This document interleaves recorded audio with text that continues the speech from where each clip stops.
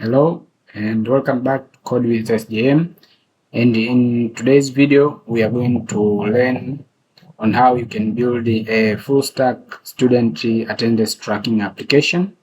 And this application is a full stack application, meaning that I'm going to use a tile stack application, which is Tailwind CSS, Alpine.js, Laravel, and Livewire. And as you can see, I'm going to use all the latest versions of these technologies.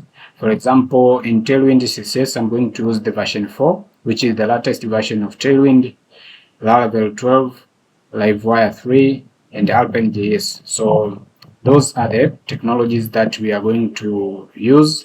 And down here are the features and amazing functionalities that we are going to cover in this tutorial. So the first I want to mention is this project is built from scratch. So we are going to see on how we are going to add each and every of these features from scratch.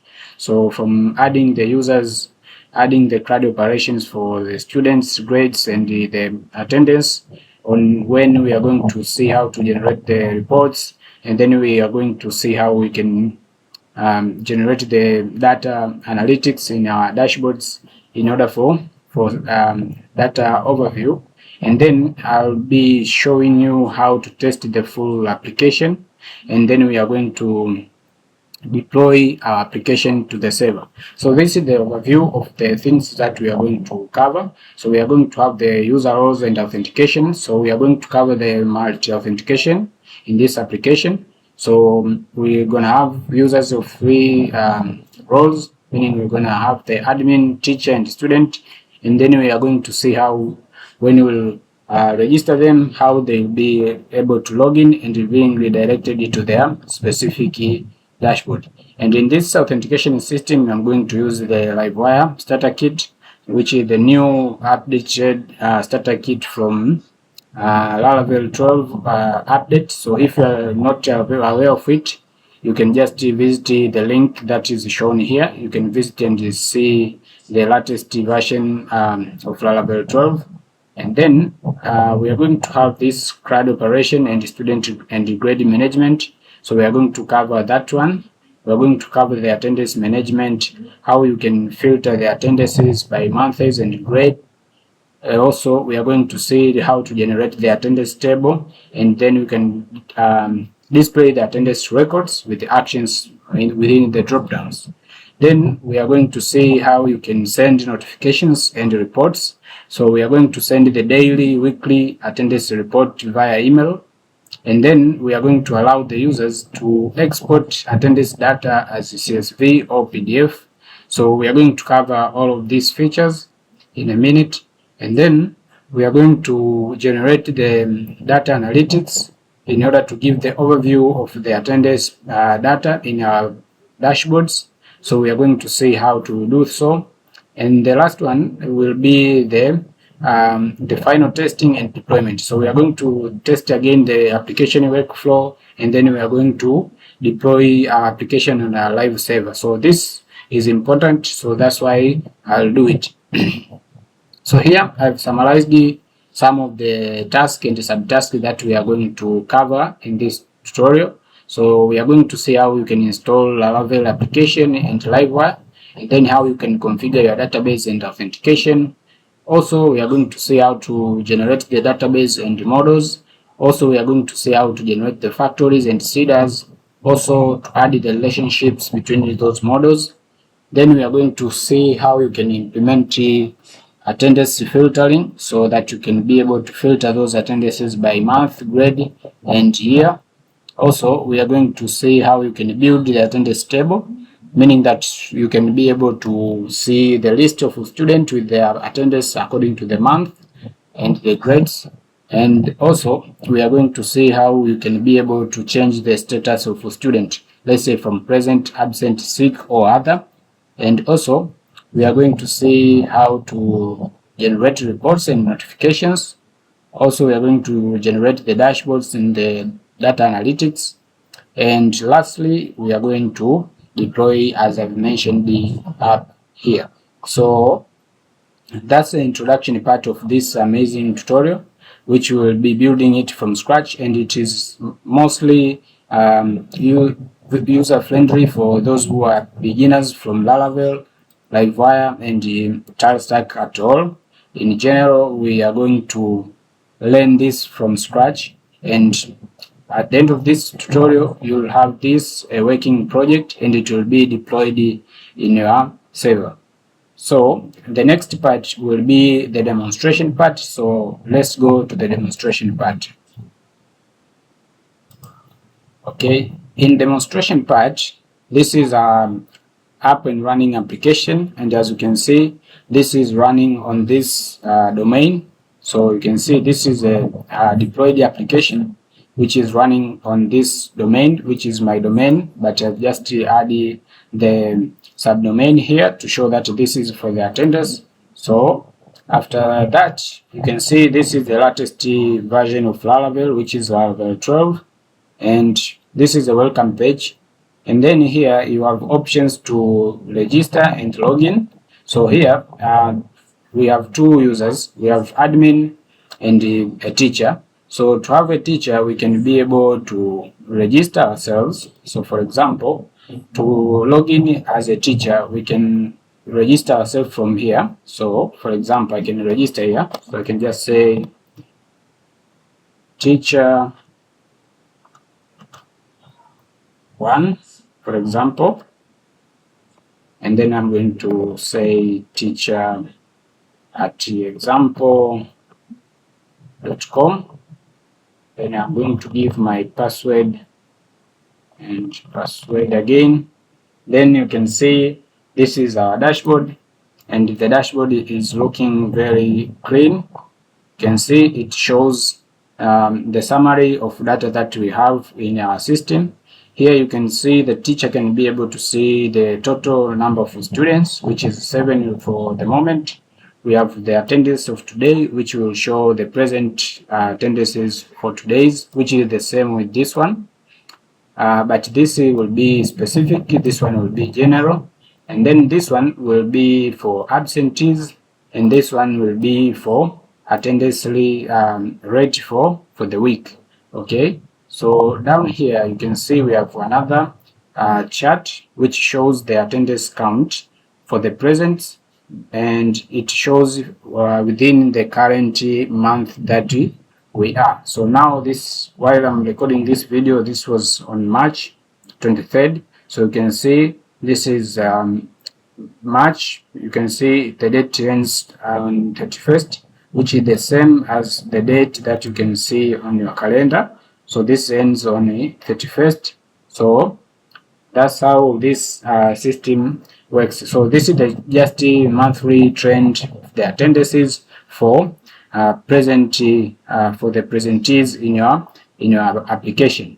Okay, so the teacher can only see this beautiful dashboard and can, for example, hide the data and make it back. You can see how the chat.js responded amazingly, and also the teacher can be able to navigate. You can see on the dashboard on the sidebar, the teacher have the option to go to attendance management, and here you can see we have the repository, which is the repository for Laravel and Livewire starter kit, but you can remove them if you want on later stages.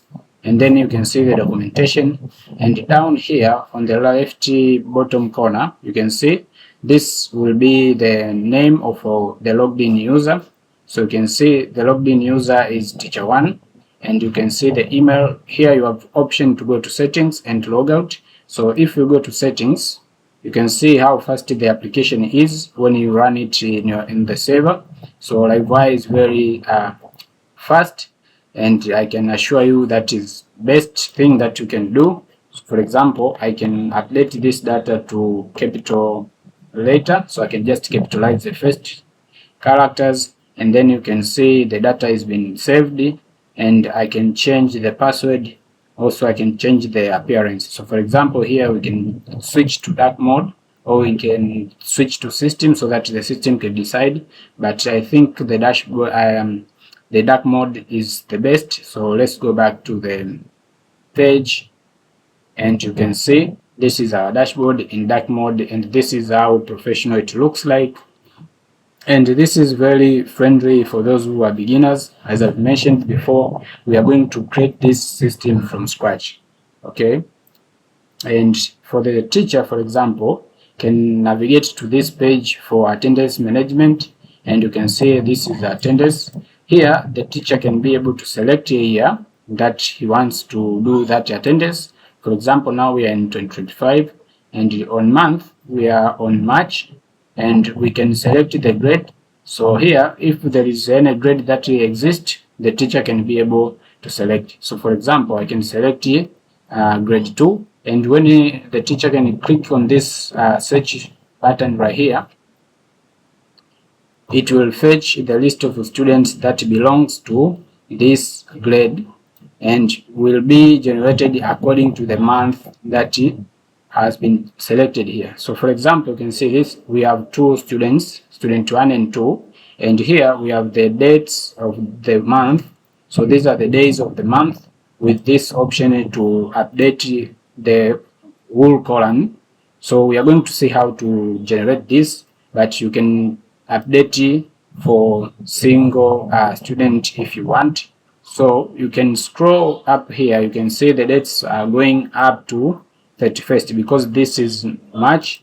If we go back to February and search again, now you can see the end date has been generated up to 28th of February. So that's how this system can be dynamic and very reactive. So let's go back to March. So you can see if I go back here, you can see the system just generates the date automatically, and you don't see the system refresh right here. So that's how Livewire is too powerful. Okay, so now, for example, on the today's date, for example, I will start with the yesterday's date, so I can update all the students to be present. You can see here it will give the ID of the student that has been updated and the status that has been changed. So for today's, for example, I can just say sick, or we can just say absent. Okay, so this will be for today, and for 21st we can just give sick. Okay, so you can see the status was updated successfully, and then here the user have the option to generate this Excel file, so they can export this attendance that they have generated here. So let's try that one.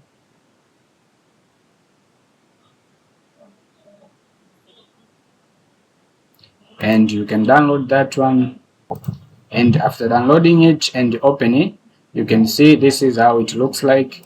And if you enable editing right here, you can be able to see the student names, date, the date of that specific attendance. You can see that is 22nd, 21st, and 23rd, and their status. So it will be based on the student. Also here you have the column for reason, and I'm going to show you how you can export this data to Excel. And let me just cancel this one, let me just close this one, don't save. Okay, so that's all about updating this status. So you can just choose from here, and the system will update it automatic. So you can do something like this, and automatically this will be updated in your database. Okay, so now if we go back to the desktop, I mean the dashboard, and if you can see here, now we have a total of those 7 students. Okay, the present for today, you can see it is null, meaning empty. We have the absentees, which are 3, and we have the weekly attendance rate, which is 28%. You can see. So this has been calculated from 21st up to 23rd because that makes the same week. So that's how easy this on teacher's side the user can do the changes. Okay, so on teacher side, we don't give the teacher access to add student or update their data or do anything. So just to manage their attendance. So let's go to the admin side and see how things look like. So on the admin side, we can be able to log in right here. I have an admin already registered, and I'm going to show you how you can add the admin. Okay, so here the admin, you can see there is a little difference here. Have the CRUD for total student, total number of users, total teachers, attendance today. You can see the presentees, absentees, and the weekly attendance rate. Okay, so the admin also can see that chart. You can see how responsive is it, and if you can notice here, the admin have the option to add the student, to manage student grade management, and also attendance management. But also the admin can navigate back to settings, and you can see they can be able to update their modes.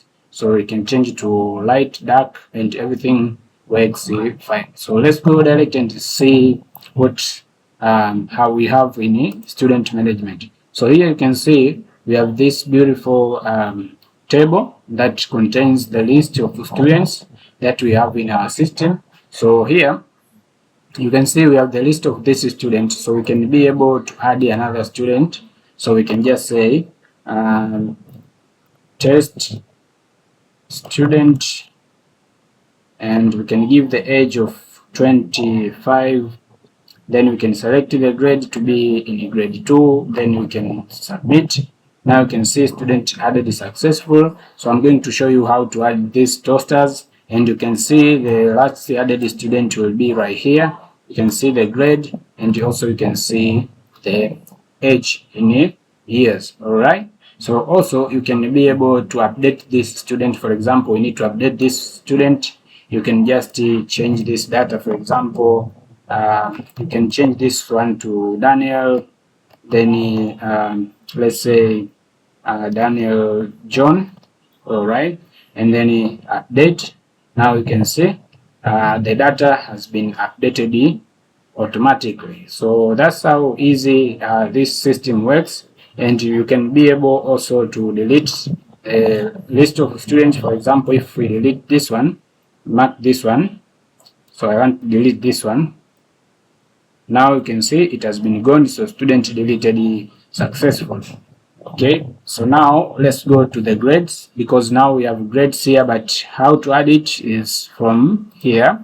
So we can select this option of grades, and then here you can see we have the list of grades that we have, and we can add another grade. Let's say grade number 3 or grade 3, and here you can see the grade E3. Also we can update this grade.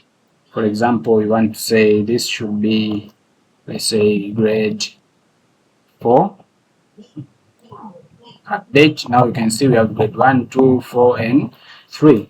And also you can be able to delete any of these data if you want. Okay, so that's all on the admin side.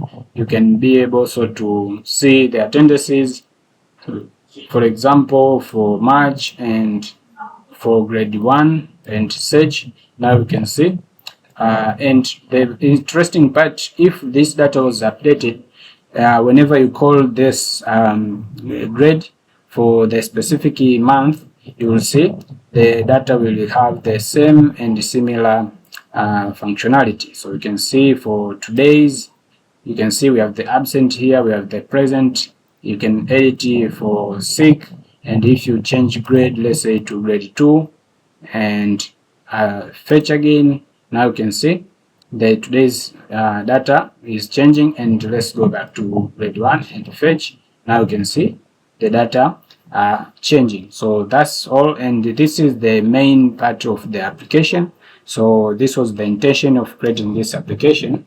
And in this application also we have reports generation, and I have automated the report generation.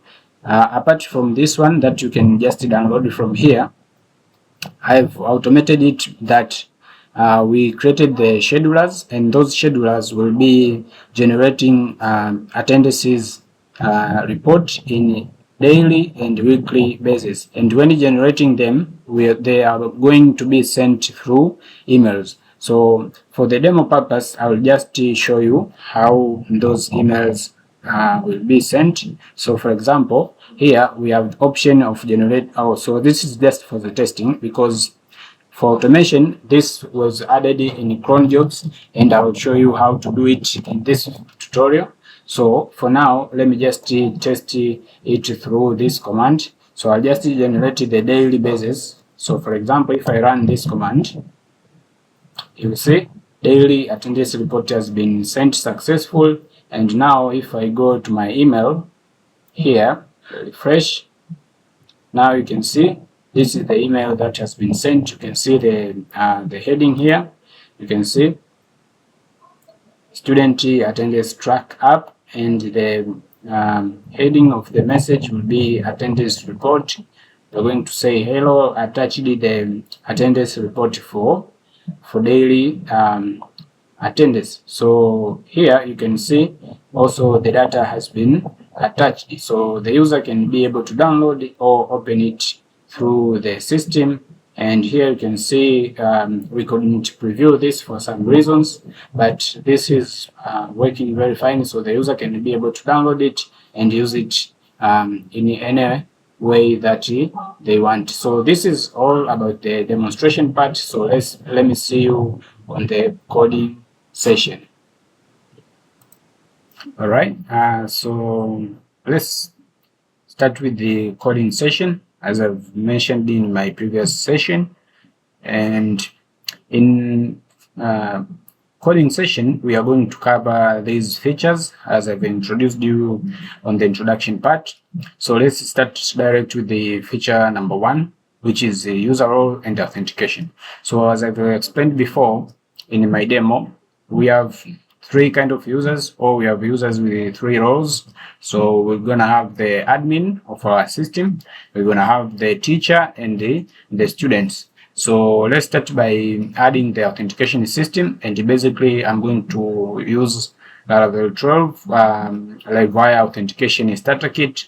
So let's dive on that one. So I'll go to my Laravel HUD. So if you are not using Laravel HUD, you can still use you can create your project in your htdocs of your MySQL if you are using XAMPP. And if you're using any other development environment in your local machine, you can use that way. So I'm going to do this project in Laravel HUD. Okay, so I'm going to add a new site right here, and then I'm going to say a new project, and then I'm going to select the Livewire starter kit. So let me go with that one, and then right here I'm going to give the project name, which is student attendance tracking app. Okay, so in the authentication, I'm going to use the built-in authentication because I don't use the WebOS. So here I'm not going to use Laravel Vault, so let me just keep it no.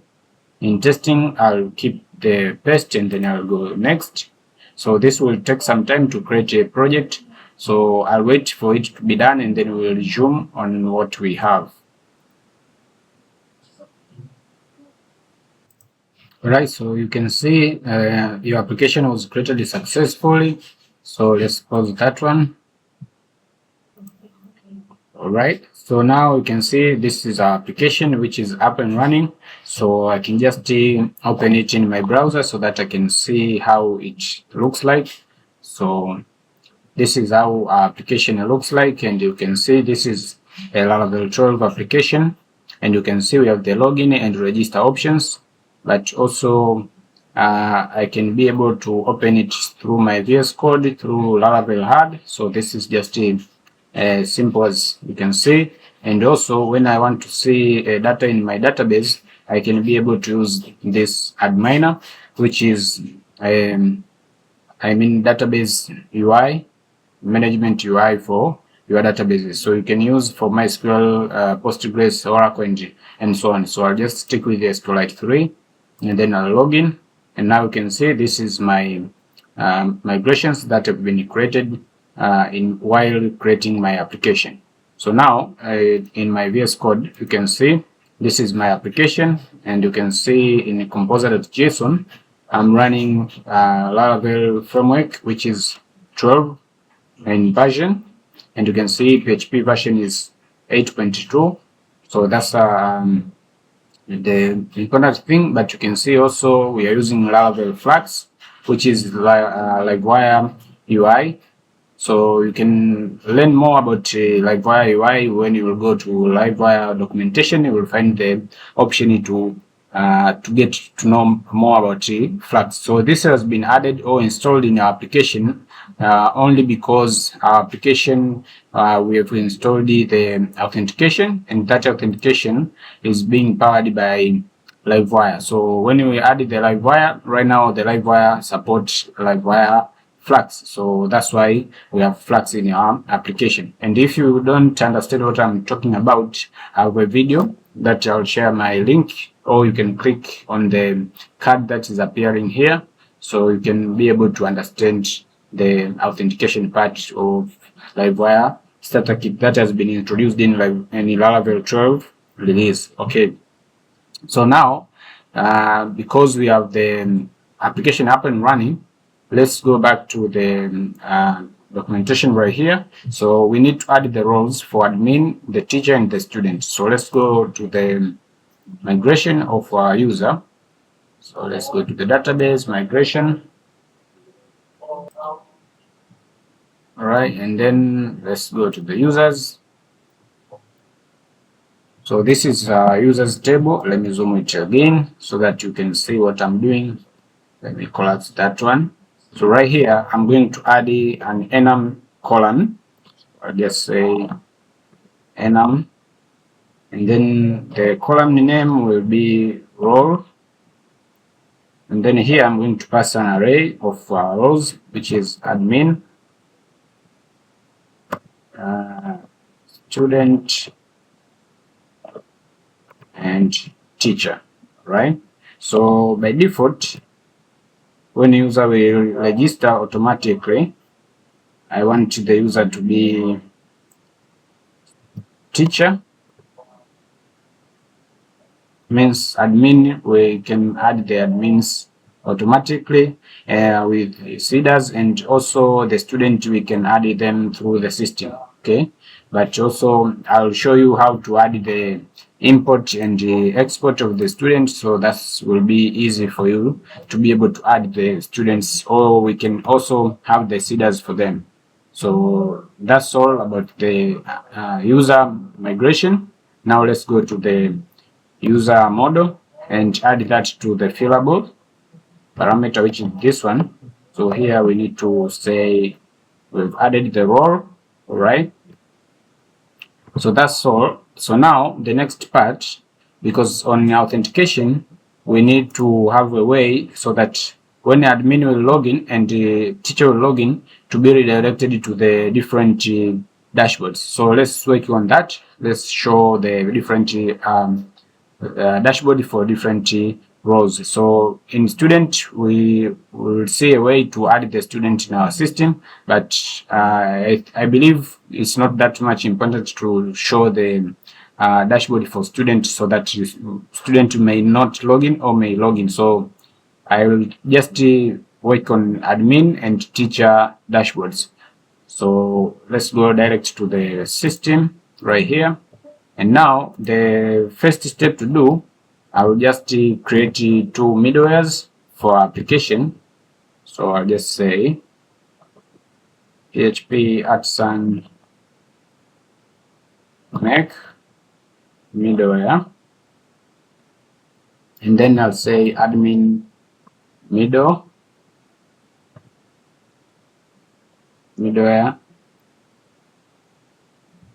and then I'll create another one for teacher.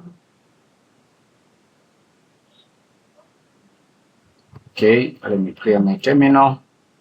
Now let's open the admin middleware. Now in our admin middleware, let's add this if conditions to check the logged in user. So we'll just use this helper class, and then I'll say user, and we'll just say we want to check the user role. If the user role equals to admin, or we can say if the role is not equal to admin, then we can return redirect to route. So here we'll just say we'll just redirect the user to the route of teacher. So let's say teacher dashboard, right? So meaning that we will check if the user has been logged in, and if the user has been logged in, we are going to check for the role. So if the role is not an admin, we will not redirect to the admin dashboard. So that will direct the user to the teacher dashboard. So we assume only teacher and admin can log into the system. So that means we will not allow the student to log into the system. All right. So now, if this is the case, let's go to the teacher. Let me just copy this one. Let's go to the teacher middleware. And here, I'm going to do the same thing. Let's import this class, which is our helper class for authentication. Right. And basically, we need to use this facade. So I'll just go back here, and instead of using the attribute, let me just use the facade. So add it like that way, and then you can see those errors been gone. So let's go back to the teacher, and here we'll say if the role is not teacher, we'll direct the dashboard to the admin dashboard, right? So meaning that admin cannot access the teacher dashboard, and also the teacher cannot access the admin dashboard. So that's why I've added these two middlewares. And then let's go to the Bootstrap. So in Bootstrap, we are going to have the app.php, which is found in Bootstrap directory. If you come here, you will see you have this app.php. So let me just collapse that again. So here we need to register those two middlewares. So I'll just say middleware, and then I'm going to use the alias, and then here I'm going to pass the admin, and then I'm going to say admin middleware, and also I'm going to have the teacher. Then we are going to have the teacher middleware, right? So that's all when you're registering the middleware, which is different from Laravel 10 and the Laravel versions before.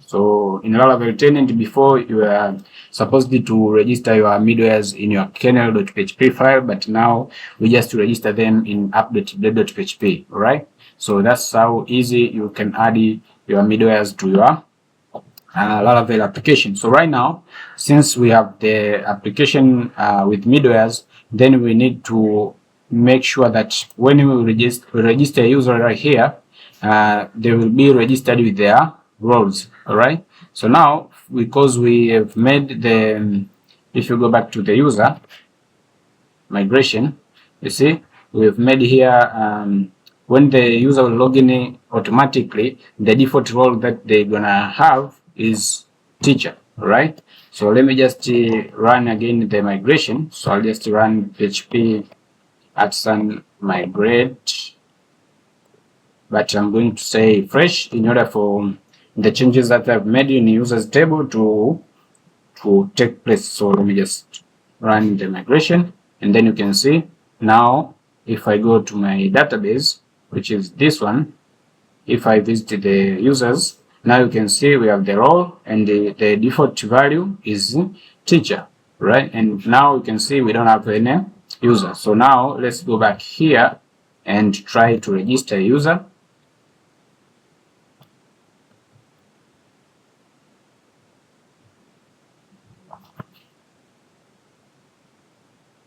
Alright, now you can see this is our registration page, but I've shown you how to edit this page if you want. So for example, we can change the layout that I've explained in my previous video concerning the Livewire starter kit. So that's how you can edit. So let me just show you easily.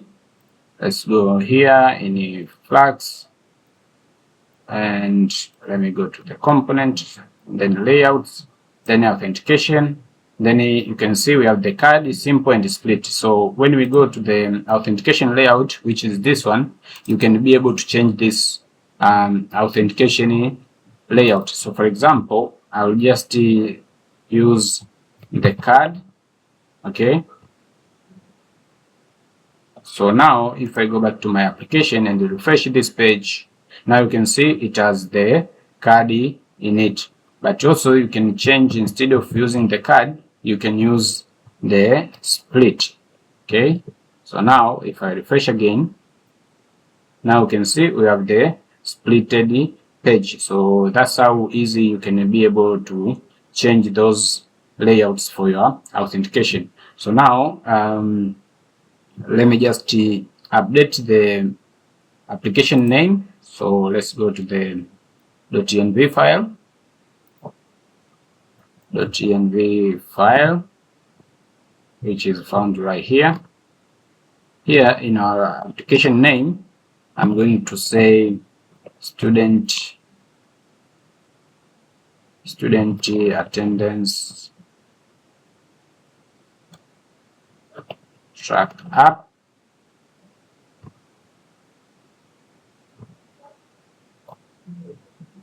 So now if I refresh again, now you can see the name has been shown here. So let's go back. Now you can see that's how easy this will work. So now let's create a new user. So I'm going to create a teacher. So let me just copy this path and open it in my Chrome. So let me just open it right here. Right now you can see, and this is how it looks like. So let me just create a teacher right here, and then this will be the teacher. Let me just add the password. Then I'm going to create an account.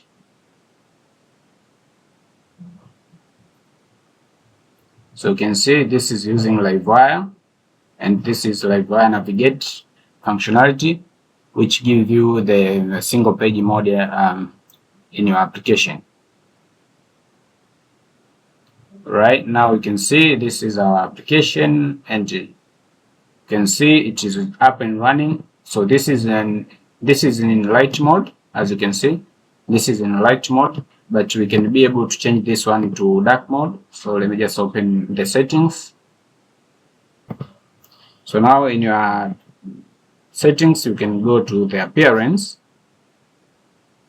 and here I'm going to choose the dark mode. Right, so now you can see we have the dashboard right here, and this is on dark mode. But now if we go to the database and fetch again the list of users, now you can see we have the teacher role right here. So now to create an admin, let's go to the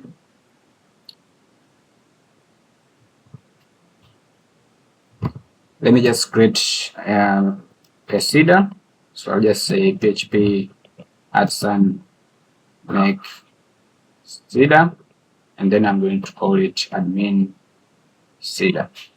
All right. And now in admin CDA, let me go to the database CDAs. Let me just say admin CDA, and then here I'm going to add the seeding functionality. So for example, I'm going to say the name will be, let's say, admin.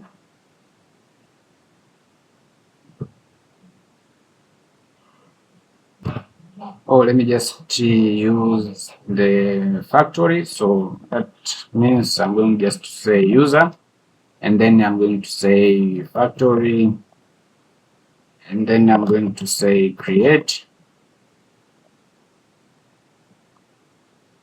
and then I'm going to have the name, which will be admin, and then I'm going to have an email, and then it will be admin@example.com, and then for the password, just add the password. I'm going to show you in a minute how to hash your password. So let me just add another one for role, and then the role will be admin. All right, and here on password you can just use hash, and then I'm going to say make, then I'm going to have the password right here. So that's how easy we create the admin of our application. So now what I'll do, I'll just seed that admin. So let's do PHP Absan db seed, and then I'm going to give the flag of a class, and then I'm going to give the class name, which is admin seeder. Alright, so now it has worked successfully. So right now I go to the database and select again the data. You can see I have the admin@example, and here you can see the role is the admin. So let me just zoom it so that you can see. So the role is admin, and the email is admin@example, and we have the name admin. Okay, so that's how easy we can do it. So now if I log in with the admin account, you can see all of our users will be redirected to the dashboard, which is the same dashboard. So admin@example, then password. Now you can see we are directed to the same dashboard, which even the teacher has been redirected to. So now we need to change this functionality so that the admin will be redirected to a different dashboard. Okay, so I believe for the user, which is our teacher, that's easy because I'll just do the same thing. So let me just show you.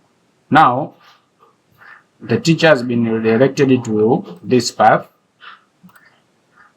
which is this one, which will just return the dashboard view, which is this one. All right, so for the admin, we need to create a Livewire component that I'll use it as dashboard page. So let me just add a group route here for admin. So I'll just say route, then a group,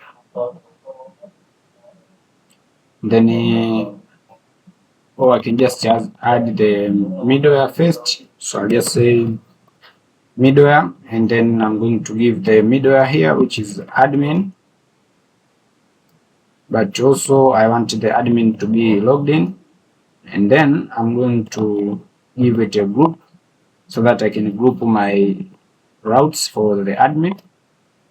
Okay, and then I'm going to pass the callback function, and then it will be like this way. So here I'm going to add the new route, which I'll call it admin dashboard, which will return an admin dashboard component. So let me just create first the component. So let me just say PHP at some Livewire make. Then I'm going to add it inside the admin directory, and then I'm going to say admin dashboard. All right, so now you can see this file will be found inside the app Livewire, then admin. Now you can see we have the admin dashboard, which is a component like this one. Okay, so let me just pause that one. So I'm going to call it here, which is admin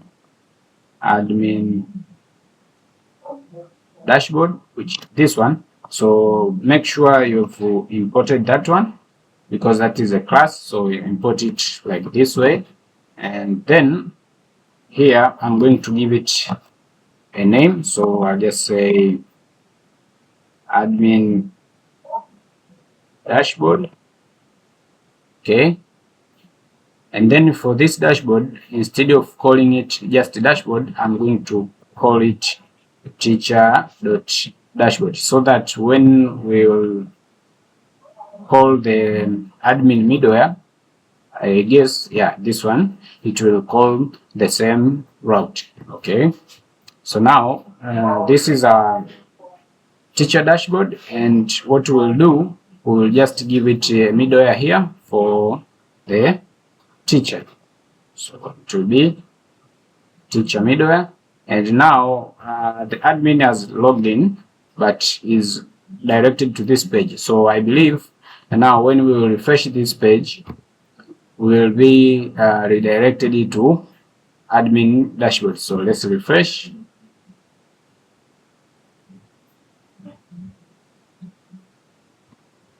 Alright, so it gives me an error here, and you can see this is dashboard. So there is an error on typing, so this should be dashboard, so meaning that it is found in a teacher middleware here.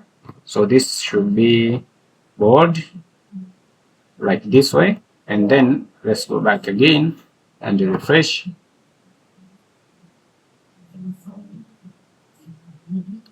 Okay, so here it says the route dashboard is not defined. So let's see how to fix that one. And as you can see here, it has just redirected us to admin then dashboard. But this is coming an error because when we go to the layout of our application,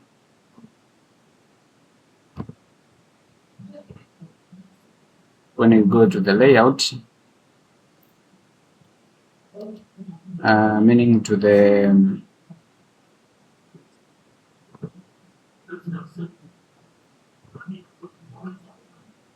sidebar, and then in our sidebar you can see here we have the dashboard, which is not found now because we have changed this one to teacher dashboard and not just dashboard. So what we will do here, we can just check for the role of the user so that we can show a different route at a time. So now what we'll do, I'll just add here this way, and then I'll say we'll check the auth, then user, and then role. If equals to teacher,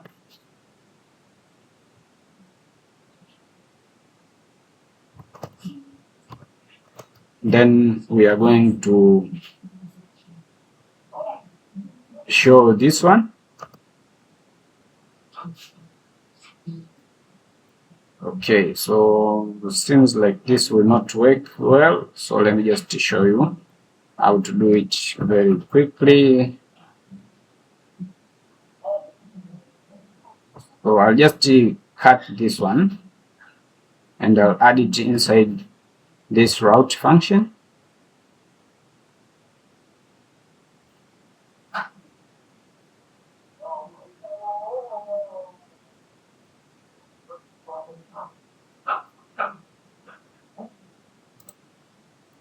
Okay, so what I'll do, let me just copy this and leave that curly braces and pass it here, and I believe that will work.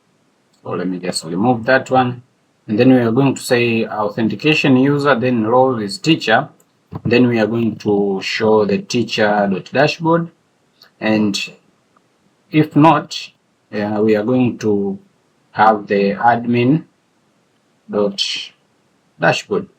So that will work for this one, and also we need to use this one for tracking the active or inactive of our route.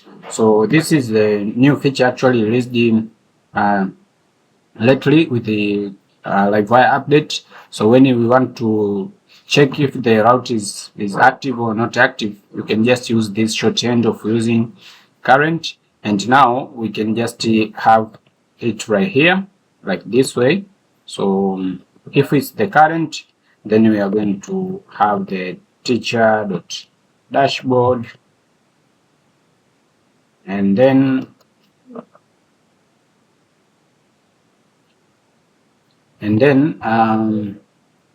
we are going to say, if not the teacher dashboard, so then we are going to have the admin.dashboard. Okay, so that will work fine with us. So let's go back to the application and try to refresh again. Okay, so still we get this error, and I believe in our sidebar here still we have some things to check. All right, so you can see here still we have this dashboard in a logo. So let's add the same thing here. So we are going to have the auth. Let me just copy the one that we added, which is this one. Let me just copy it up to here, and then I'm going to paste it inside this one. Okay. Then let's find for any other dashboard.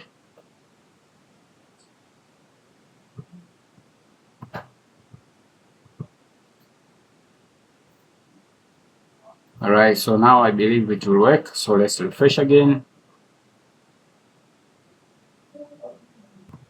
And boom, now you can see the admin dashboard, and you can see this is the dashboard. And if we navigate back to the teacher, let's refresh again.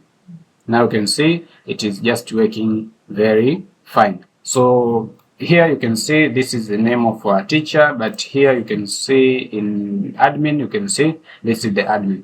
So that's how easy we just added the authentication, and this is multi-authentication with Livewire starter kit. So that's how you can be able to add this in a simple terms. So that's all for the authentication, and let me see you on the next session, which will be special for adding the CRUD operations for student grades and assigning the student to their specific grades. So see you. All right, so continuing with the second part, which is student and grade management, I'm going to show you how to add the models and the migrations. Also, I'm going to show you how to perform the CRUD operations for the student grades and everything that you may want to do. So to make this happen, let's start with creating the models and their migrations. So let me just go back to my terminal, and then I'm going to say PHP @make model. Then I'll say student. Let me just start with the grade. Then I'm going to create the model, the factory, and the seeder. All right, and then I'm going to create the student, and then I'm going to create the subject if you want, and then we are going to create the attendance. But for the attendance, I'll just need the migration. So I'll just say attendance. All right, so now let's go direct to start add the. Let's go to the, that is our model. Then let's go to the migration, and in our migration right here, we're going to have the name of our grade. So let's just give it name. Okay, and then let's go back to the model, and here in our variable,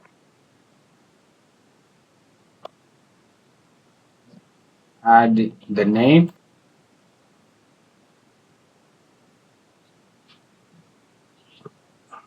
then let's go to the student, and here in our student we are going to have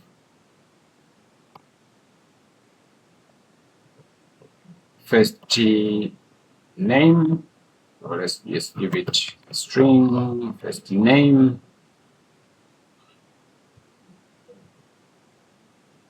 so we'll have last name,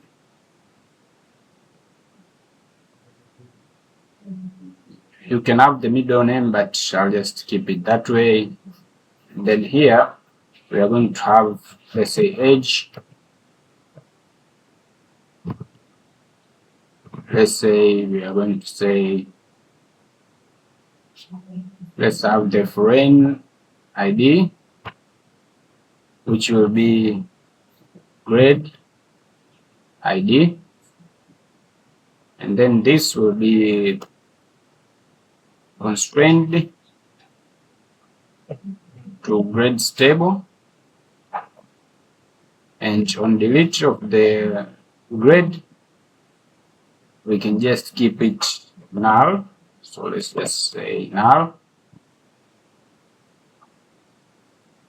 and then let's go to the attendance,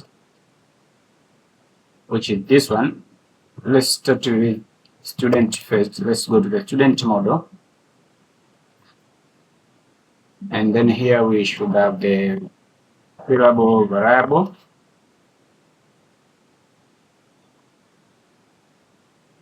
Here we're going to have the first name, we're going to have the last name,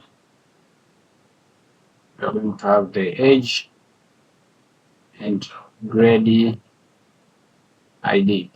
Okay, after that let's go to the attendance,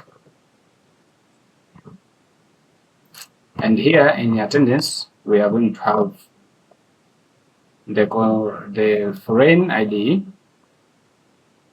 which will be student ID, which will be constrained to student ID cascade on delete, so that's fine. And then also we are going to have the grade, so it will be grade ID, and then we are going to say constrained and on the cascade on delete, right? So that's fine. Now let's go again and have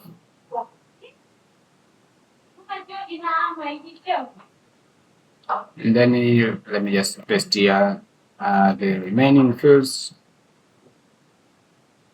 So we are going to have the date for the attendance, then we are going to have the status, which will have the present, absent, sick, ill, other, and then you can see the default will be present, and also we are going to have the reason. If let's say a user select other, then we are going to give them an option to add the reason of that absent, right?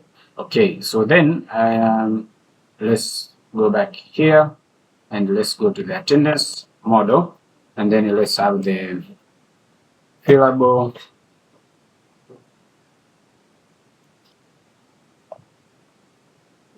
then we are going to have the student ID, then we are going to have the grade ID, date, reason,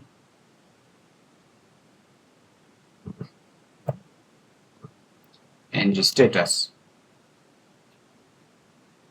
And then let's do that, and I believe I've not left any field. Say student grade, date, status, and reason. Okay, so I believe that's fine. And now we need to add the relationships between those tables. So let's start with that one.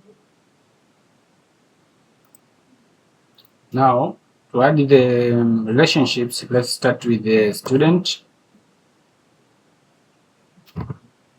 So here we are going to have the public function grade. And then here we are going to return this belongs to grade. Then that way. Okay. Now you can have something like this. So you can just import it right this way, and then that will be fine. So just import it right this way, and that will work just fine. But also, student belongs to student have many attendances, so you can have another relationship right here. So you can say attendances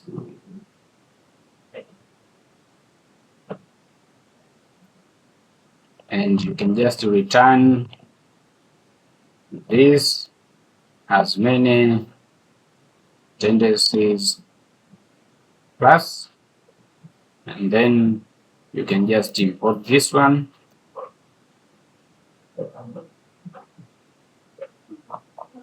like this way. Okay, so now for the student, I think that one is settled. Now let's go to the attendance, and here in attendance we're going to have the public function, let's say student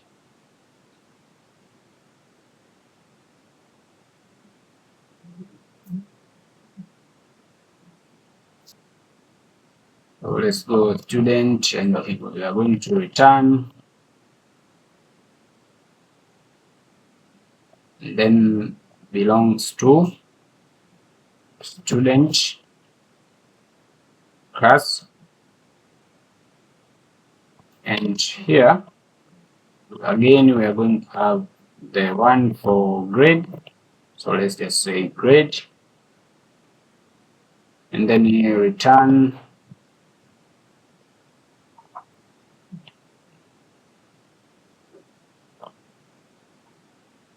also grade. Okay, so that should be a class, and that's all. So those are the main relationships that you can have, that we are going to use them in a couple of minutes. So that's all about the relationships in our CRUD operation. So now the next part is going to be to add the CRUD operations for the student. So now let's start working with this one on the side of a teacher. So let's see, on this side of teacher, we are going to work with we are going to add here another option or a link so that the user can, the teacher can be able to see the list of students. So let's go here.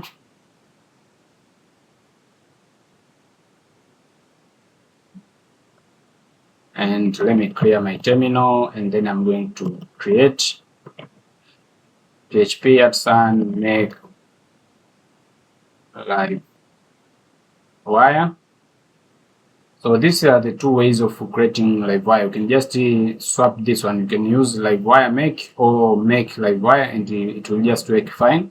So here I'm going to say teacher, because I'm going to create this component inside the teacher directory. So I'm going to say teacher, and then I'm going to say students, that is another directory, and then I'll create a file or component that will be called the list student or student list. So student list. Okay, so you can see this has created the teacher directory and student subdirectory, and then student list file, which is our component. So you can see here we have teacher, students, and then student list. So let me just add again another component, which will be add student,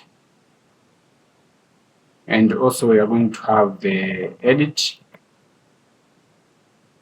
Okay, so now that's fine. So let's go back here and let's navigate to our web.php.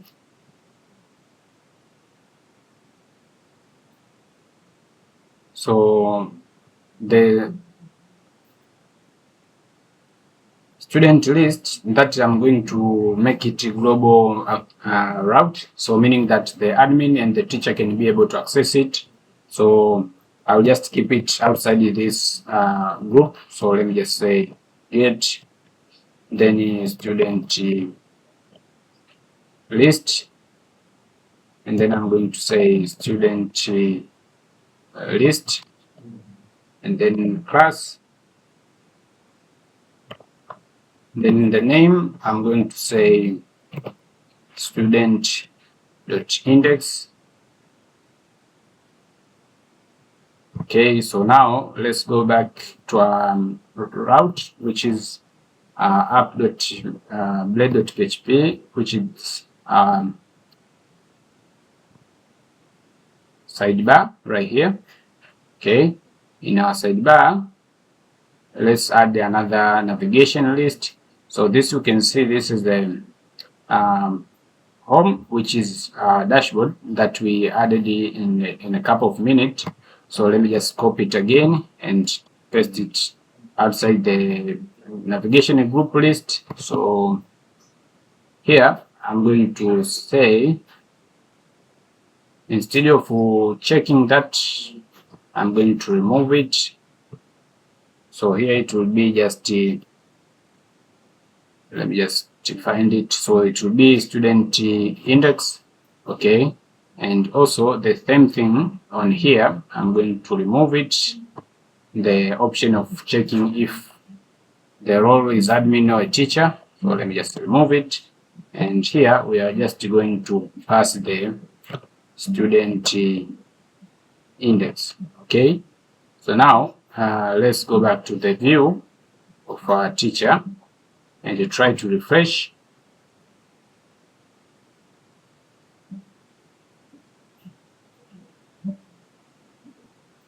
Okay, so now you can see it has been populated here, but the label is saying dashboard. So let's change that one. So you can see here it is saying dashboard, but let's change it to student management. And now if we refresh,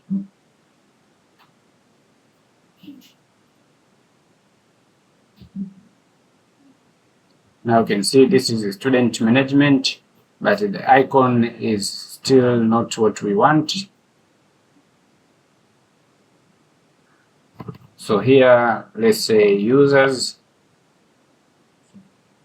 and refresh.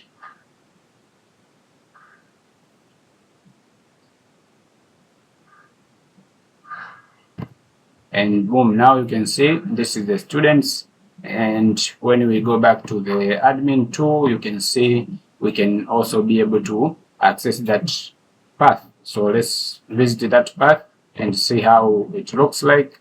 So now you can see that page is blank. So now to have a list of students here and to look very nice, I'm going to use Tailwind UI to add those tables. So what we will do, I will just install Tailwind UI to our application, and then we are going to see how to add the interface. So let me just show you how to add Tailwind UI in your application. As Tailwind UI this is just the Tailwind components. So let's go there to the documentation and let's go to the framework guides, and then here you will find the Laravel, and then I'm going to run this command.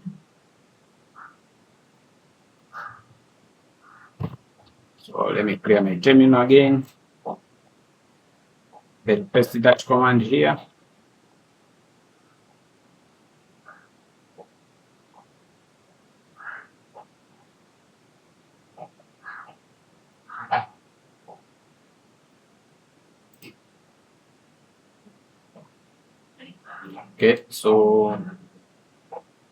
Okay, so that's done, and then let me clear again my terminal, and then let's go back to the documentation.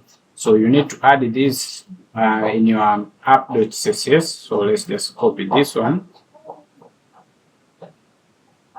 and let's go to the app.css for application, app.css right here, and then let's just add it to here. Okay, as you can see here, we have Tailwind CSS, so this will be redundant, so let's just remove it. And yeah, so now then let's go and add this pre-line in your app.js. So app.js, which is this one, import the pre-line, and then you need to add these two in your layout, so which I believe have already added. So when we will go to the layout, which is app.layout, so which is, let's go to the sidebar and check it from here. So this is the head, and when you will come to the head, you will see already we have the bundled script. So we have the CSS and the JavaScript. So these are the assets for application, and they are bundled by using Byte. So now let's go to the terminal and run npm run dev. Okay, and now you can see this is running, but we have this issue right here. So it says it could not resolve this error. So what I'll do, I'll just go and comment this file because I'm not using the date picker. So what I'll do, I'll just visit the node dependencies or node modules, and I'm going to comment that file. So let's go to the ES build, which is this one, lib, then main. Here it shows you're going to disable it through the pre-line source plugins. Okay, so it's on pre-line. So let's go to the pre-line, which is this one, source plugins vanilla.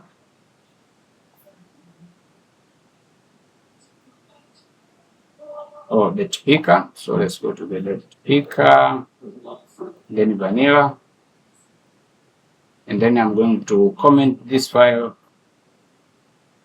Let me go back here and try to run again npm run dev. Now you can see it is working just fine. So now the pre-line UI will be available in our application. So now we can be able to use any components from pre-line UI. So by saying so, let's just go back to the, let me just close these files. Okay, so now in our student list, which is this one,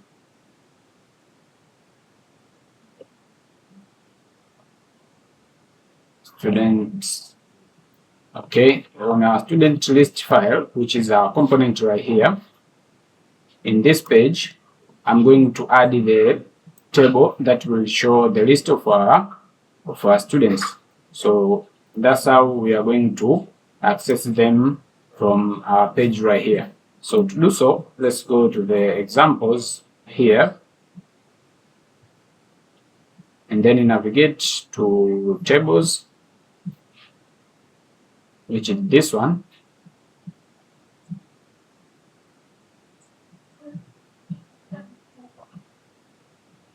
So you can see we have this kind of tables. Okay, so basically I'm going to use this one.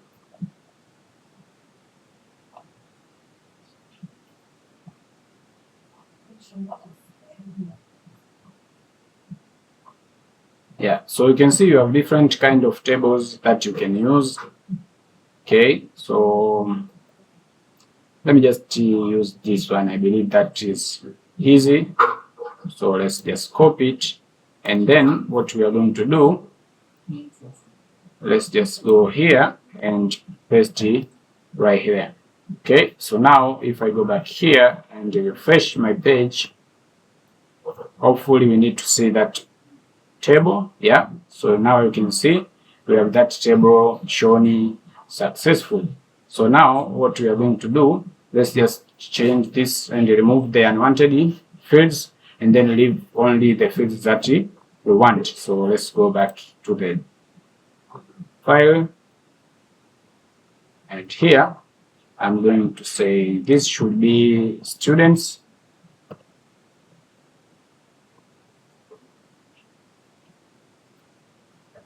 and then this is the table heading.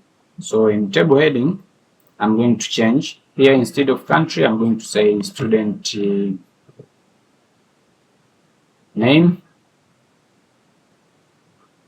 and here I'm going to say grade, and then I'm going to say age,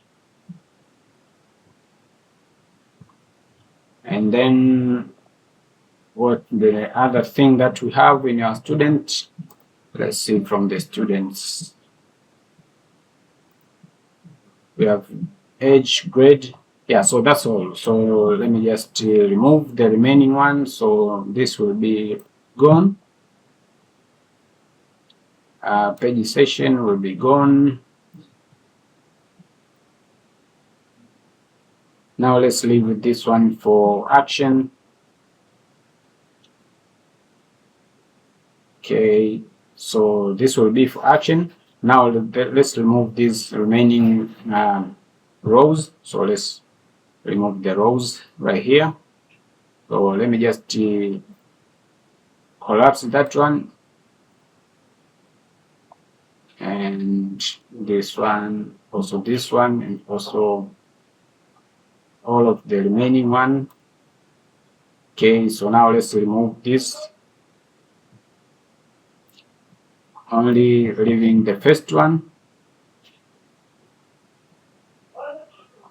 Okay, so now since we have the remaining column, now let's edit it.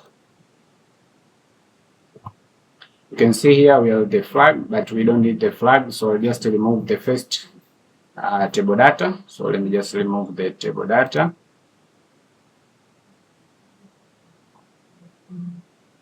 Okay, so now let's remove the other two. So let me just remove the two table datas.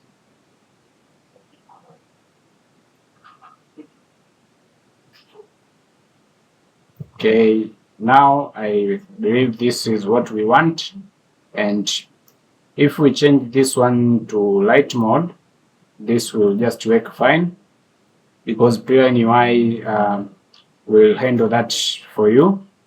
This component comes with that white and dark mode. So you can see here, if you visit to a component, you can see it have the dark mode included in it. So that's why I like to use Tailwind UI components, because they come with that automatically. So when I'll just change the mode of my theme, they will automatically change. So now you can see we have the create here, the view all. I'll just remove it because I don't need that one. And now we have this beautiful table that shows the list of our students. So now let's go and make sure that we can navigate to the create student page, and then we can be able to create the form to create our students. So now let's go direct here, and here we are going to have the path that we are going to say create student, and then make sure this use wire navigate. So let's use the wire navigate right there to give it a single page mode. Okay, let me just close that one, and then let's go to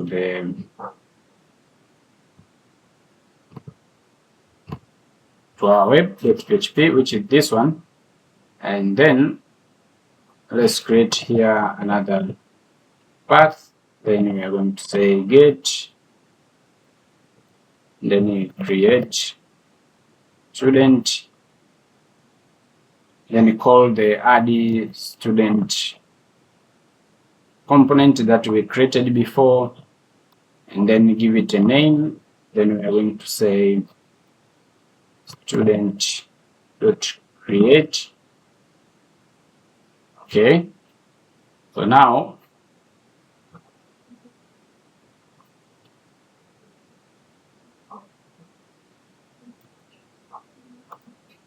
let's go back to the sidebar and let's check this one. Okay, but this will not be available in our sidebar, so we don't need to add it there. So let's just keep it that way. And now let's go back here and try to navigate to that page. So click that one. Now you can see we have created student right here and it is blank. So now let's use another Tailwind UI component. So for the form, let's go back to the Tailwind UI and let's find another form, just a simple form. I want to use a simple form, so I'll just use this one. So let me just copy that one, and then let's go to the add student, then into the view, and then I'm going to paste it that one. All right. Okay, so now you can see this is how it looks like now. And let's go back to the page. Now you can see we have the full name, email, and the comment. So now let's change this one and change also that one. So this should be add student, and here on the name I'm going to have two fields. So we are going to have the one for first name and the another one for last name. So let's just change this one to first name, last name,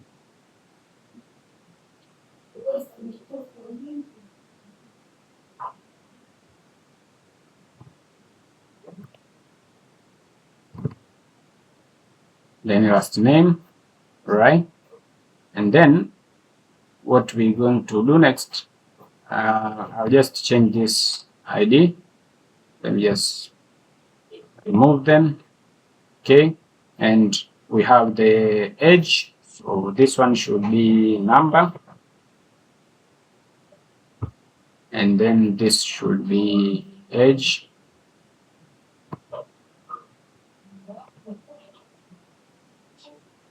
Okay, and we don't have the this one, so let's just, yeah, because we have the one for grade, so let's just have here grades. So remove the text area, and then we are going to have an input. Oh, let me just copy it to make it simple. Let me just copy one from Tailwind UI. So let me just go back here and find a select, and this will be the select that we are going to use. So let me just copy it and paste it inside here. All right, and then we are going to have here, let's say, select grade. All right, so now let's go back to the page, and now you can see we have the first name, last name, age, and grade. Okay, so let's change this title, should be grade. And for you guys to see well, let me just go back to the dark mode. And let's go back to the document, the student management, and now you can see we have first name, last name, and also we have this one, right? So now in order for this form to work, we need to bind this one to our component. So let's go back to the component class and create the properties, and then we are going to bind those properties to this form. So let's go back here and let's create the public property for storing the first name, and then by default we are going to make it empty string, and then we are going to have the one for last name, and we are going to have another one for age, and we are going to have another one for grade, which will be actually grade ID, but let me just keep it as grade. And then in your view, you need to bind those fields to this. So you need to have the wire.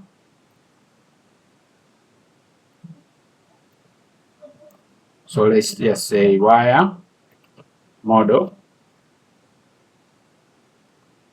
So this should be grade. Okay. And the list of grades, we can just have them from the grade database or table. So let's just give it a for each, and then here I'm going to say grades, then we are going to have grade, and here we are going to have option with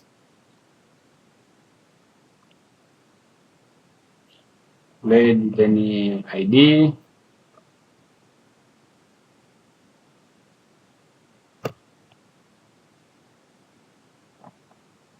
then name. So this will show the grades, but now we have not defined this grade. So here, what I'm going to do, let me create another public key property, which I'll call it grades, and then it will be an empty array, but I have to create a lifecycle hook, which is called the mount, which is just a public function, and then inside it I'm going to assign the grades to grade models. Okay, yeah, so that's how we are going to use it. And then now let's go back here, and this is how it will look like. But when you are using Livewire and you are using for each, Livewire recommend to use the wire key, which is an attribute, and then here you need to pass the ID, which will help the Livewire to track the change in any of the position of any of the item of your for each loop. So that's how it will look like. So now I believe this will work just fine. Let's refresh again, and here it says no such table called the grades. So let's see from our database if we have not created that one. Okay, let's refresh. Yeah, so we have not migrated the table. So let's say PHP add some migrate,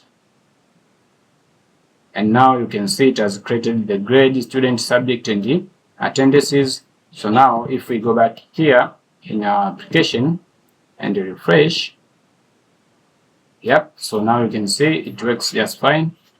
And in grades, you can see now we don't have any grade. Okay, so now let's go back here and create an action or a function to save our data. So we are going to say public function save.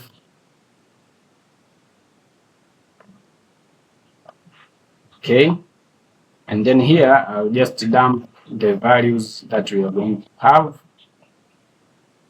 So I'll just say, let's say for example I want to dump the first name. So to make this work, let me just go back here.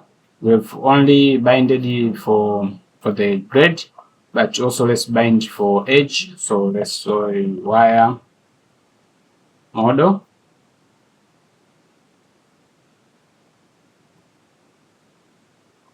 And we are going to say age. Let's do the same thing here.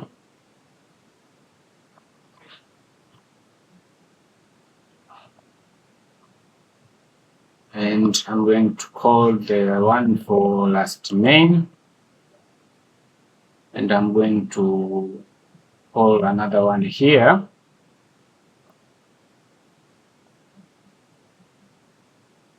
for first name. So why I'm adding this model is because it will bind those values with these public key properties. So if you don't believe this, you can just do this thing. For example, you want to add the default value here. So let me just show you. This will allow the value from here to be available here, and also the value that will be here to be available right here. So it makes the state of those properties to be asynchronous. So it will be available from the form and also to the class. So for example, if you add the default value here, for example, I can just say Shadrach, and now you can see the default value will be Shadrach, and you can just change it to any value that you want. And when you refresh again, you can see the default value will be filled automatically. So that's why I leave it as an empty string like this way. So now, for example, if I want to submit that form, I need to add here a wire attribute, which is called the submit. So let me just say wire submit. And then I'm going to call an action, which is called the save, which is our function that we have created here. All right. So now what I'm going to do, if I feed any data right here and click save, now you can see it has just dumped that value. So you can see the value that I've added has been dumped with my value. So now we need to add the validation right here. So I'll just say this, then validate.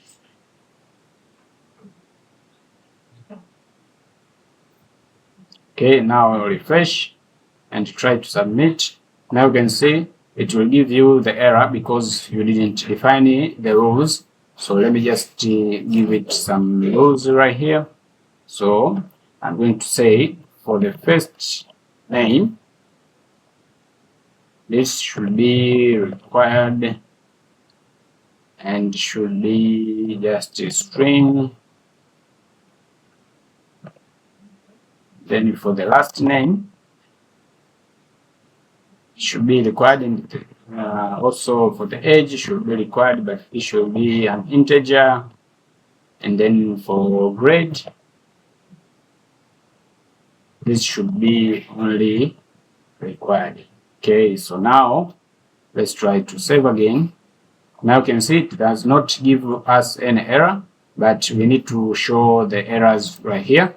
So what we'll do, let's go to the view, and here below the input, let's call the error attribute, which is the directive, which is called the error. And then here, instead of record, you need to pass the model from the component. So here, I'm just going to give it this way, and here we are going to show the message. And to make it precise, let's give it a class, and we are going to say text ready. Then let's give it 500. Okay, so let's do this for all other fields. So this should be last name. This should be for age. and this one should be for grade. Okay, so make sure you use that one. Okay, so now let's go back here and refresh, and now let's try to submit. Now you can see the first name field is required, and that's all. So let me just zoom it back.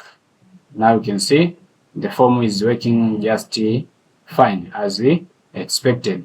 So now, for example, when you click this button, you may need to show here the loading indicator. So to do that, you can use the loading functionality from Livewire. So let me just find a spinner right here.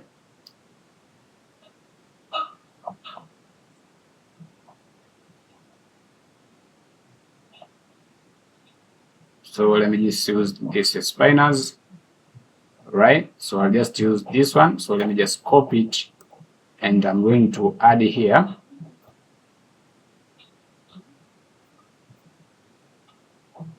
So here, before the submit text, I'm going to have that loading indicator, and here I'm going to add the wire loading attribute. So give it like this way. So only when the network request will be sent, so then this one will be shown. Okay, so now let's go back to the view, and this is have the blue color, so let's change it to white.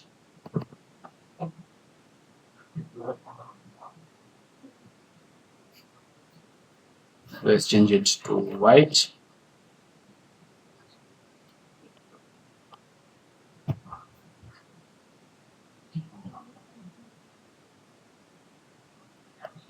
Okay, so now let's go back to the view and refresh, and now let's try to submit. Now you can see it is shown as we expected. So that's how easy you can just add those functionalities by Livewire. But now you can see here the title for our page, it is showing Laravel. So to change that one, you can go to the add student component, and here you can just add the attribute, the Livewire attribute, which is called the title. So just import it and then give the name that you want. So for example, I'll just say this should be student attendance. And then I'm going to give this way, and then I'll say add student. And then now if I go back here, you can see student, and then add student title has been added. Okay, so now you can also reduce this space right here. So you can just go back here, and you can just change this one, for example, to 5, let's say, and also this one to 5. Then let's go back here. You can see that space has been reduced. So that's how easily you can just do that. So let's just do it that way. Okay, so now at least it looks very fine. So now let's try to save the data to our database. Okay, so here I'm going to save the data to through the database. So let me just say, for example, student. Then I'm going to say create.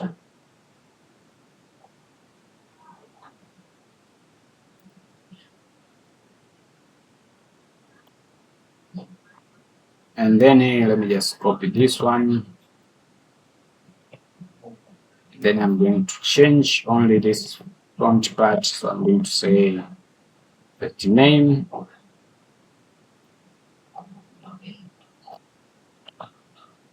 Then last name.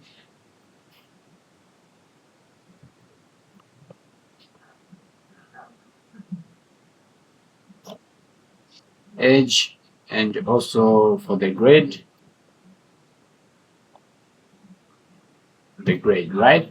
So now we need to also, I believe this will create the user, the student. So let's just do it.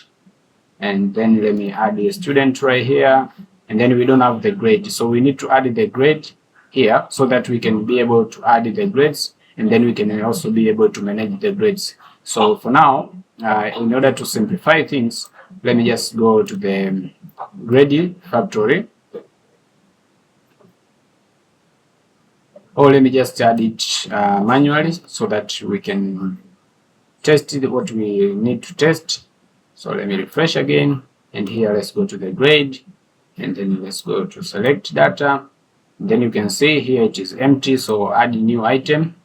I'm going to say, let's say grade 1. Then I'll save it, and let's go back to here and refresh. Now you can see from grade we can be able to select that grade that we've added. So let's just add the simple user or student, then submit. Okay, now it gives us an error right here. So here it says the grade ID is empty. So here it should be grade ID, not just grade.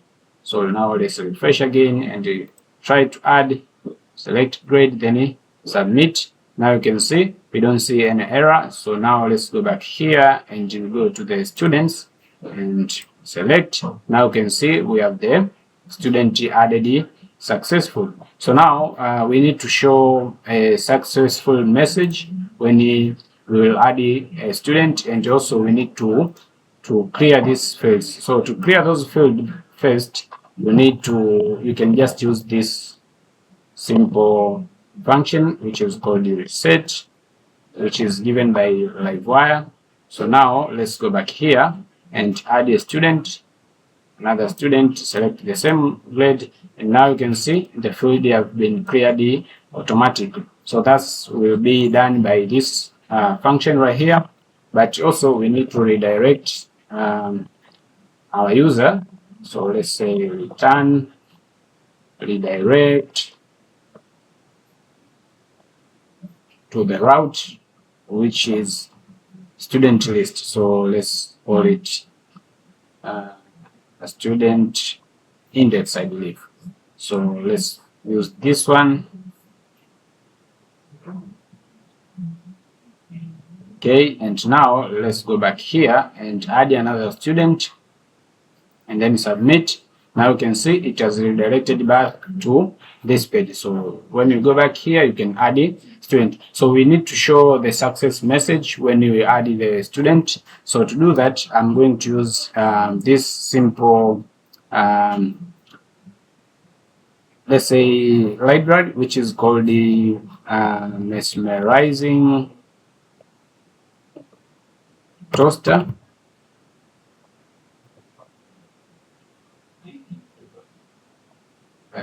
Oh, I've just mistyped here, so I can just say toaster mesmerizing.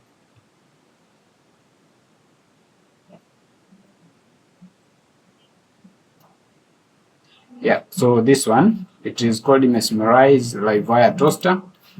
So let me just use this one.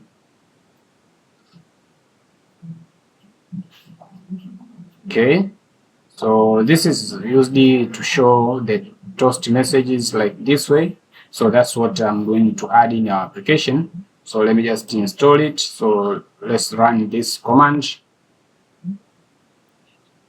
Let's go back here. Remove the unwanted text, and then composer require mesmerize, then Livewire Toaster. So let's wait for it to be installed. All right, now you can see this has been added successful. Let me just clear my terminal, and then now let's add it in our application. So now the next step is to publish the configuration. If you want to change any of this, so you can just publish the configurations. But for me, I'll not do anything with that. Then you need to add this one to your layout. So let's go to the sidebar, because we are using sidebar as our layout. So let's go back here. and here below that one I'll just add it right there. Okay, and then we need to import it in app.js, so let's just import it, that one, app.js, and then import that one, and then we need to add this one. Okay, now let's see if this works, because the usage, the way you are going to use it, you can just use it this way, so it is just easy. So let's just try it right here. So after doing that, then we can just say toaster, then success, then we can just say student added successfully. Okay, now let's try it and see if that works for us. Okay, now refresh. Okay, so let's try again. Okay, still does not work for us. Let's try again.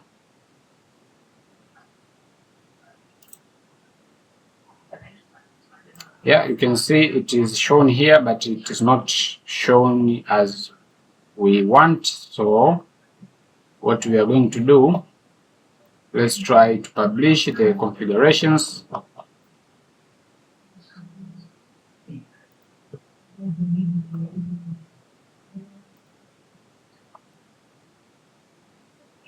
Okay, now let's go to the configuration file, and then let's find the toaster.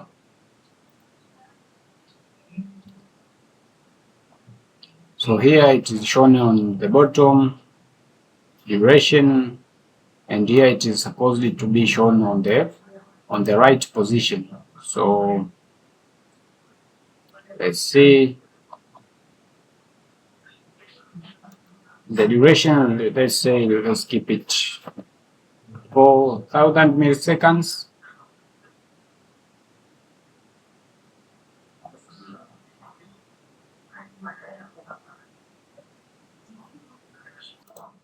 Okay, so to resolve the issue of mesmerizing toaster library to not work, or the package to not work as we expected, as it shows the toaster here instead of this one and to be styled, we need to have a look on this one, because when you have added it in your layout, you need to import it in your app.js, but then you need to use or to import it in your tailwind.config.js. But now in our application, this is a latest application. If you can see, we don't have the tailwind.config.js right here, and this is the new update for tailwind.css. Tailwind CSS version 4, which have removed the tailwind.config.js file right here, so it will not be right here in our Laravel application. So what do we need? We need to configure that on our own in our app.css file. That's why I've opened this one, and then we need to have it in this format. So to have it in this format, meaning that we are just going to copy this one, which include all the views for our toaster, and then we are going to reference it right here. So what we are going to do, let's just copy it that way, and then let's paste it there. The copy from here, let's copy it up to here, and then let's remove it up to here.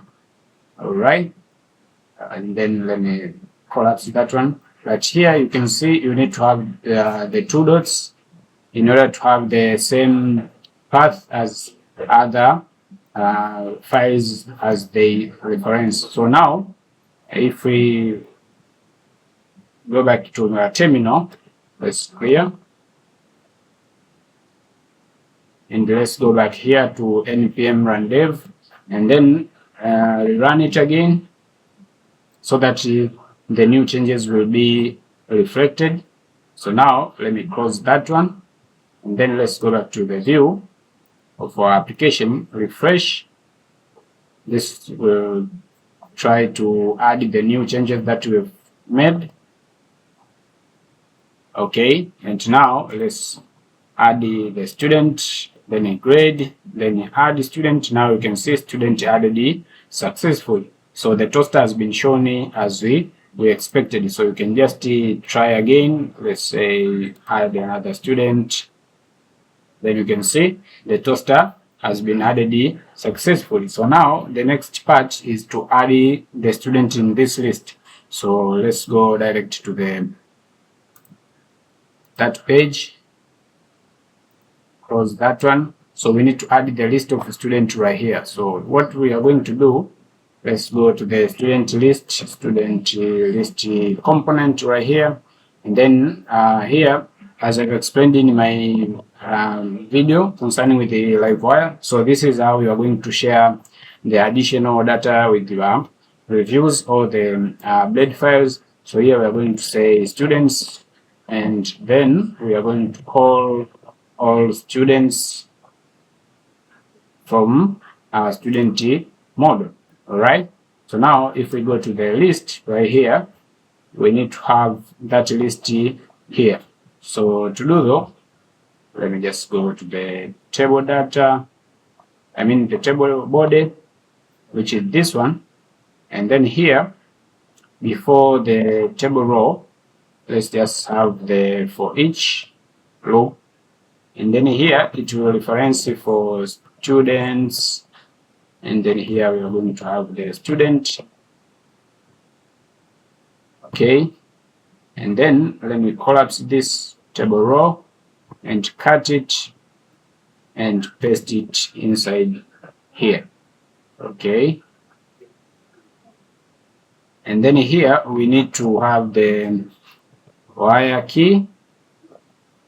And then we are going to pass the student ID to make Livewire keep track of any changes that we will make. Okay, and then from there, so this is a shorthand of writing this way. So you can just use any of them, it will work just fine. So I'll just keep it that way. And then here, now if we go back to the view, you can see we have the list of students, but we don't have the true values right here.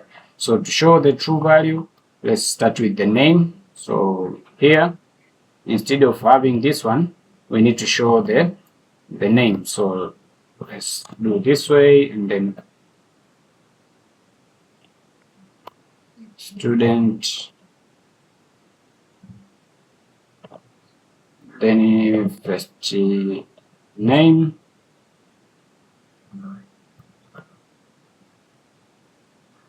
so this is the complex way of adding the names, but I will show you in a minute on how you can combine those two names to one name by using the helper function. So let me just do this, and then the last name.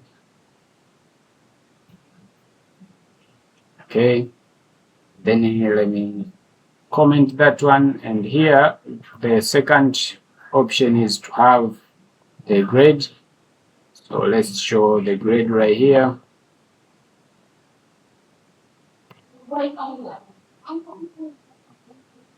Then we are going to have the relationship called the grade, and then we are going to show the name. Okay, so here you can see all of them are in grade 1, and then let's comment that one. And also the another column is called the age. So let's go and add the age right here. Student, then age. All right, and then here on the action field, we need to have the actions button. So to have the action button, let me just copy some of them from here.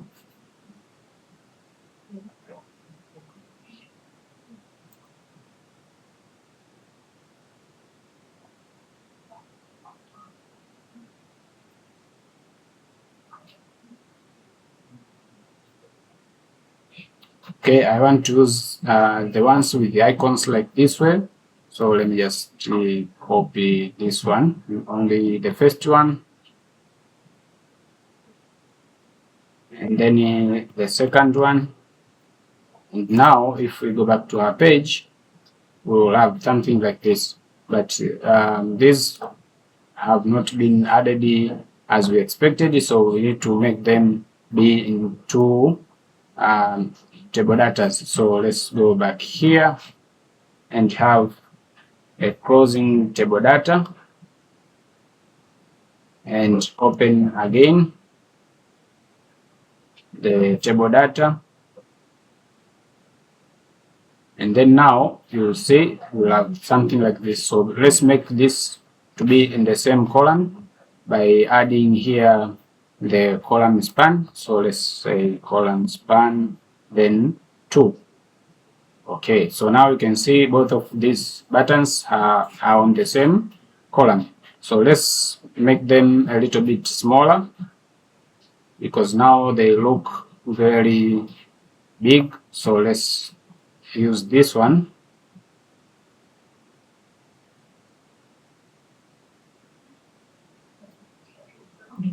Right, so now you can see they look a little bit nice. So I've just used the small one. So I'll just give you the link to this page, so don't worry about it. So now this one should be for edit. So we need to have the edit icon. So let me just use the hero icons. So here I'll use the pen, I believe, this one. So let me just copy it, and then I'm going to use it right here. Okay.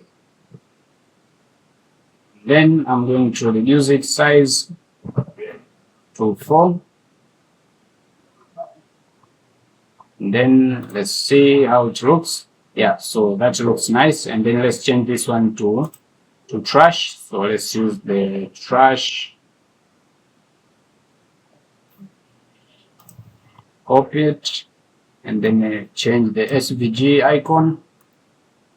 And then now if we go back here, you can see this is the trash. And then let's make it to be red.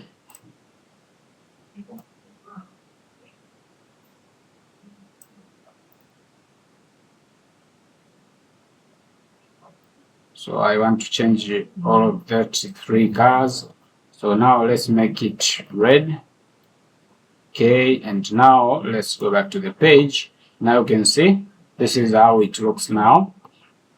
Okay, so here instead of 600, let's make it 400. And then on hover, let's make it to 500, or let's keep it to 600. And then here on focus, yeah, on focus, let's make it that way. So I believe that will be fine. So here you can see 400 is a little bit smaller, so let's keep it to 500. Okay, yeah, so that's fine. So now this looks a little bit nice. Okay, so now what we are going to do next, let's make the functionality for edit and delete works for us, and then we can be able to continue with the grade CRUD operation. So remember, we are still on CRUD operation for students. Then we are going to cover the one for grade, and then we are going to see how we are going to assign students to their grades, which we have already done, because when you add a new student right here, you can be able to add them to their grade. But if you want to separate that functionality so that you can create a student separately and then assign their grades, is fine. You can just do it here. So you can just let's say have another option here to enroll students to their grades. So that is up to you, but for now I'll just keep it that way. Okay, so the next part, let's go and work for the edit. So let's go back here, and when the user will click this button, we need to change this one. Instead of being a button, let's make it an anchor tag, and I'll just remove this one, and then I'll give it an hyperreference, and then I'll say edit student, and then I'm going to pass here the student ID. All right, and then now you can see if I hover any of this, you can see it gives me the ID of that student. So if I visit that one, you can see it shows me something like that. So let's go back here and create the edit route.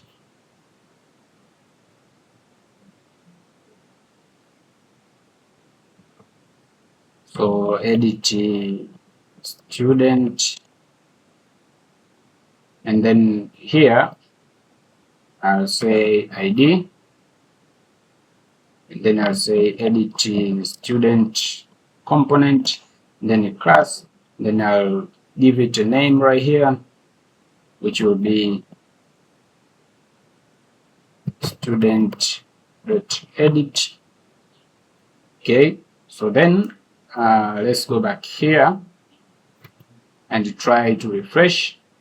Now you can see it works just fine, and you can see here the ID of the student, and then here we need to have the same form that we had from the add student. So to do so, let's go to the add student component and copy this form and go to edit student.blade, and then let's paste it right there. So now you can see this will have an error because the grades will be not added. So let's go to add student and copy this one and go to edit student and have it the same way. Okay, and also have this in a mount function, which is a lifecycle hook. Okay, and then it will be that way. Then now if we refresh again, you can see it will not give us any error. So now this, instead of being add student, should be edit student,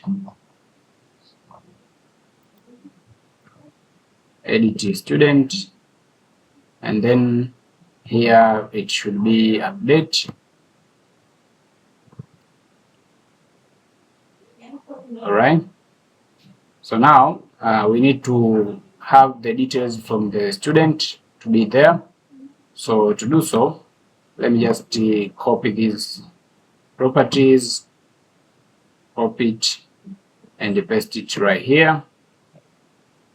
Okay, and then now to have the value of the student to be filled automatically, here we need to receive the ID that is coming from the route, which is this one. So to accept it, we are going to use the mount function that will accept that ID.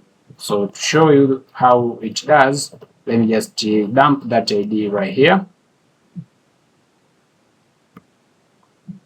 And then let's go back here, and you can see that value has been dumped automatically here. So Livewire will automatically accept that value through this lifecycle hook, and it will accept it that way, and then you will be able to use it right here. So now what we need to do, we need to fetch the list of students and filter the student that we want. So what we are going to do here, we are going to say the student, which is our student, will be found from student. Then we are going to use the find method, and we're going to choose the ID, and then from there we'll have the details of our student. So to make this accessible here, what we are going to do, let me just create another public property and call it student detail. And then this should be referenced here. Okay, so it will be that way. And then this student details should be not empty, it should be that way. And then let's go to the view here. What will happen, we need to fill this properties with the value of the student that we have from this one. So to do so, okay, so this is what I was explaining here. So I find the details of the student right here, and I'm going to use the fill function, and then in it I'm going to return a list of, the array. So this is an associative array with these fields that are corresponding to the properties that I have here, and then I'm going to assign them these values from student details. So by doing so, meaning that this field will be filled with those values from the student model. So now let's go back here and refresh. Now you can see we have the values filled automatically, but except for the grade. So what we'll do here it will be grade ID. Now let's refresh. Now you can see it works just fine. Okay, so by doing so, meaning that now we can be able to add a public function for update. So let's say update, and then we can do something like this, and then we can just say we can add the validation, and I'm just going to copy the validation from here.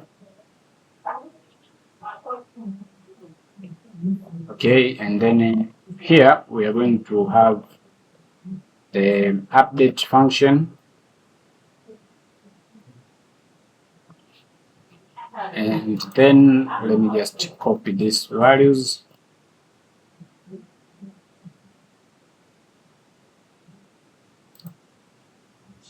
But here, instead of updating this model directly, we may need to update only the values of the student that we want. So to do so, you may need to have something like this.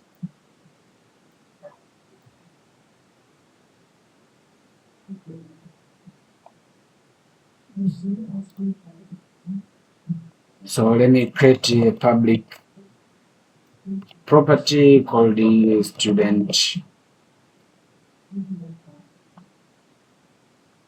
Yeah, but that is no need to have that one, because already this one will contain the details of our student. So what we'll do, we'll just say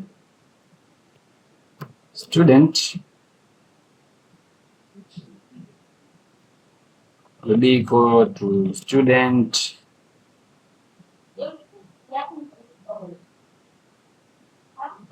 then we are going to find the from student details, then ID, and then from there, that's when we are going to call the update function. So just to remove it this way and have it like in that format. So by doing so, this will update the student that we intend to update and not all the students. So I believe this will work just fine. And then when we will update, we will just redirect our user to the student index index. All right, but before that, we need to show the toaster.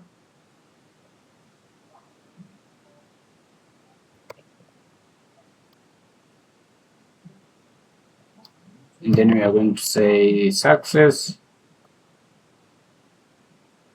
And then we can say student updated successfully. Okay, so now let's go back to the application, and now you can see, let me go back here, and let's say I want to update this, the first student. So let's go back here and update the age to 12 and the name to test student. Let me just say test, then here student, and then update. All right, so okay, yeah, I forgot to change the method here. So you can see this is the action that is being called here, and this is on add student, but on edit, let's go here, and on edit right here, we need to change this one to call the update action, because that is the one that we use to update the student right here. So that is what we are supposed to call from there. So here it should be student, then you update that one to 12, let's say, and then you update. Now you can see the student has been updated and the toaster has been shown. So that's how easy you can just add those functionality. But then for edit, let's do it a little bit quickly. So I'll start by adding that delete functionality from here. So I'll just say public function delete. Okay, and then here I'm going to accept the ID of the student that I want to delete, and then I'm going to say student, then find that ID, and then you are going to delete that function, that is student.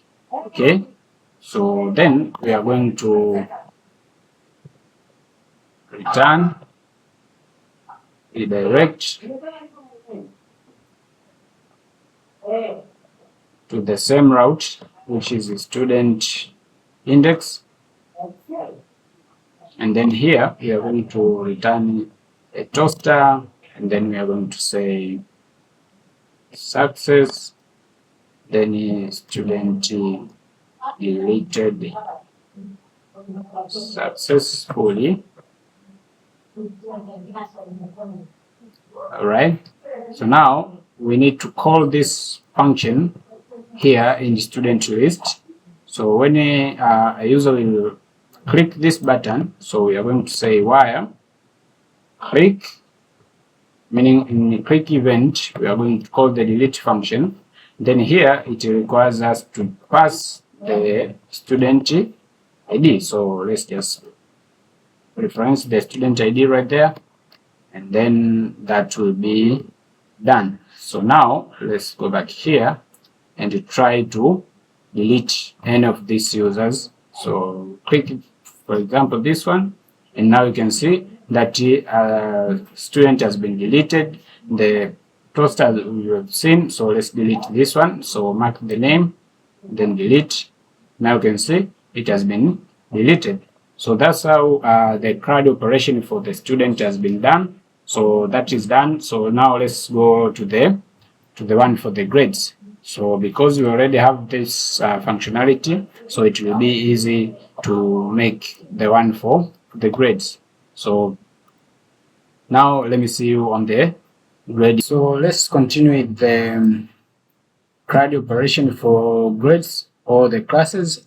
So what I'm going to do, simply because we already created the model, so we have the model for grade, as you remember. So now let's go to the, let me clear my terminal. So now let's create the following components. So Livewire, then you make inside the teacher, then we're going to create a new directory called the grades, and then inside the grades we are going to create a new component called the grade list.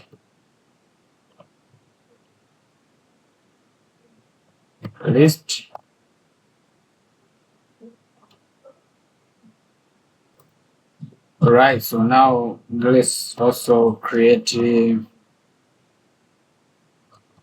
the add grade component, add grade, also edit grade. All right, now let's create, and then also we need to add the attendance page. So attendance page, attendances, and then is say attendance, yeah, that way. So it will create that one, and then let me clear again my terminal.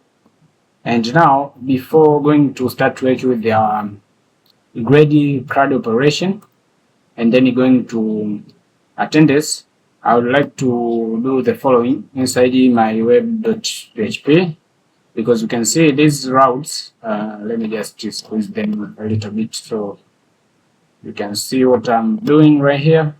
You can see these, I've added them as a global routes, meaning that admin and teacher can also be able to access them without any limit. But now, if the user just access this route without even login, they will be able to access those datas. So, for example, here you can see I've just logged out, but if I try to access that list of students, unfortunately, you see, it will give me an error. So basically, I've been able to access, but I've get this error. So to resolve this issue, we need to have the group right here. So let's say middleware, and then let's pass the authentication middleware. And then here we have the group. And then we are going to have the callback function. Okay, and then let's cut these routes and paste it inside the group, and then squeeze it a little. So now if I go back here and refresh, you can see, so this will be not accessible until when the user will be logged in. So you can see it will direct our user to the login page. So now when we log in, so let's say login, and now you can see we are able to access that page. So meaning that a logged in user or the user without any authentication session will not be able to access that route. Okay, you can see it will direct you to the login page. So that is one of the improvements that I did.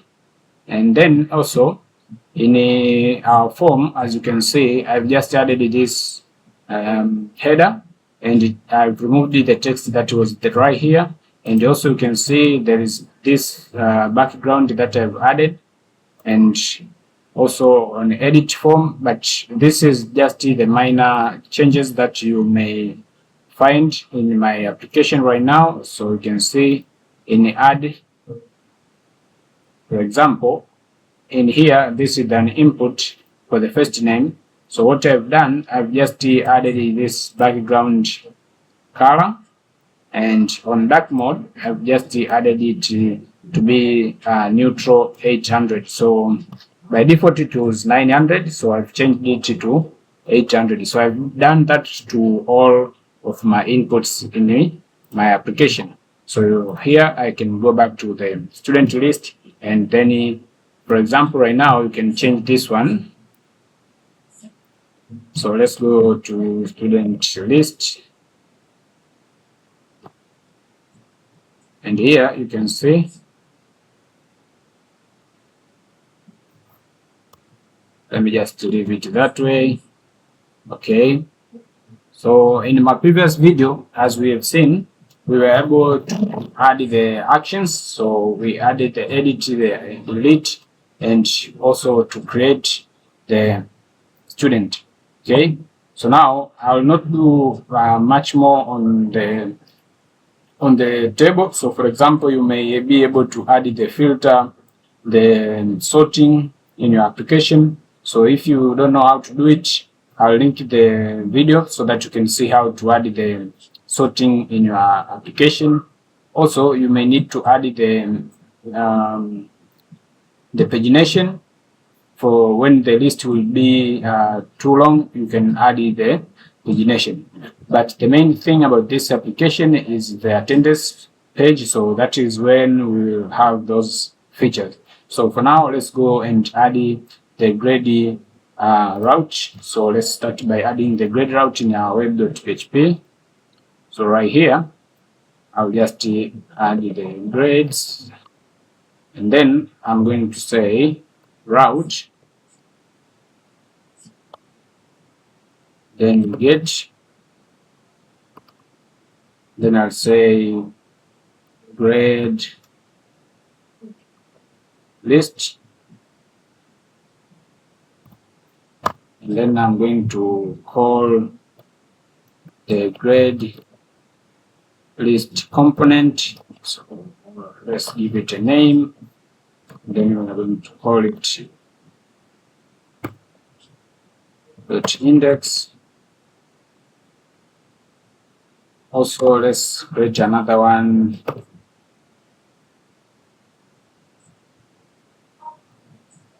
for edit.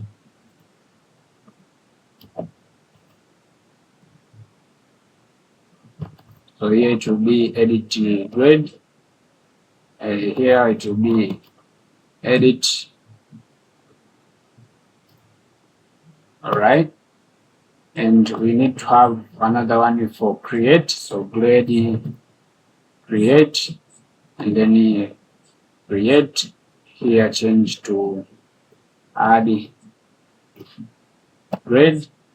So now we have the three required routes for our application to manage the CRUD operation for grades. So now let's go to the list, which is our list component, and here we are going to use what we have done in the student listing. So we are going to have the delete functionality.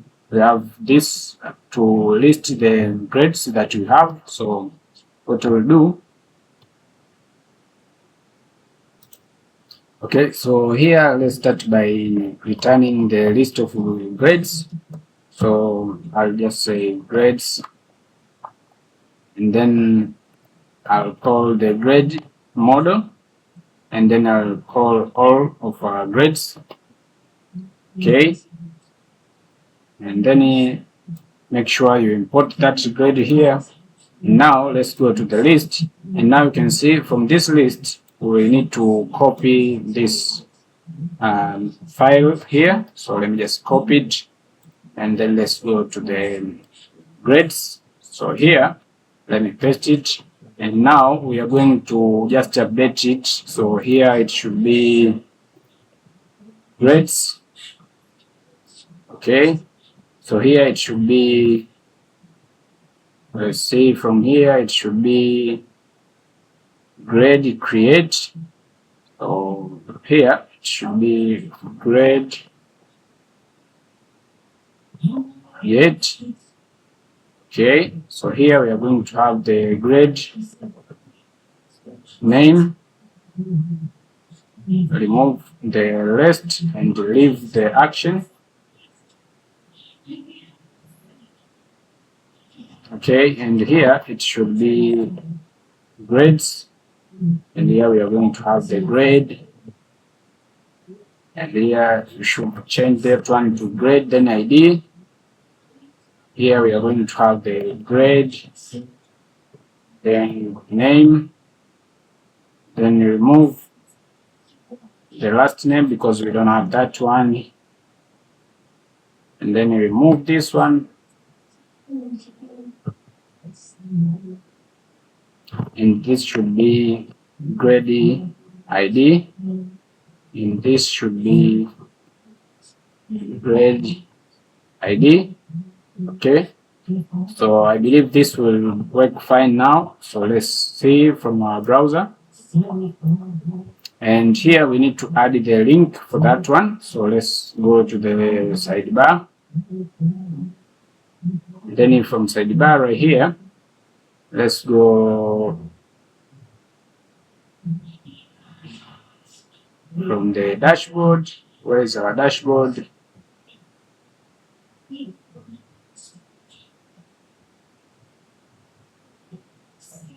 So this one was for student management, and then this one should be for grade, and then here it should be grade.index, and here should be grade.index. Okay. Now you have this one.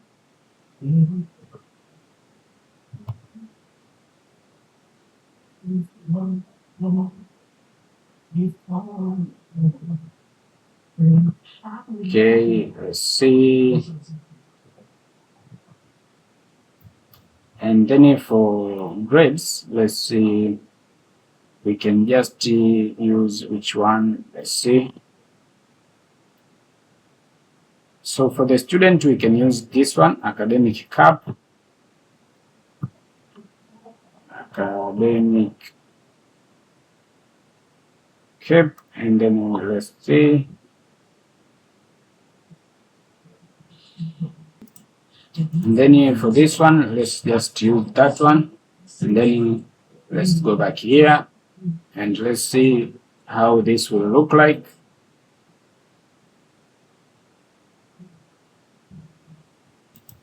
Okay, so now it looks like this. So what we are going to do, let's click that one, and now you can see this is how the grades page looks like. So you can see this is active now, and you have the grades overview. We have grade 1 here, we have edit and delete.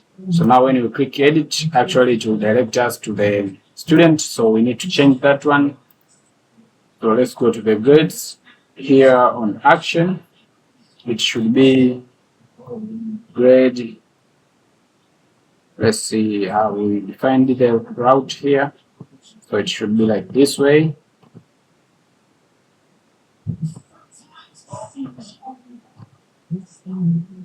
So it will be that way. Now let's go back. Click edit. Now you can see this is empty. So now let's go and edit the edit form. So let's go to the view and copy this view, and then let's go to edit grade and paste it there. Then we are going to change this to grade, and then for the list of grades, it should be grade lists.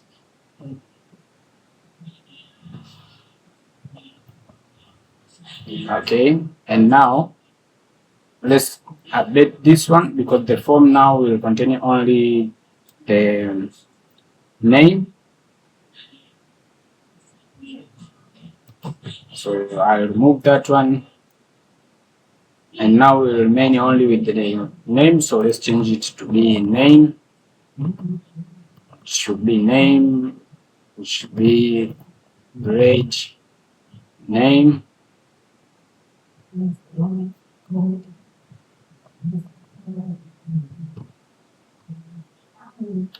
Alright, and then after doing so, let's go to this one, and then we are going to copy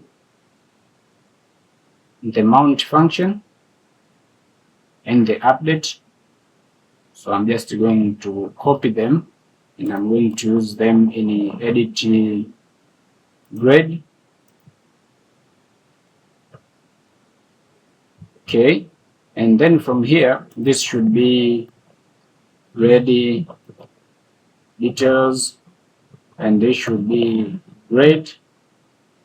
Okay, make sure you've imported that one. Then here you need to define the public key property grade detail.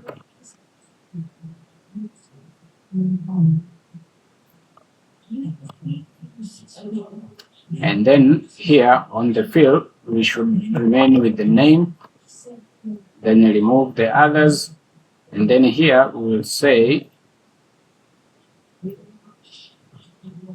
remove that one,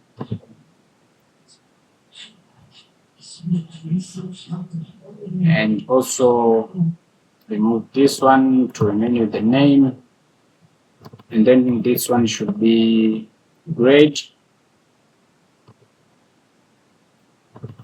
then name, grade details, then name.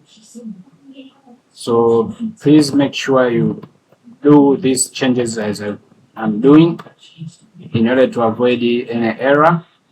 Import this toaster. So make sure you've imported this one. All right, and then this should be redirect to grade.index. All right,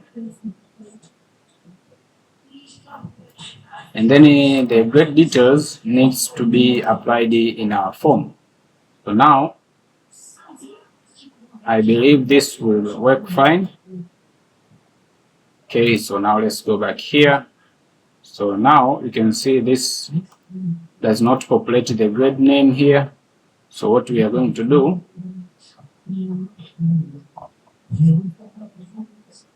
so this is the name. Here we need to have that property. So let's create a public key property called the name, which is a grade name.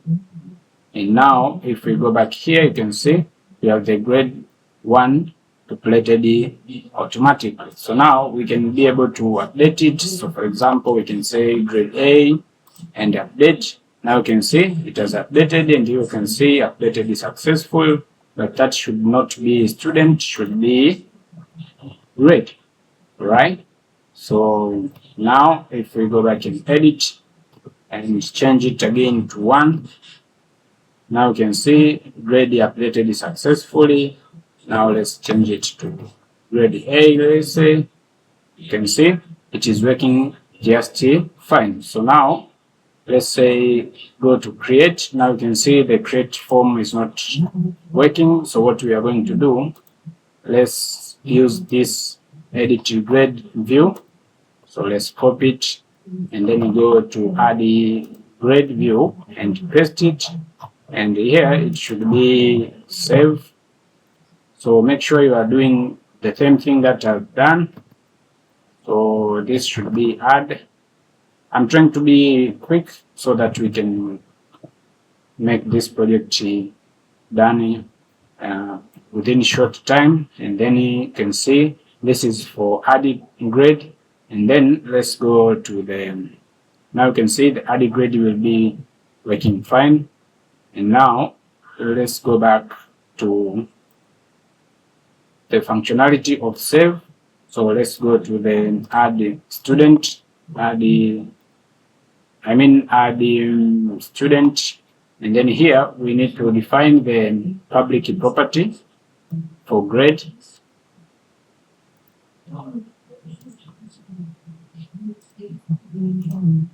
So add a public property called the name, and by default it will be an empty string.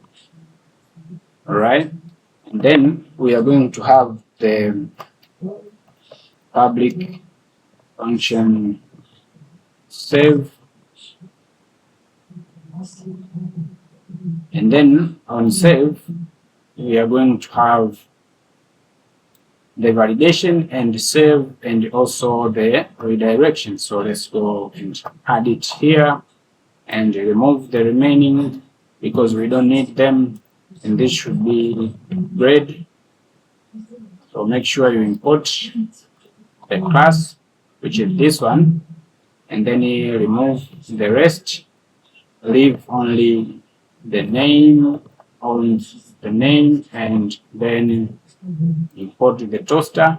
So this should be grade added successfully, and then on the grade list, grade list, we need to have the delete. So let's go to student list and let's copy this one and then paste it to here.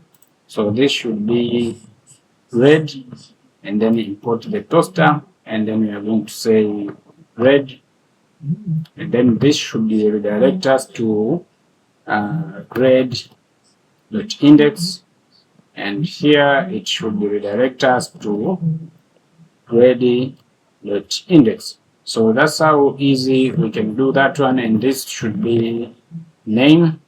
Okay, so if there is any error, then we will see what will be causing it. So now let's add a grade, so we can just say grade 2 and save. Now you can see grade successfully added. You can see now we can add another grade, let's say grade B. Now you can see the grade B has been added.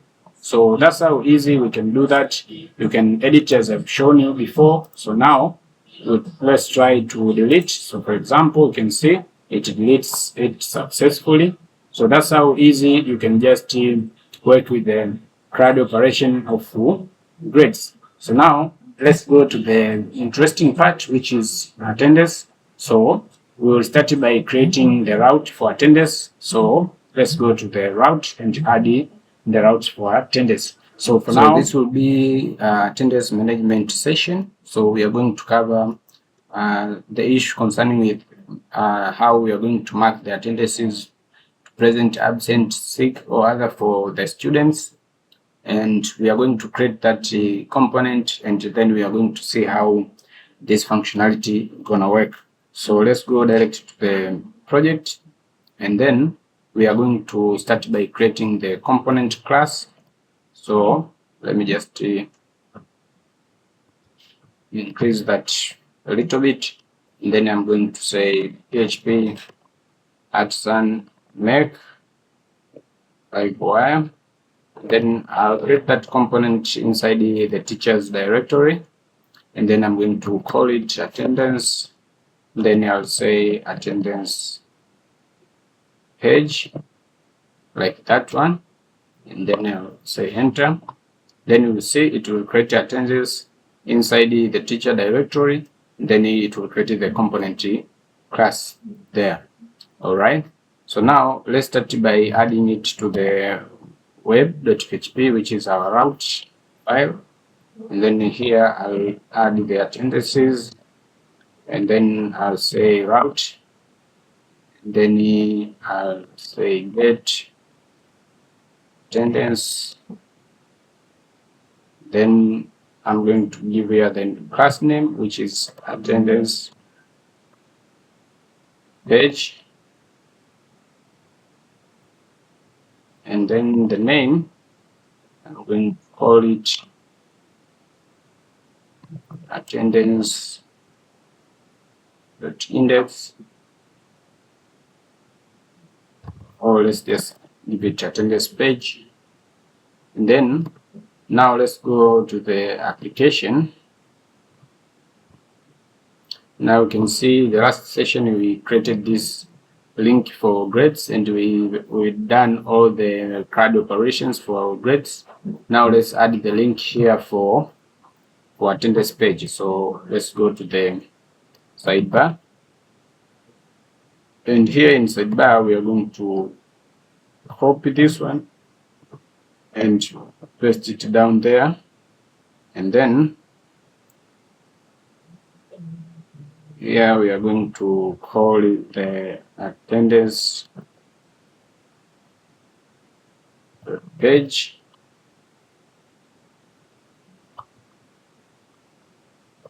Then I'm going to add it the same here.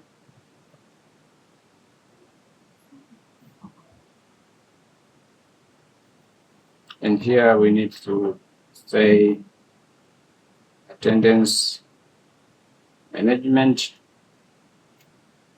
Right, so this will be attendance management, and let's see. Yeah, we need to change the icon. So let's see if we can get a good icon.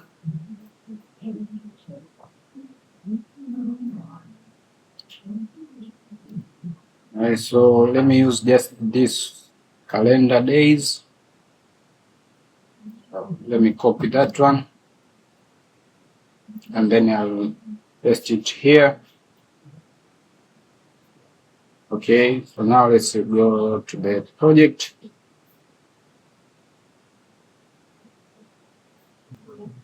Okay, now you can see we have attendance management. Now let's click it. Now you can see we're in attendance, but we have a blank page right here. Okay, so now let's go to the project.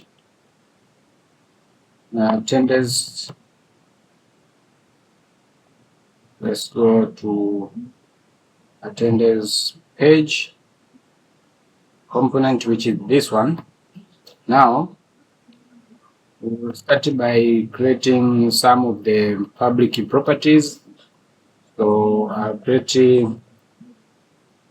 the following properties, because what I want is when a user will visit the attendance page right here. Let me just remove this one so that I can show you what I want to do. Right here, a user should have 3 drop-downs. The first one to select a year, a month, and then a grade. And then when you will select all of them, we'll have the button to fetch the details of that attendance or that specific data that the user has selected. And then down here, the table with those data will appear right here. So that is what I want to do. So I'll start by creating the public properties for year, date, which is the month, and also the grade. So let's start by adding those. So we'll have the year, month,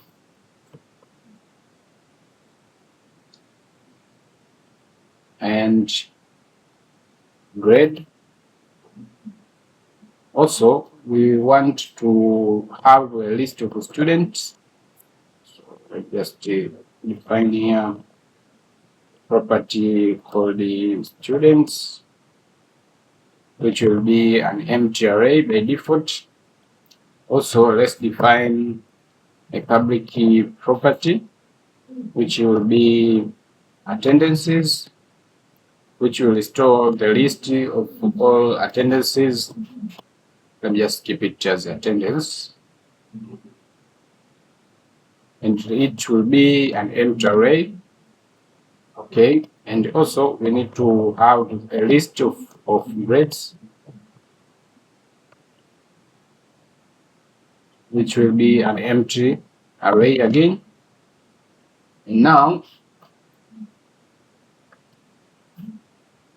we need to make sure that the grades are available in your application so that the user can be able to select grades from the list. So to do so, we'll have the public key mount function.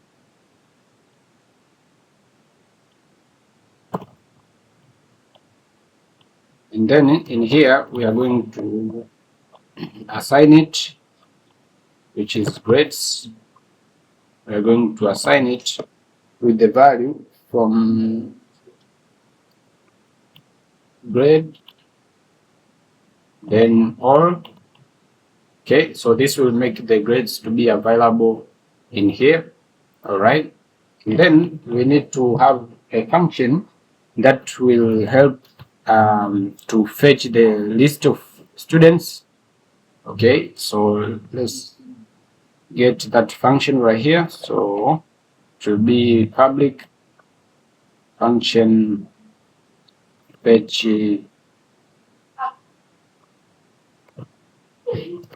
students. Okay, and then from here, what we are going to do, we will have an if condition to check if the user has selected a year, month, and a grade. So let's check here.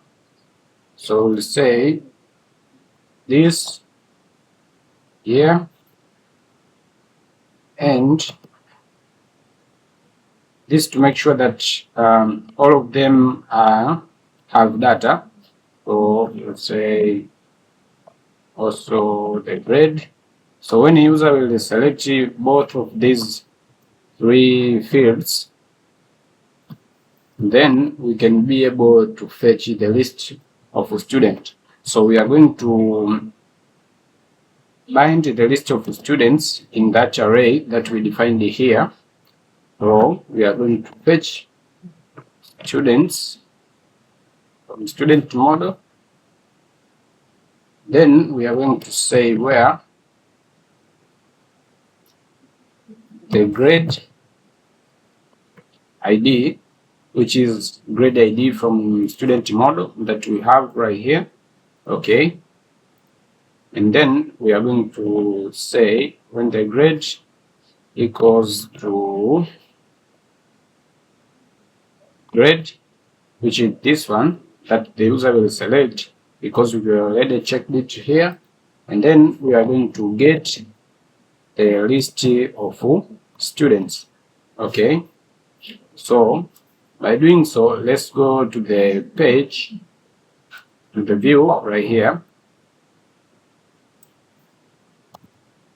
And from here, I'm going to add some drop downs from Tailwind UI. So let me just search for select.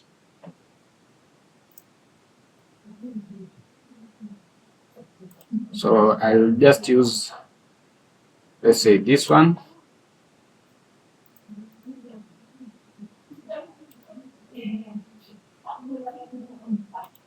Okay, let me use this one, the rounded one.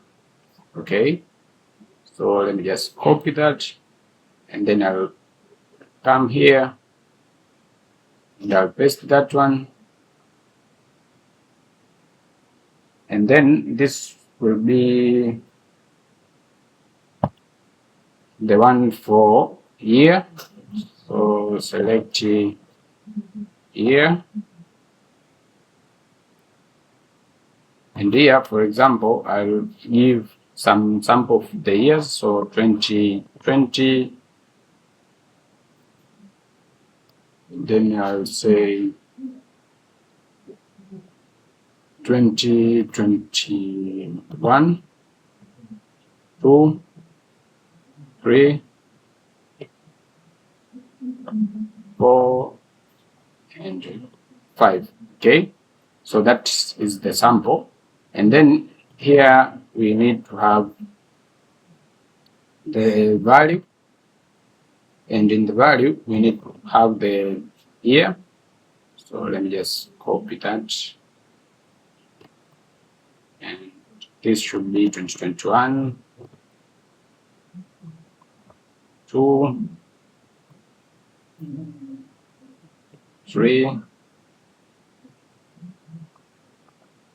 4, and 5. Okay, so now let's make this one have a model so that we can bind the value of a year from here. So here we'll just give it, we'll bind it to the year property. So already we have the year property right here, so we just bind it to this one. Okay, so now if you go back to the page, now you can see you have this one.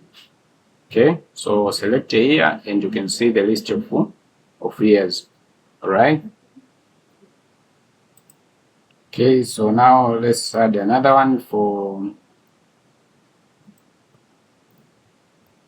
months. So this should be month, and here we'll say select month. Okay, but here in months we can be able to generate the months. So what we will do, I want to generate them automatically. So let me just remove these options, and then from here I'm going to have for each row. All right, and in that for each row I'm going to have a range function.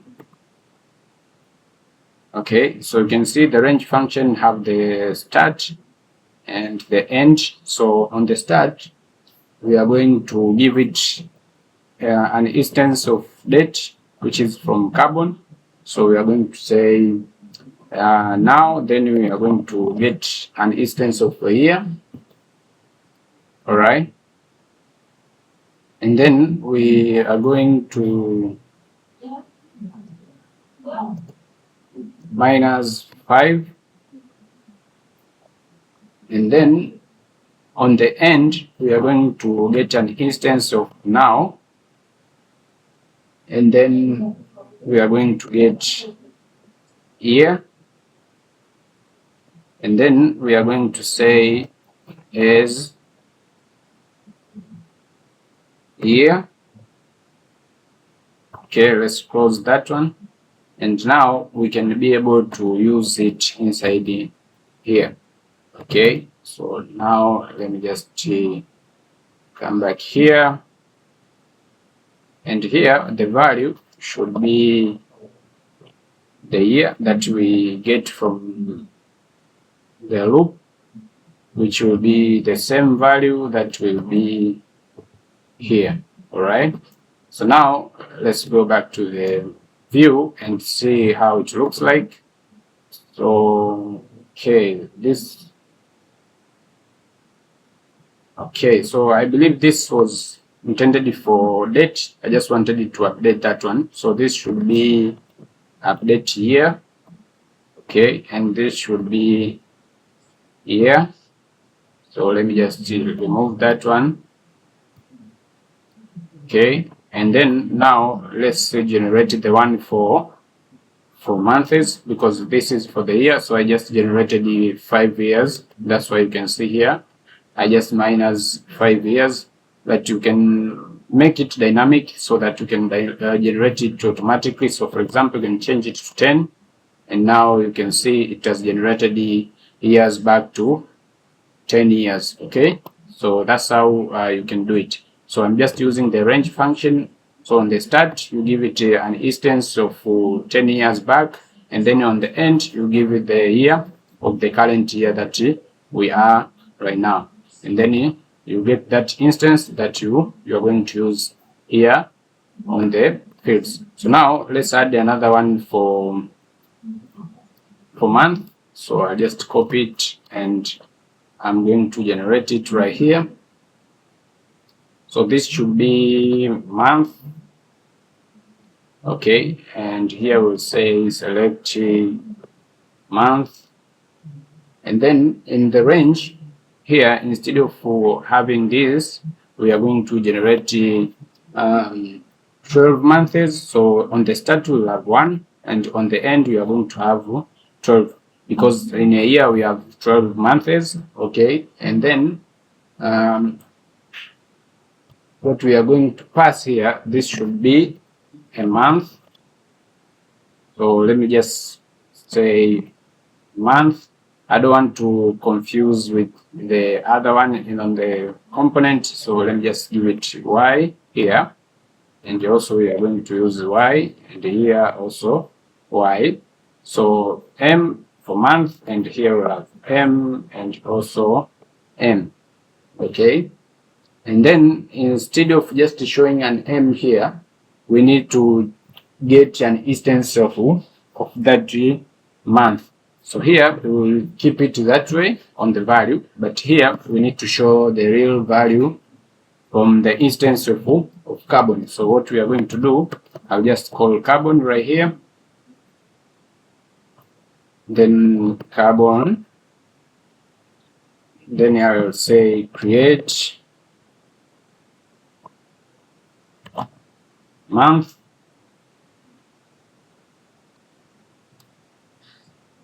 from that value of M, and then we are going to format that value. So I'll call the format function, and then I'll just give it F.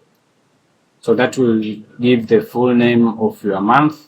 Okay, so that will work just fine. So let's go back to the view And now let's refresh again.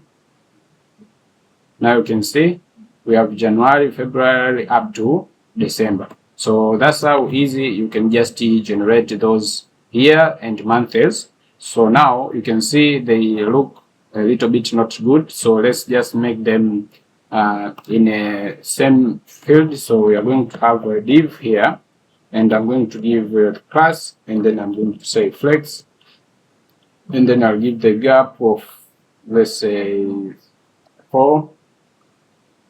And then let me just copy them. I'll just cut them and paste it inside that div. Okay, and then let's see how it looks like.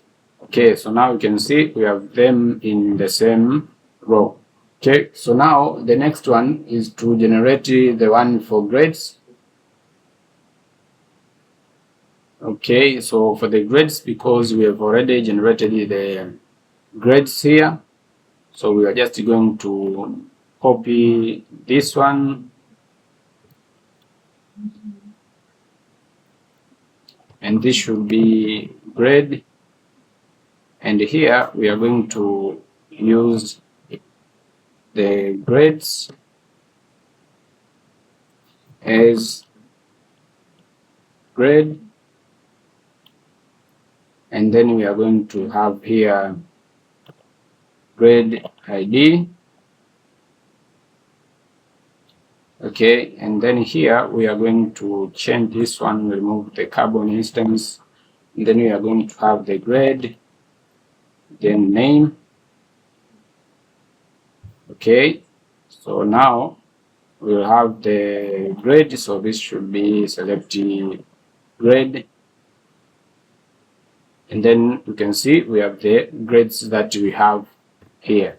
So we have grade A and B, and now we can also see grade A and B, we have months and we have years. Okay, and now we need to have the button here to click for search. So to do so, let's just say use one of the buttons that you already have. So let me just go from student list. Let's get it from here. In action, let's use this one. Okay, let me close that one and let me paste it here. Okay, so this should be page student, which will call this function right here. Okay, so fetch students. Here we don't have any parameter. Let's just remove it. Okay, now let's see how it looks like. Okay, so we need to change the icon and the color. So for the color, I'll just change that one green. Okay, and then we are going to add the search icon. So let's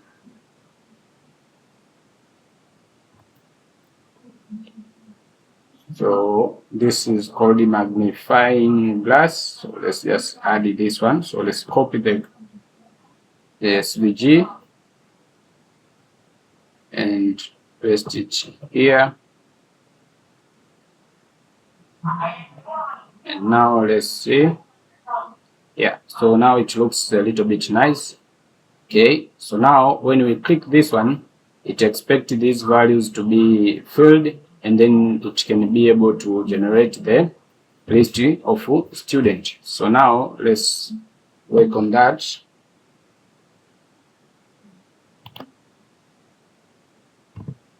Here we can be able to dump the list of students. So here, let's say when the values will be available, then we can be able to dump the values of the students. So now let's try and see if this works. So let's try it again.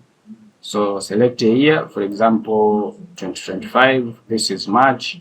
Select grade A and then select. Now you can see we get the list of students, so meaning that the functionality is working just fine. You can see that is the first student, you can see the second one, and you can see the first name, last name, age, and everything. So that is working very fine. So now let's go back to the component, as we need to show here the table.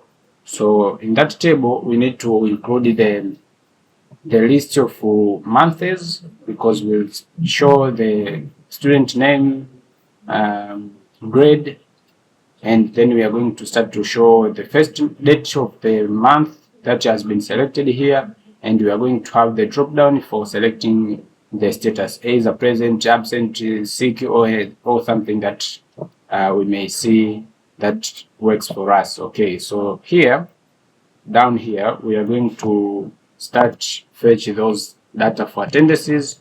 So we are going to fill those data in this attendance array.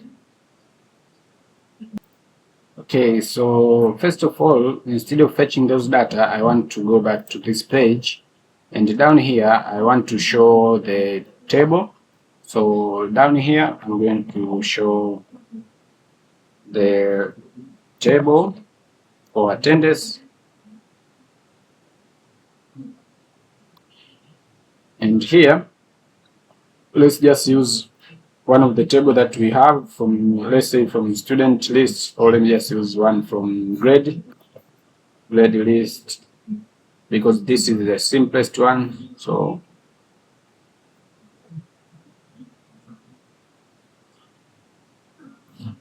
let me just start from here.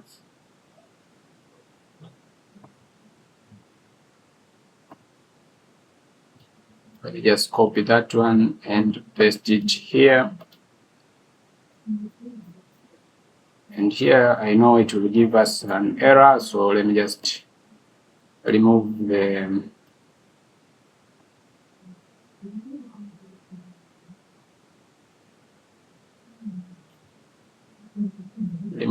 for each loop. Okay, also let's remove the footer.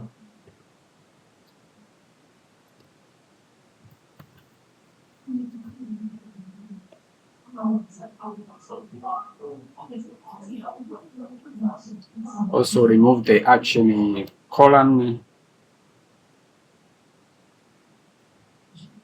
And now you can see this is how it looks like. So now what we can do, we can check this and paste them in this header. So what we will do, so here you can see the header is this one. The header starts from here. So inside here we can just say attendance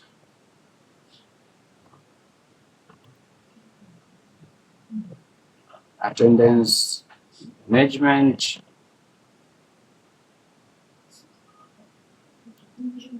okay,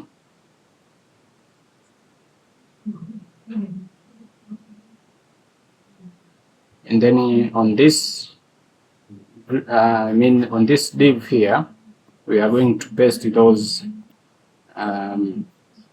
fields that we have up here. You can see already here we have the flex, so we don't need to add the div from here. So just copy the button in this selects up to this one, and then we are going to paste them right here. Okay, so now let me just remove this one and remove that one. Okay, so now let's see how it looks like. Okay, so now you can see we have the select year, select month, select grade, and also we have the search button. Okay, so that's how it looks like now. Let's just change the theme and see how it looks like on light mode. Okay, so yeah, it looks a little bit nice. Okay, so now let's go back to dark mode.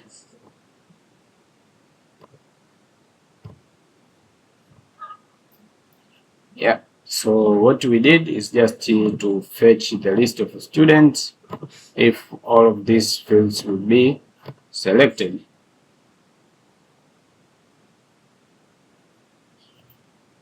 Okay, so I believe we removed the dump here, so that's why you didn't see anything, because I just removed that one.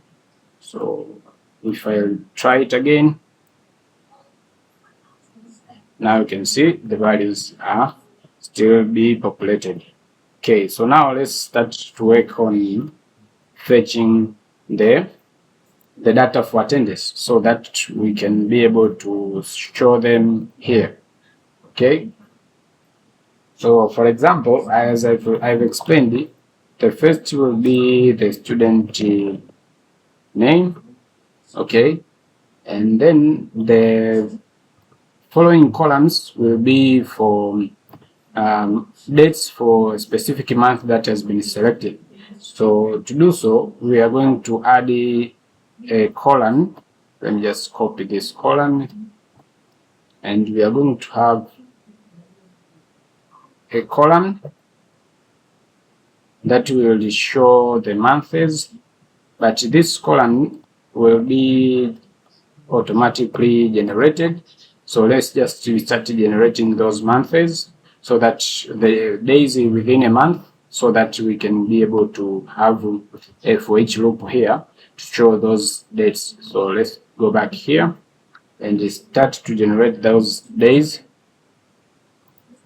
Okay, so here let's start generate days in a month. Okay, and from there we are going to have a for each loop. Okay, and in this for each loop, what we are going to do, we are going to have the list of students. So we are going to say this students is student, so that will be as student, okay. And then inside here we are going to have another for each loop, okay.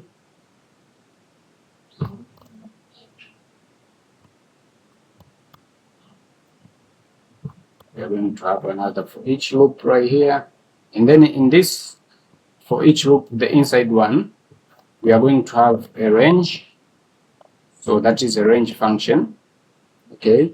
And as we expected, we should on the start and the end. So we'll start with the start parameter, and then on the end parameter, we are going to get the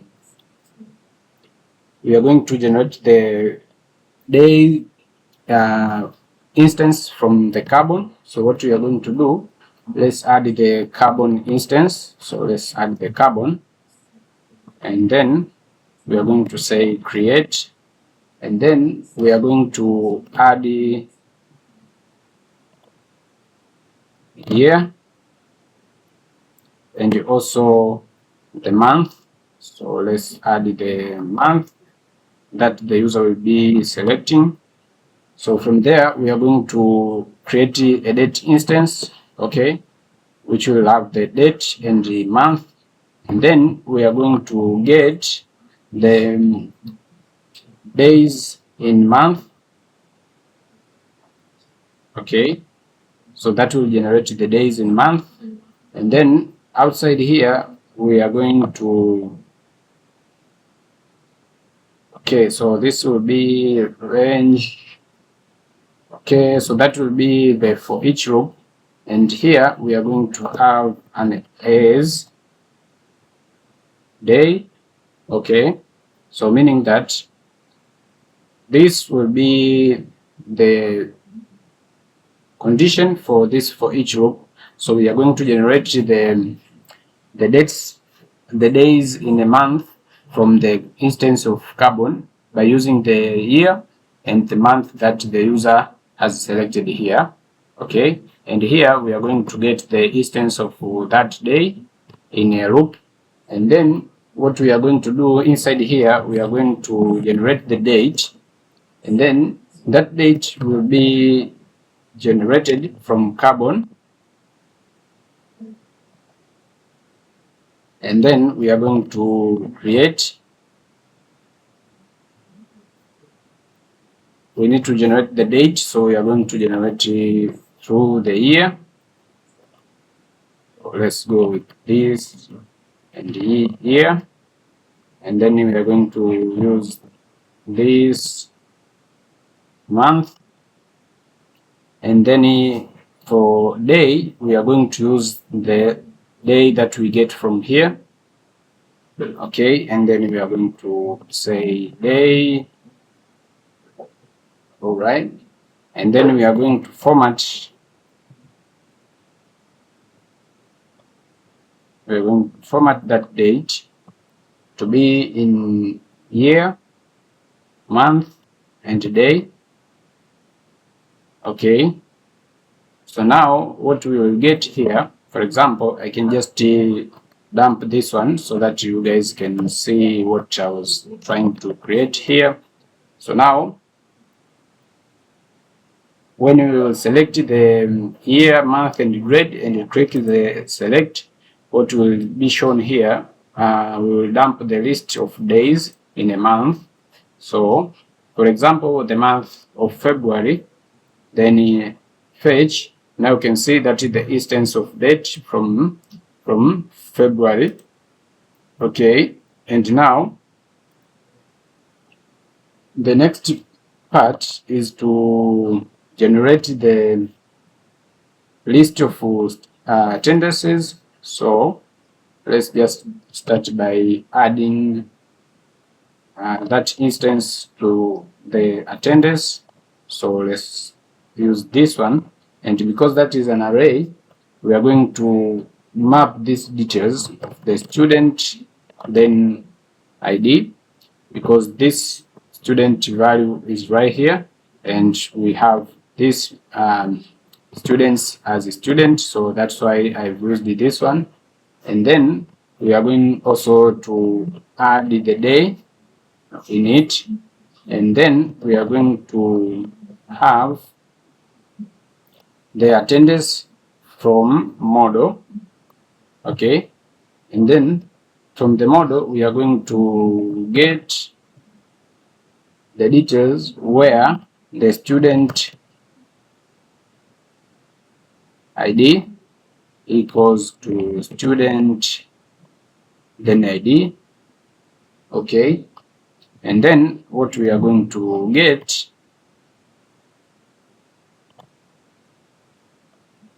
so also we are going to have another where condition, but here we are going to check for date. Okay, so we are going to say, because in our model, if we go back to the model, you can see we have the date right here, so we need to get those values from where the date selected that we have generated here. Okay, so let's say date, and then we are going to get the value. We are going to get the value of status.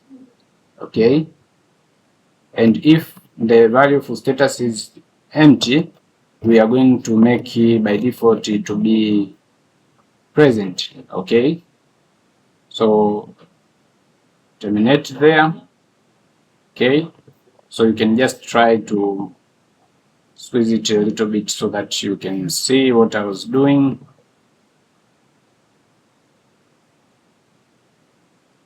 Okay, yeah, so up to there. And now here is what we have. All right, so now let's try to dump the instance of the attendance. So for example, let's try to dump that one here. So we'll just say attendance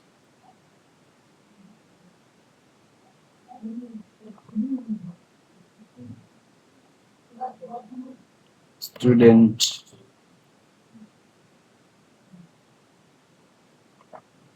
ID and for specific day. Okay, And now let's try again in our view.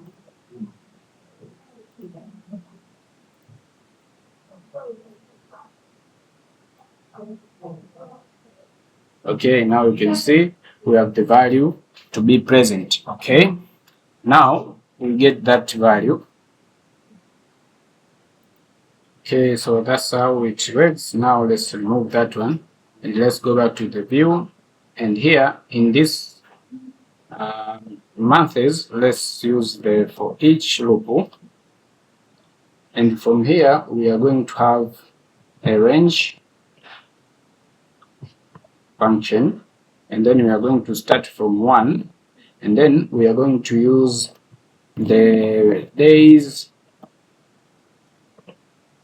in month as day.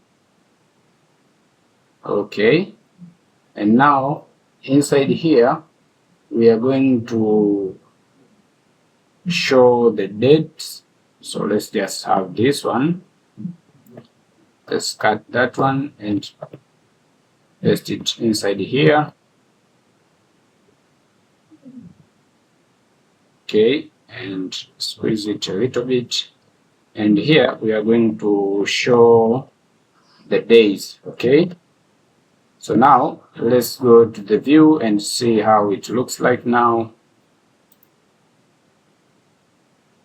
Alright, so this has not been accessible. Let me see. Okay, yeah, okay, actually I forgot to create this value, because what we will have, we need to pass those days in a month here by using instance of year and month that the user has used it to fetch those data. So for example, here we can just say days in month, and we are going to say carbon, and then we are going to create an instance of days from year and from month,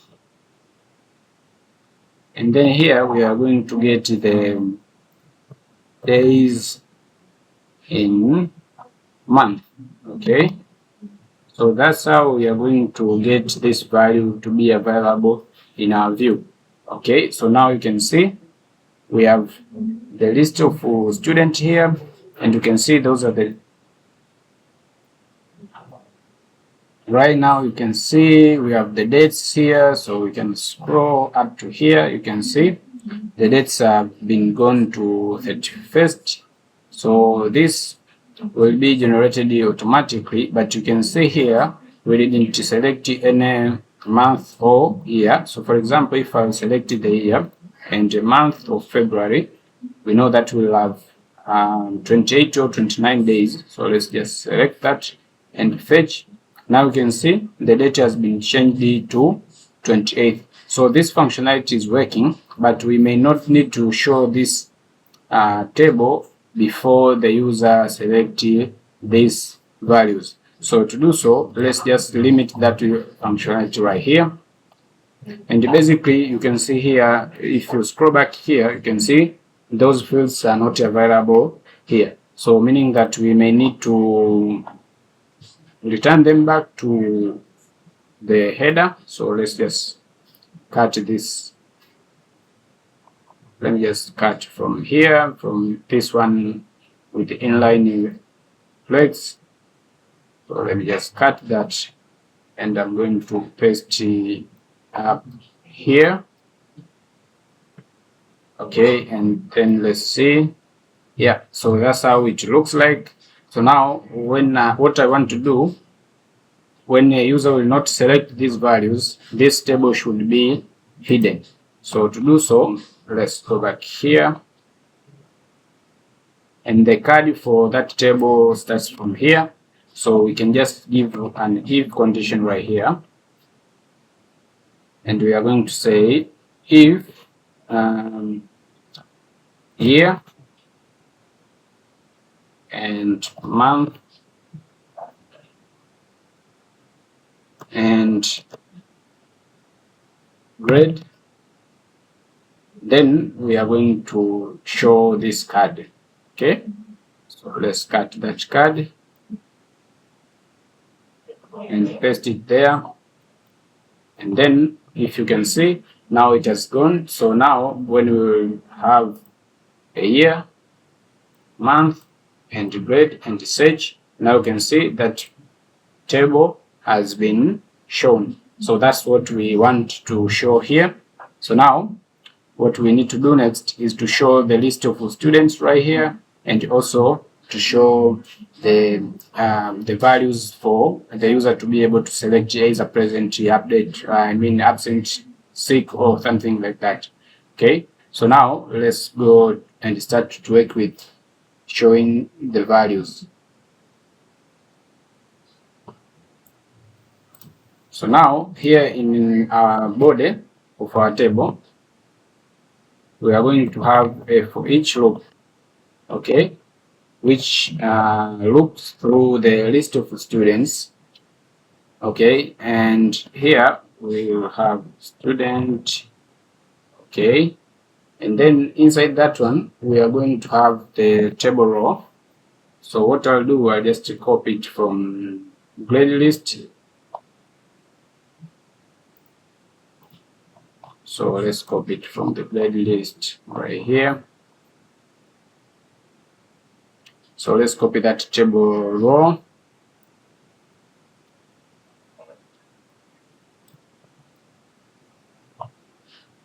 Okay, so here it will be student ID. All right. And then let's remove this one. And also this one, and move the unwanted space.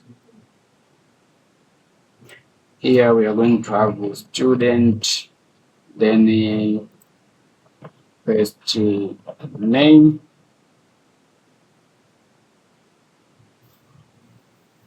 and the last name here.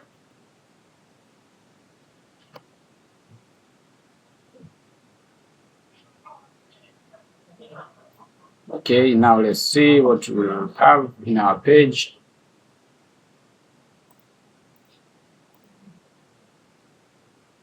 Okay, now you can see we have the list of students and we have the days as before.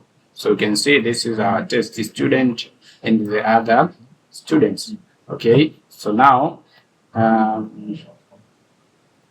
let's go back here, and now let's add the drop downs for each date to be able to select, let's say, present, absent, and everything. And here on top of this date, below it, we are going to have the filter that the user can make all of the students to be present, absent, or something like that. So let's start working on that. Okay. So to start with that one in the header, we are going to have the select drop down right here. So let me just add the select from here. Let's say, let me copy this one.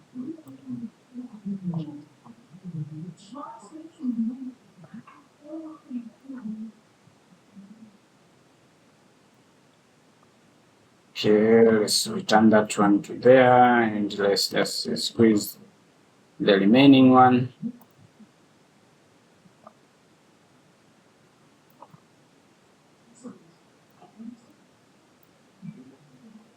And then this should be,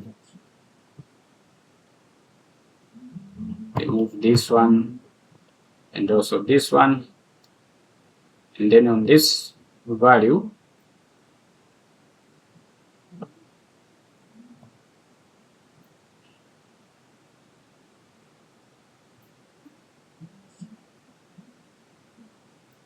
we are going to have the wire model, which will be the event for wire change.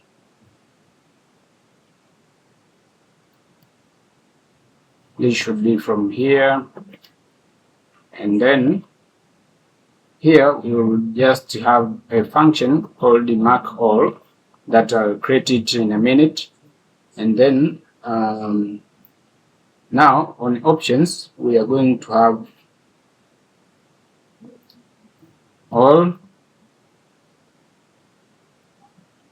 then we are going to have present, absent, sick, and other. Here give the values, so other, let's say sick, absent, and present. Okay, so for all we are not going to have any value. Okay, now let's see how it looks like. Let's select a year, a month, and grade. Now you can see we have these values that we can select. So let me just remove this styling. So what we will do,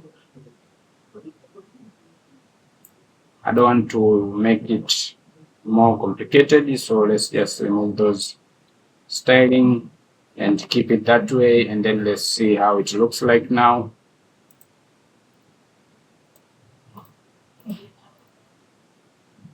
Yep, so now it looks a little bit nice. Okay, so now let's give it some background color of, I'll just see from this, select up here.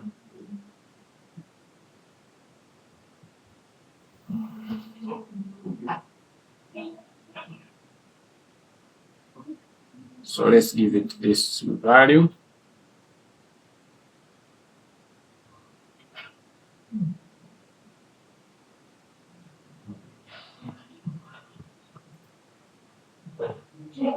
Now let's see.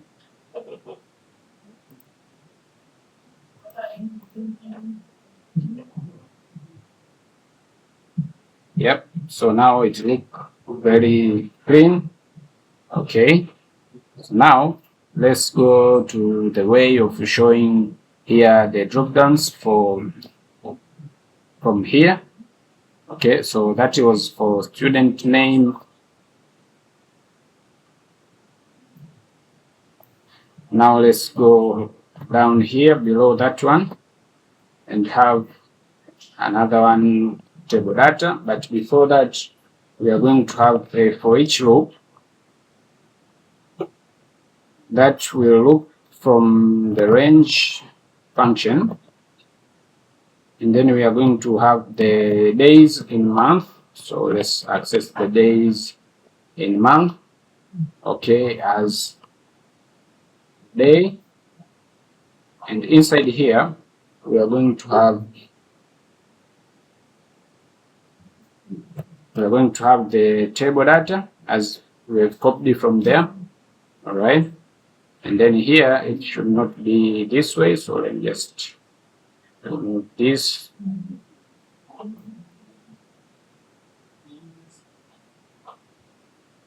And this, instead of having this, we are going to have a select drop down. So I'll just copy this select drop down.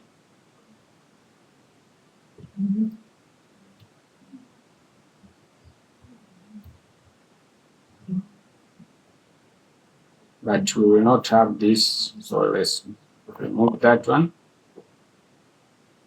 Okay.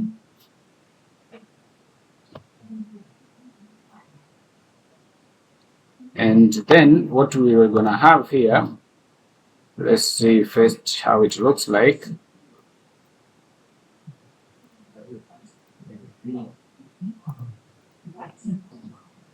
Now you can see we have these values, but here we should remove the all because we don't have the all here.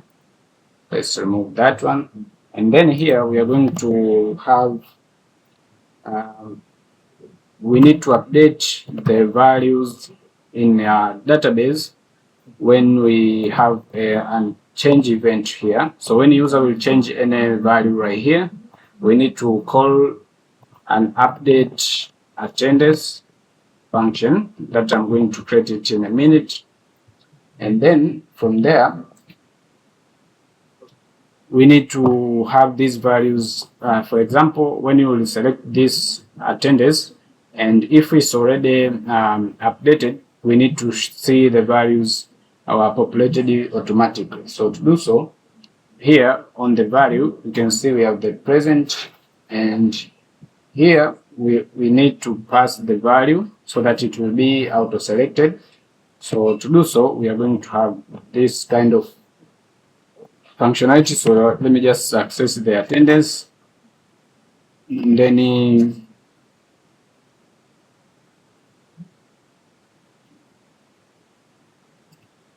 because up here we have the student instance, so here it will be easy to access the student. So let's just call student then ID. Okay, and then the day, that is this one. Okay, and then we are going to say if it returns present,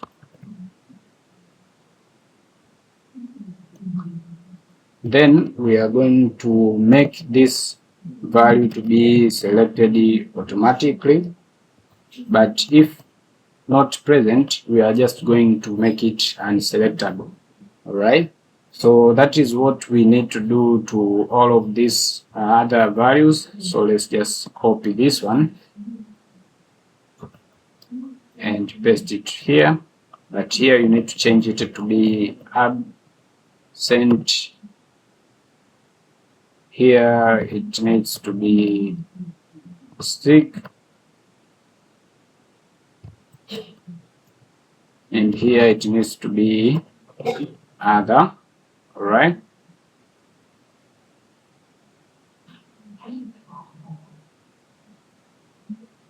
and after that we need to make sure that when the user will change this function will be called, and it will call those functionalities. So now let's try again and see how it looks like.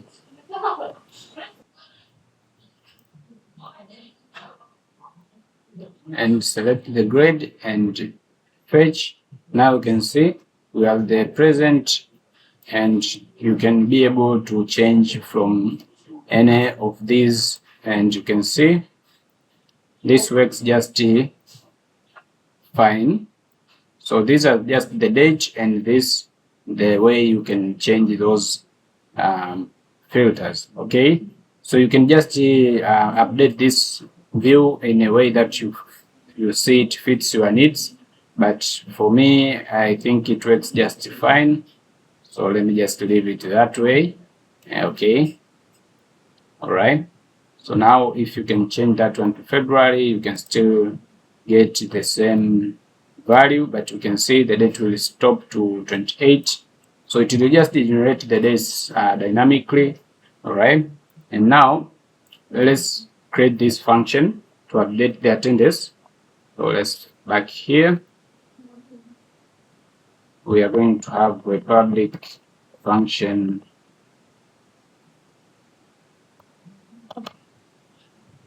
update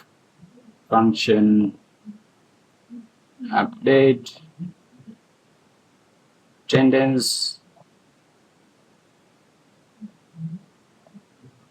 Okay.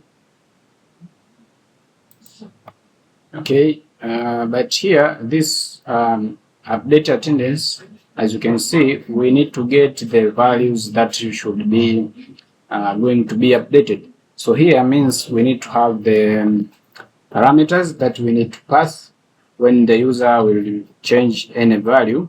We need to get the student ID.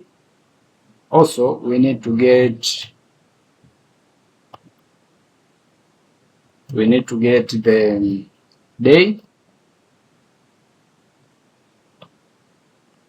and we need to get the value of this update or that event. So to get the value of that event, we are going just to use the event dot detail, the target, because that we need to target only this one. When it changes, then we need to get the value. Okay, so we will get those 3 parameters in this update attendance function or action in Livewire, right? So after updating there, the values that we need to accept here, the first one will be student ID, as we have passed it right here. You can see we have the student ID, we have date, and we have the value of the event that we will target and when this will be changed. All right, so we need to access the student ID, the day, and also the status. Okay, and then from here, the first thing is to update or to get the instance of date, because when the student attendance will be updated from here, it will just be updated for the specific day for the specific student. So we need to get the instance of that year or date, and then so that we can be able to update the value inside the attendance table, because in attendance table, let me just show you. In the attendance table, we have the date. You can see we have date, grade ID, and student ID. So you need to pass these 3 values, including the status, in order for this to work, because this one is null by default. So this will be null, but the remaining you need to provide those data in order for that data to be updated. So here we need to generate the instance of date from Carbon. So we'll just create a new instance. So for year, we are going to use the year that the user has selected. Okay, and for month, we are going to say month, and for day, we are going to use the specific day, that is this one, that the user has passed from here, right? Let me just go back here, and then from there, we are going to format that date, be in year, month, then day. So now we have that specific date. Now we need to update the attendance table, and then we are going to update or create, because this will check if the data is existing, it will just update, but if the data is new, we will just create. So that's why we are using this function, which is called the update or create. And then inside it, you need to provide the attribute. So the attribute will be the student ID. So let me just show you, because this function accepts 2 parameters, the attribute and the values. So for the attribute, meaning that we should check the primary key or the unique value that you want to check if exists or does not exist. So here I'll check for student ID, and then I'll say this should take the student ID. Okay, and the date, we need to check also if that date exists. Okay, so we are going to say date. All right, and then the next step is to provide the values that you want to update. So the values will be an array, and then here terminate. So on the values, we need to specify the values that we are going to update. So the first one will be the status. Okay, and that will take the status value, which is this one. Okay, and also the next value will be the grade ID. Then this should be the grade that has been selected by the user up here. All right, and then this will update the value and also will create the value if that value does not exist. So now the next step is to update now we need to sync the value of the status. Okay, so that the instance of status that has been stored in database should be shared up to here. All right, so to do so, what we'll do, we'll just update the instance of attendance. So we'll update the instance of attendance for the specific student. So we are going to say student ID. Okay, and then for the specific day, which is this day. Okay, and then we are going to give it the status from this one. So meaning that we need just to update the state. You see, so this is just to sync the state of status from here up to here. So that one, make sure the value that you have in your database will be the value that you have here in your table. Okay, so now also let's just have a toaster right here. Toaster, and then we are going to say success, and then you can be able to show the, let's say, attendance for date. Let's say you can give here the day, or you can just say date. For student ID,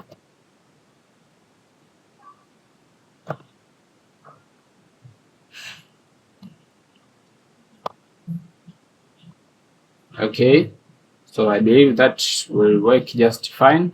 So now let's go back to the view and try to update the one for today's date. So let's go back here to March and then select. Now you can see we have this list. So let's try to update for date 1 for test student. Now let's try. Let's say absent. Now you can see attendance for date that one for student ID 1 has been updated. So let's finish up here the message. So attendance for the tier for student that one. Then we can say updated successful.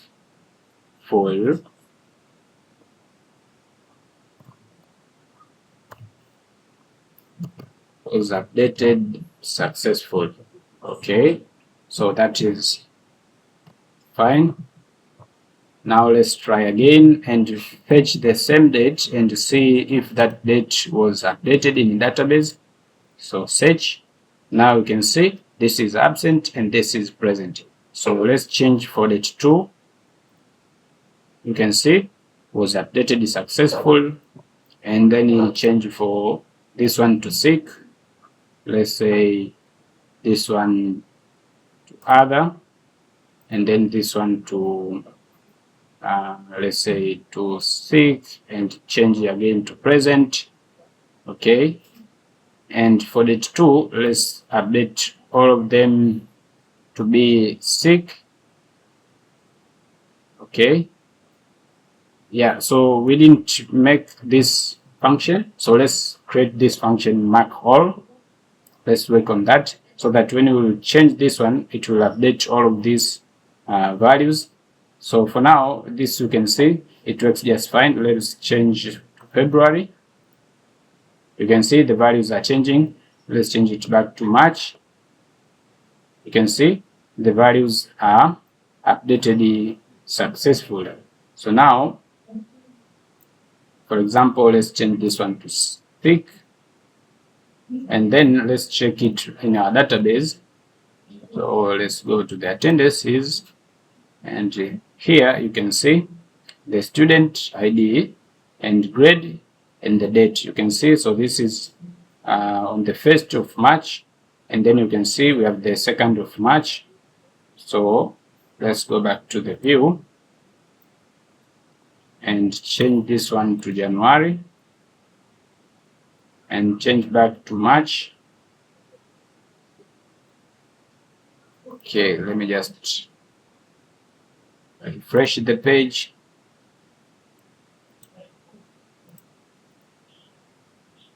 March. Now you can see the values are updated successfully. So meaning that we can also make sure that whenever you render this page, we can call the fetch students function. Now let's go back here and try to do this and test again. Okay, now let's change the month to January. Now let's go back to March.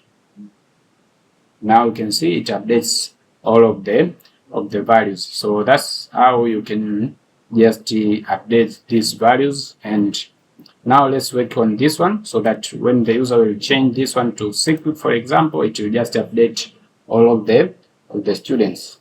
Okay, so now let's go to here and create that function. So public function mark all, and here we need to accept two parameters. So let's go back here and let's go back to the table header right here, and here we need to accept two values. The first one will be the day, and the second one will be the status, the one that will be updated from here. So here we're going to use another event and then a target dot value. All right, so that will have the date and also will have the status. So now if we go back here, we are going to have a for each loop that will loop against all the students, which will be students from the list that we have here, and we are going to student. So first of all, accept the parameters. So we have the day, and also we are going to have the status. Okay, and then inside here we are going to call the update. So we say update attendance, and then we are going to update for student as we did right here. You can see we accept a student day and status. So let's go back here. We'll update the student ID, and then we are going to accept the day, and also we are going to accept the status. Okay, so now I believe this will work fine. Okay, so now let's go back here and test the functionality. Let's go to March. All right, now you can see we have the table right here, and we have the list of students with their. So let's change for the 2nd of March. Let's say to absent. Now you can see all of them has been changed to update to absent, and the toaster has been shown here. So now you can change, let's say, to February. Fetch. Now you can see, and then let's go back to March. Fetch. Now you can see all of them are absent. So that's how this functionality work, and this is to mark that this functionality for attendances has been done and it is done successful, but you may need to, let's say you want to export these values to Excel. So I'll just show you how to do that.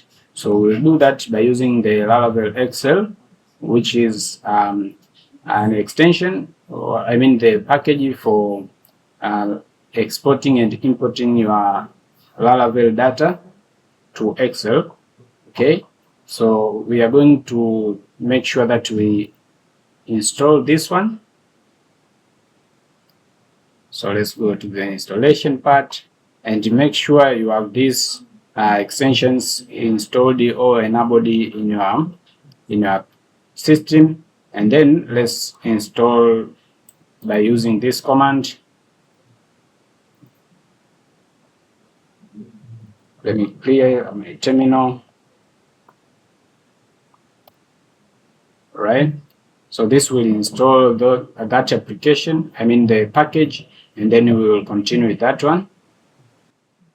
All right, so as you can see now, this package for Excel has been imported, created successful, and it is called the Mat Website Excel, and I'm using version 3.1. And if you get any error right here in documentation, if you can see here, it says if installing you are receiving this error, meaning that you can try to use this one, and if you don't get the latest version, you can just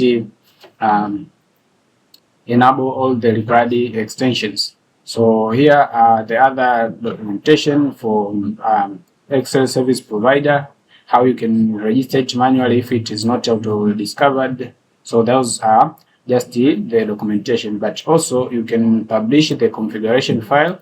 So let me just publish that one. So let me just paste the command right here. Just copy it again.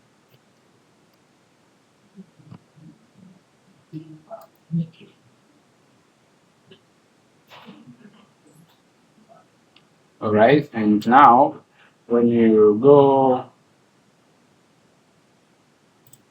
to the configuration, you will see you have this file called the excel.php, and inside it you can see there is configurations for the exports. You can see you can change the chunk size when it's exporting.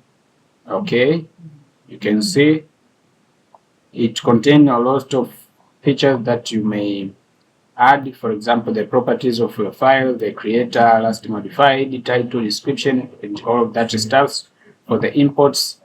So yeah, those are just the configurations that you can make in this file, and there's a lot. You can see the extension that are accepted. Okay, so there is a lot of configuration that you may find here. So I just recommend you guys to go to this documentation and read more about everything that you need to know. So here there is a quick start. You can see how to generate the export. For example, I'm going to create the export because I want to export the attendance for a month. For example, if I create this one, let's say for March, and here we should have the export button. So we need to have the option here saying export to Excel, and then when a user will click that one, can export those data to Excel. Okay, so to do so, let's add it here first. Let's add the button right here.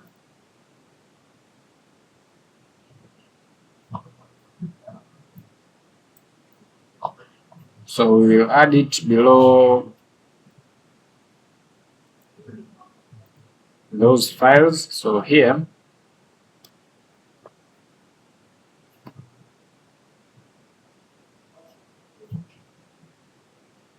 so we'll add it here below this if condition, and then this should not be fetch student, should be export to Excel.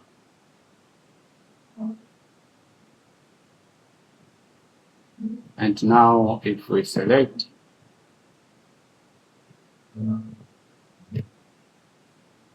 now you can have that button. So we want to style it a little bit.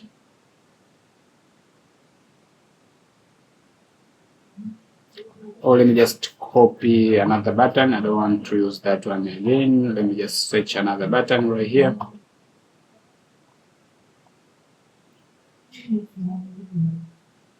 I just want to use the one with the icon. Yeah, for example, this one. So let me just copy this one.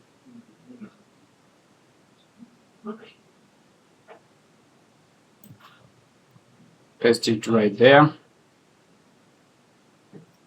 And it should only be accessible when you select the certain attendance. So now you have that one. So let's make it a little bit be above this page. So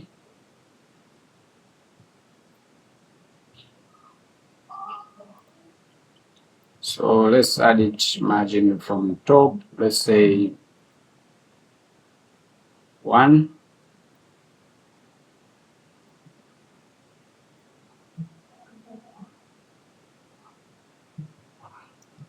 Okay, so that's enough, and you can just style it as long as you want.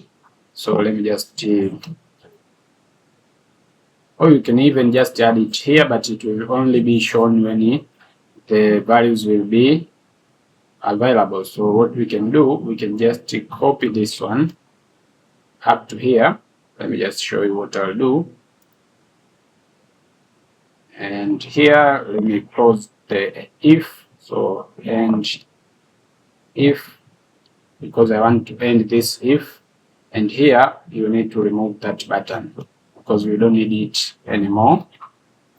And now you can see we don't have that button right here. And then I will do this.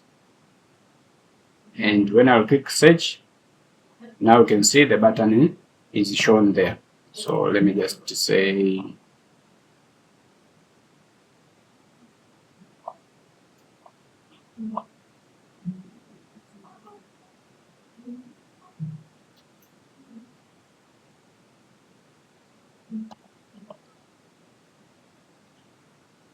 and this should be export to Excel.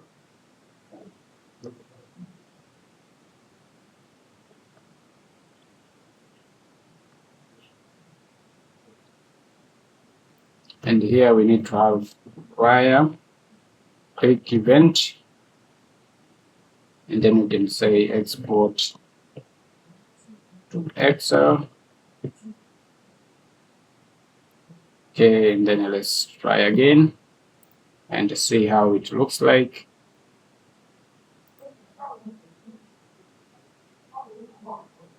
Yep, so you can change that icon be in a way that you want. So I believe maybe we should remain with the same button like this one and don't have this text. So let's see. In order to look a little bit good.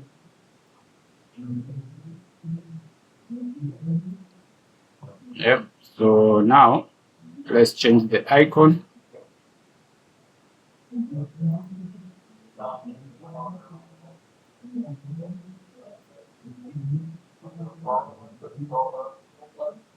That one with the text was a little bit not good. Let me just use this one. And let's change the icon to be, let's say, file document.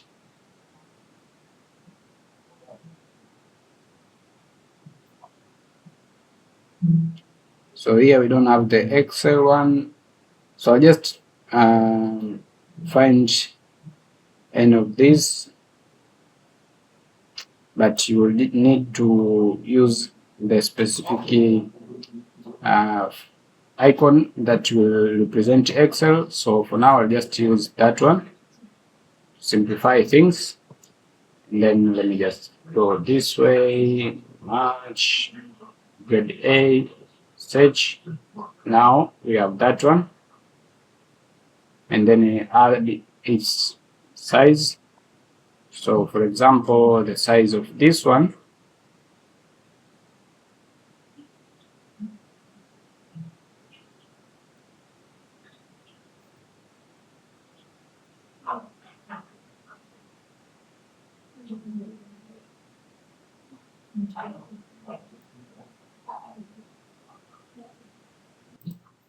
okay, so now this is how it looks like, and I want to make sure this will function as we want. So this should be export to Excel, so that way. And then now let's create that function right here. So public function export Excel. Now we need to create the functionality for us to be able to export this file to Excel. You need to create an exporter, which will be an exporter class. So what we'll do, we'll just create that class right here, make export, and then give the name of the export. So this should be attendance.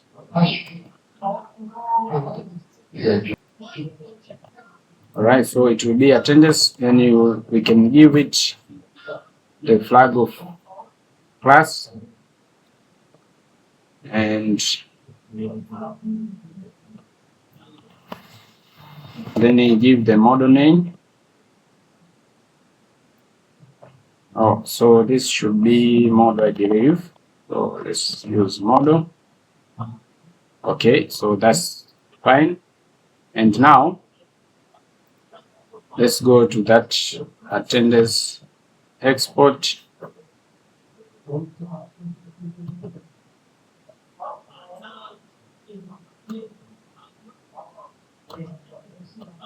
Let's search for export. So it will be this one.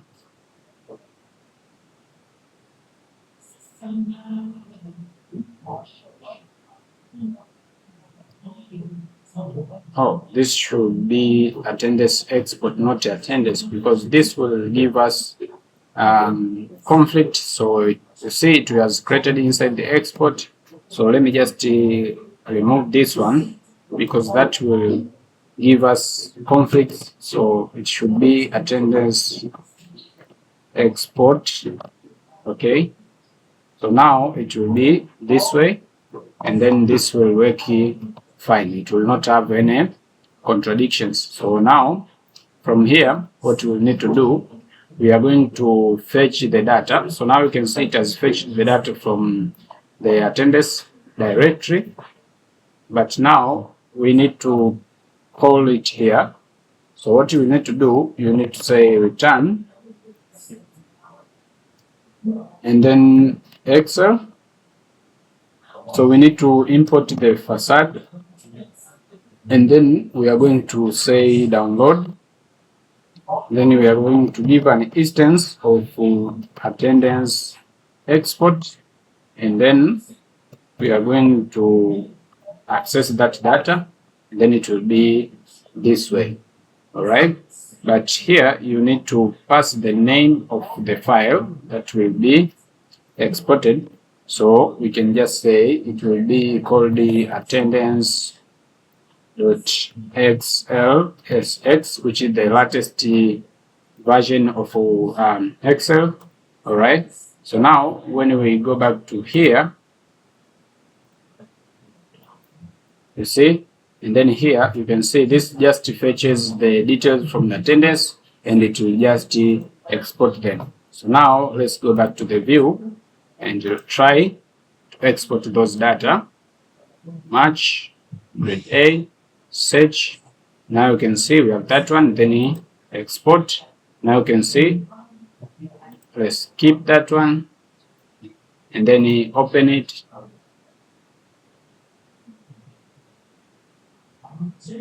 Now you can see we have the ID, we have the student ID, grade, date, status, and created it, and all other fields that are found inside the database. And here you can see, let me just select again so that we can have those data. You can see, so this is the data that has been exported. So now we want just to map these values. For example, this one to show the student name, here to show the grade, to show the date, status, and we need to remove the created data and updated data. And if the reason will be available, then we can just show it there. So here we need to have the with mapping, and then here we need to have the mapping function. So public function map, right? And then here we are going to return an array with those mappings that we need to do.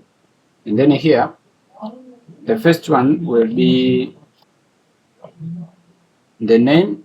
So we want to show only the name. So we are going to say student, then first name. Then we are going to concatenate with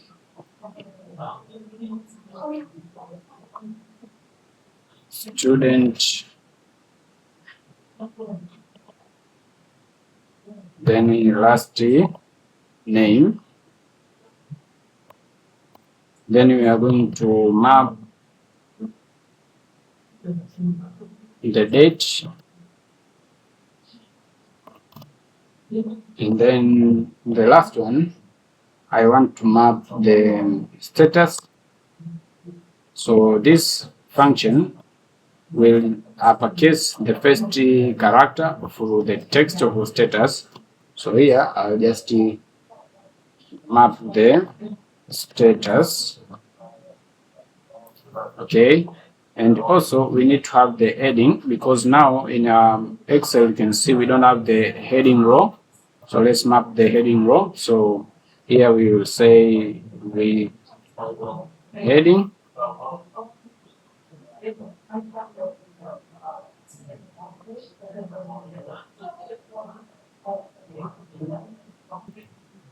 So with the headings,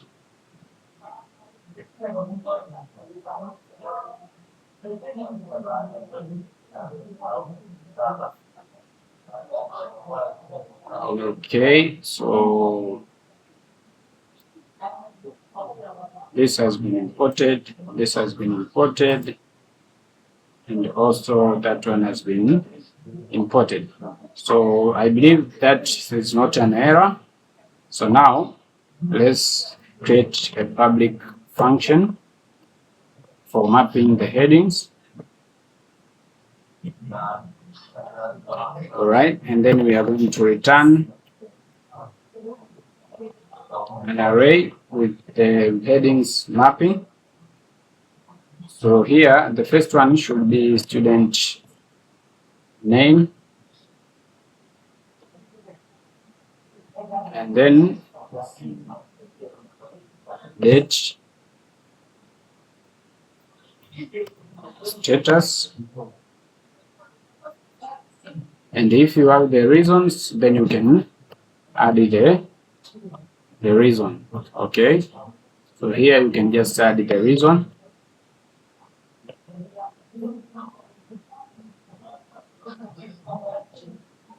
Okay, so that's how it will work now. So now let's try and run again our application, and you can see the errors have been gone. So sometimes it's just the text editor will be updating itself.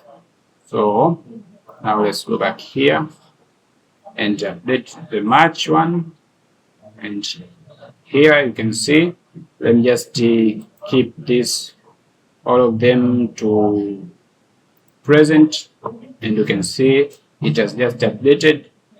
And then let's try to export,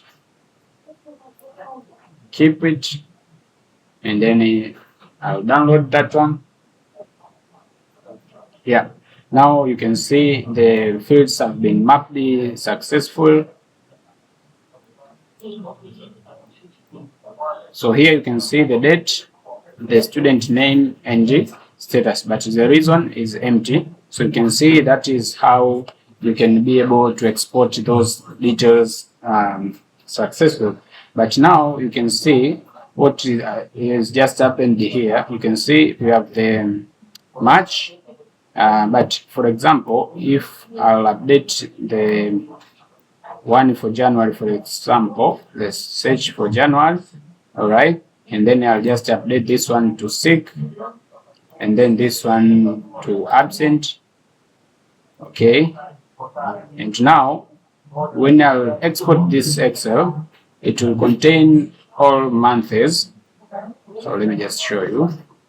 I'll export that file, then open it, and here you can see on date we have March, we have January, okay. But here the user was expecting to export only for January. So to do so, in order for that export to filter these data, meaning that we need to have a way to filter the exported data from here, okay. So what we will do, because already we have the values for the month, we have the value for the also the dates and everything, so that we can be able to do the filtering here. So let's do that. So let's go to this class right here, and then first of all we need to have a constructor so that we can have the parameters to be accessible here. So first of all, create the protected properties. For the first one will be year, the second one will be month, and the third one will be grade, based on the values that we can access from here, because those values are already available. All right, so here we're gonna have those three, and then let's have the constructor. So let's create the constructor, public function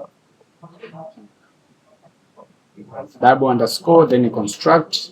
All right, and then here inside the constructor we are going to accept those variables. So the first one will be year, then month, then grade. Then inside here we are going to assign these values with these values from here. So here we will pass those values from here.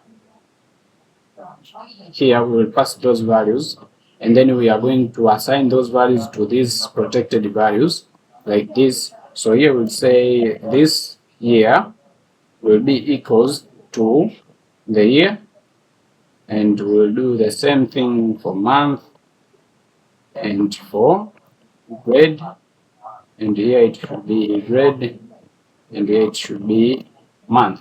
All right, so after doing so, the next part is to update the way we get those values from here. So right here we were getting all values, but now we may need to have the where year. Then we are going to fetch from the field called date, and then we are going to say this, then year, right? And also we are going to have the where month, and here we are going to fetch it from the date column, and then we are going to use the month also for the date, but we may need to have the where has, because we need to search the student, so we need to have the relationship. So we are going to say where has, then we are going to say student, and then inside this one we are going to have the callback function.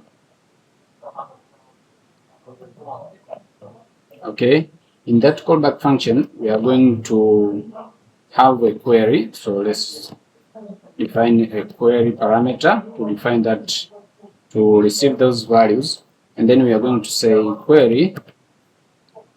Then it goes to fetch the students where the grade ID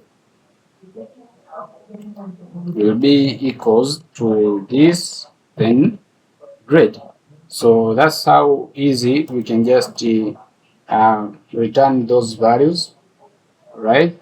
And then here we are going to have the get method, and that's how we are going to get the collection of attendances. So that will be the instance of attendances that we are going to export. So they will be filtered according to the year, month, and then the grade, right?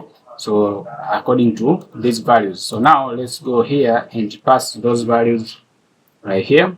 So the first one is year, month, and grade. So pass them accordingly. So here we are going to have this year, and then we are going to have a month, and also we are going to have the grade. Okay, and now this will work as we expected. So now when we go back here and refresh and search for a month, for example January, and then search, now you can see the January has this sick and absent. Let's export that file, then let's open it, and then let's see how it looks like. Now you can see it has just exported for January only. You can see this is January. You can see the date 1 and date 2.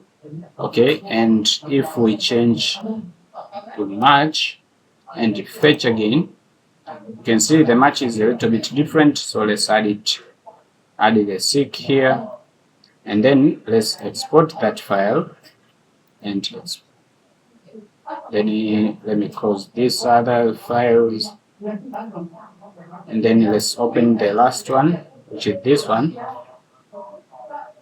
We exported it for March, so check it here. You can see we have only March, we have the status and the reason. So that's how easy we can just do the file export, and that is in this file here on the notification and the reports. So that one will be an example of a report where you can export the attendance data as CSV or PDF. So for the PDF, I will not do it because I don't want to prolong this video. So this will be like an assignment to you guys to be able to do it. And then what I'll do next will be to send the daily and weekly attendance report. So that's the report that we have exported there. We are going to automate it to be sent over the email to a certain user, for example, the admin, and then it will be sent, let's say, for daily basis and weekly basis. And then after doing so, we are going to finish up with dashboard and analytics for teacher and the admin, and then we'll deploy our application to the server. So let's finish up with sending this email over the email.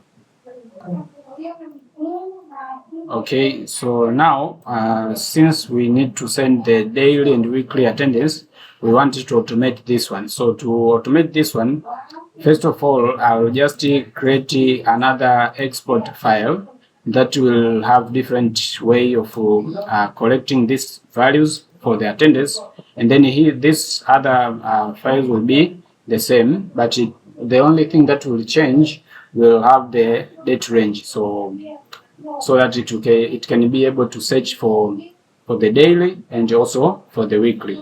So let's start by creating another exporter class. So here I'll just say automated attendance report export, Let me just call it exporter. Okay. Right now you can see this has been created. So let me clear my terminal again, and then let's go back here. And what we will do, we will just copy these functions, and we are going to reuse them in the other exporter. So here we'll call the automated attendance report exporter, and then here we need to have them. And before using them, you need to have with headings here, and also with mapping. Okay, after doing so, we need to declare two protected variables. So the first one will be the start date, and the second one will be end date. Okay, and then we need to define the constructor. So public key function underscore construct, and then these are double constructors. So when you are creating them, make sure you have two underscores there. So that is a syntax for creating the constructors. And then we need to pass those two variables right here as parameter. And then we need to assign those values. So start date will be equals to start date, and end date will be assigned to end date. All right, and then here on the fetch, on the collective function, what we are going to do, instead of getting all values, we are going to say where between, right? So this will have two values. Okay, so we are going to pass those two values. So the first one should be the column. So the column is date, and then the array of the ranges that you need to have. So the first one will be the start date, and the second one will be the end date. Okay, and then we need to get the values. All right, let's squeeze it back here. So that is what I'll have here, and then this will be the one that will be used by the automation system. So now what we are going to use to automate this automatic export, we are going to create a scheduler. So we are going to create a command, and that command will be used to send this file through the email. So let me just close these other files and also close that one, and then let's go to the terminal and create the command. So php @make command, and then the name of the command will be send attendance report command. Okay, and this will be created here. You can see we will have a new directory called the console inside the app, and here you will find your command. So here you can see you have the signature, description, and the handle method. So here on the signature, we need to pass the name that we want. So here I'll just say attendance, then send attendances,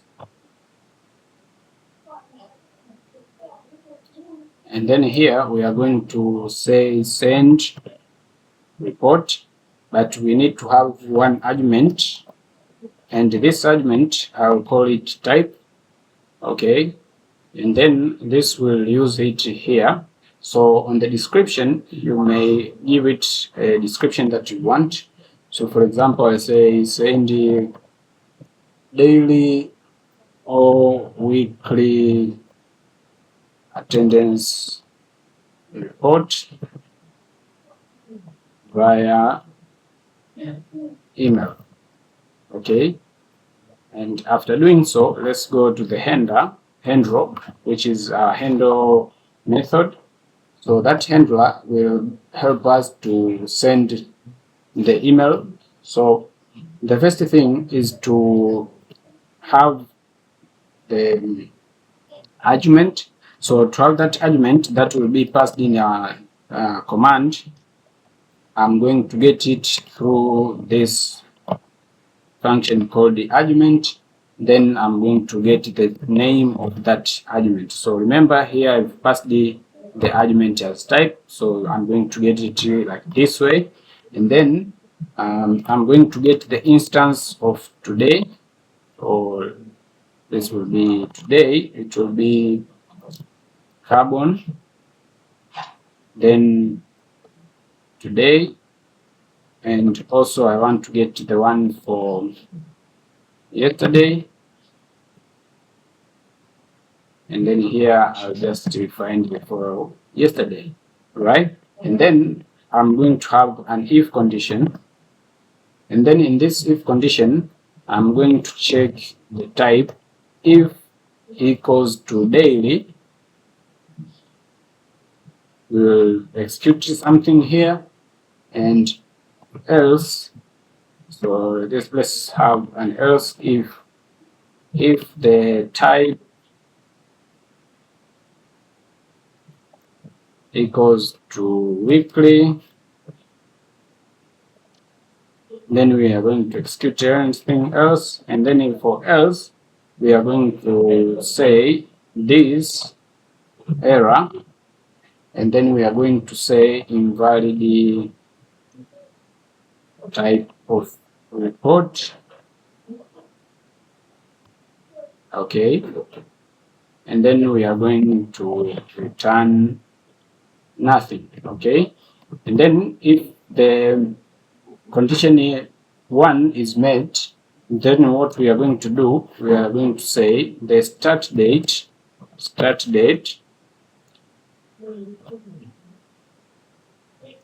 we are going to say the start date will be equals to yesterday, and then the end date will be equals to today.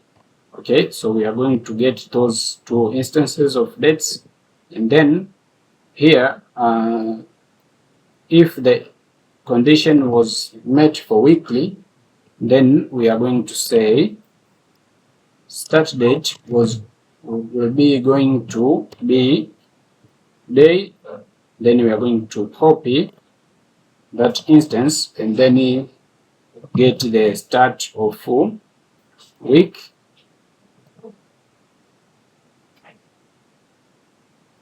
and also this will get the end of week instance. So all of this will give us the start and end date. So let's give it end date, and then that will be how we are going to get to the start and end date instances. Okay, so the start date and end date will be found in that format, and then now what we need to do, we need to get the generated file. So the generated file name will be generated like this way. So I'll just create a variable called the file name, and then I'll just create it like this way. It will be attendance report underscore, then I'll give the type to be type, then dot xlsx,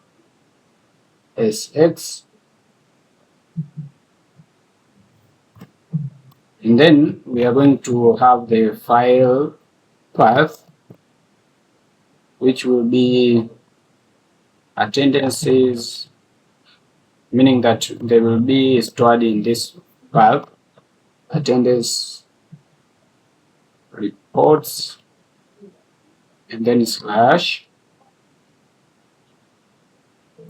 the name of the file. So here it will be file name. Let me just use double quotes here. So it will be like that way. And then how we are going to generate the Excel file is by using the same way that we were using. Import the facade for Excel, and then we are going to say store the file. So instead of downloading it, now we are storing it by giving it the instance of generating it. So we are going to call the automated attendance report, and then we are going to store it in this file path. And then the disk, you can see this will need to path the disk. So the disk will be public.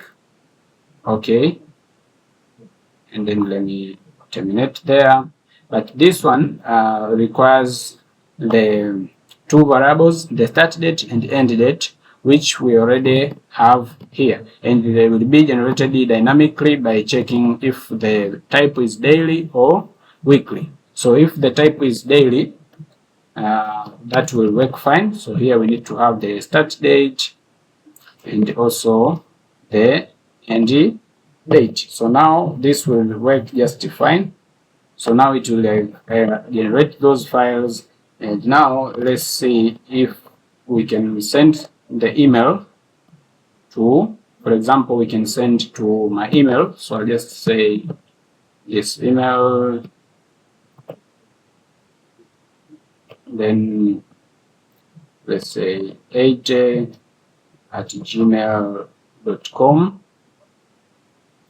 and then we are going to say send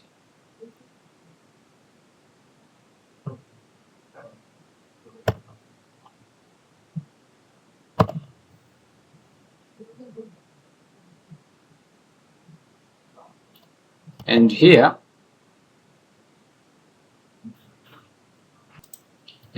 inside the send function we need to have the mailer, which is a mailer class. So to do so, let me first import this one, and then now you can see here this we need to have the mailable class. So to generate the mailable class, let's just generate the one with the markdown. So let's clear the terminal and say php @ make mail. Then we are going to say send attendance report mail, and then we are going to give the markdown, and the markdown will be stored in mail. Then inside the attendance, let's say reports, then attendance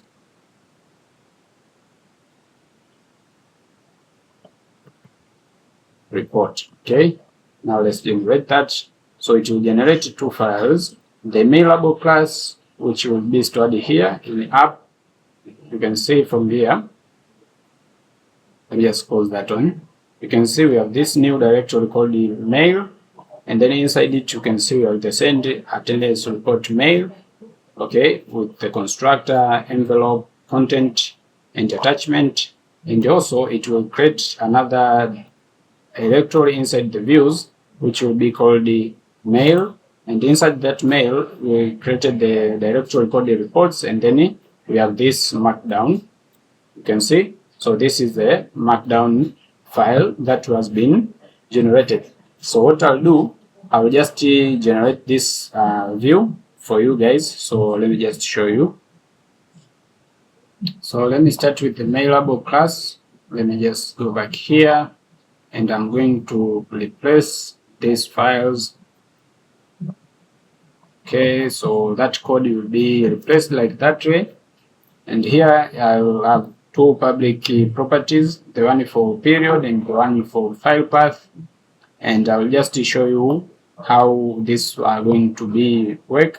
And here you can see this is the mailable class that we have, and this is inside the build method, and then you can see it returns a markdown, which is this one, and then with period, that is this one, and then in the download URL will be the file path from the storage by using the asset method. And also we are going to attach that generated file when sending that email. Okay, so now let's go to this page, and now let's generate this one. Now let me just remove this one, and then I'm going to generate this one. Okay, so now we can see we have the attendance report, which will be the heading. Then we are going to say hello, the attached is attendance report for let's say for the period like weekly or daily, and then the download report. But this is not much important because that will be already attached, so the user can download it from the email.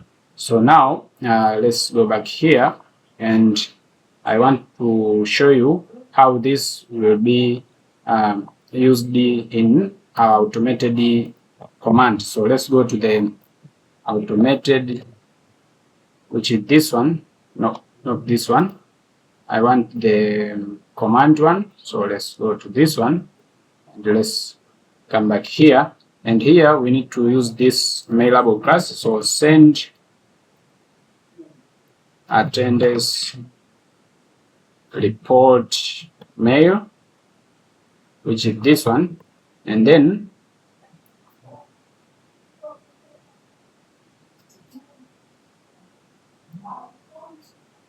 from there we need to pass the two parameters. Okay, so this should be an object. So if it's an object, then we need to have the new here, and then from here you can see this expected to have the period and the file path, which are these two. So here what we are going to do, let's pass the first one, which is the period. So let's pass down the period, which will be type. So it will be either daily or weekly, and then the second one will be the file path. Okay, so that's how this will work. And then we may need to return a message. So for example, we can just say this info.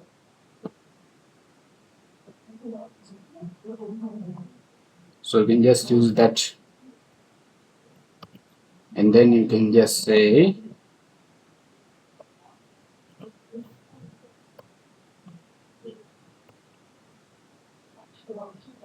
attendance report has been sent successfully, right? So that's how this will work. So I believe it is now well explained. So here you can see we will receive those two files in our constructor. So we'll receive the period, which will be the type here. We will receive it as type, which is this one, and then we are going to receive the file path, which is this one that we have passed it from here. All right, and then after receiving them in build function, we are going to return the markdown file, and then on that markdown file we are going to return this to the type and the download URL, so that those variables can be accessible. So you can access this one and also that one. Okay, and then this will just show the application name. So now what we are going to do is to make sure this command will now be scheduled. So to schedule this command from Laravel 11, the command now, you are not being supposed to register them in kernel. Now you are going to register them in routes. Then you have the file called console.php. So right here, what we are going to do, we are going to call the command, and then we are going to call the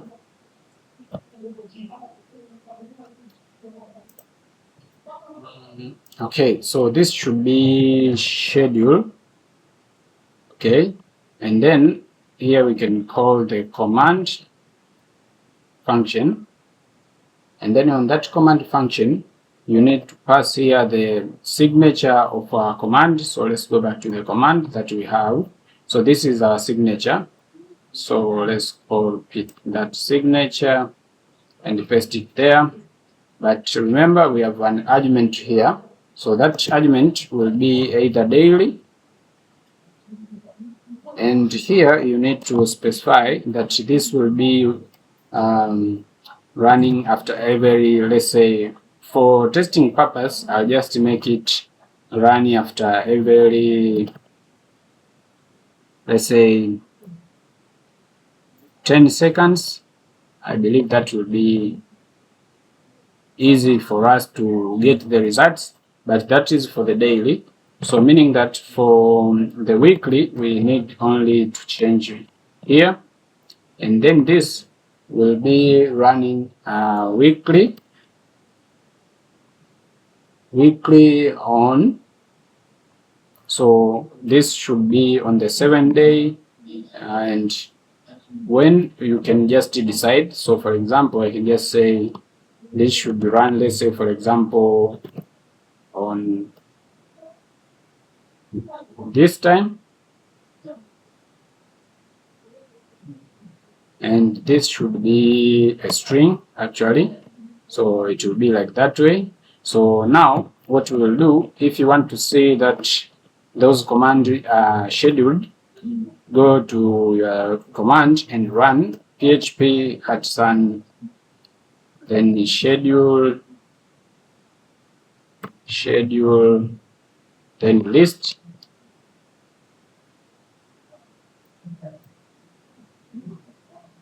Now you can see here we have this one, which is 10 seconds. Now you can see the next due is within 9 seconds from now, and this is between 7 hours from now. Why? Because today is Sunday. As you can see, while I'm recording this video, this was on Sunday, on 23rd March. So this is the second, the 7th day of the week. So within 7 hours, this email will be sent with that function. So now let's try to say schedule work so that the daily will be sent after 10 seconds, so that we can see if the functionality works. But before that, we need to configure the email.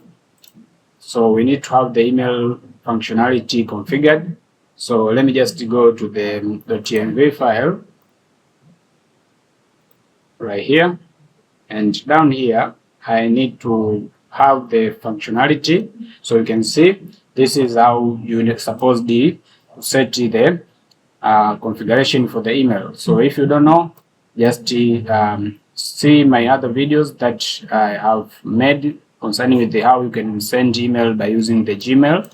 So that's how easy it is. So now let's try and test out the functionality. So let me just close that one and also that one, and here I'll just open the log file, which is this one, and now I'll just clear it so that we can start to see the logs if there is any log that will be generated. So now let's click schedule work, and then now we will wait for 10 seconds. So let's wait.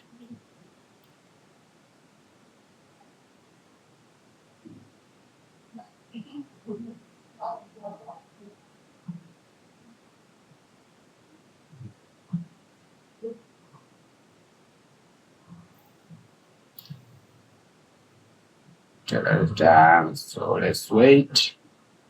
and for 10 seconds. Now you can see it is running, and then let's see the outcome.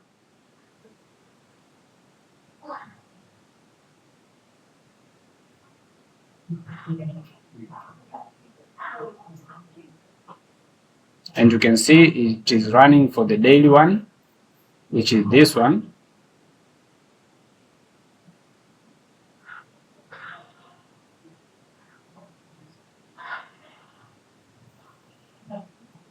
Okay, so it will wait for another 10 seconds. Let's wait. Yeah, you can see this is done, and it is going to run for another one. So let me just stop it because I've already received the 2 mails. So let me just show you. Let me open the mail.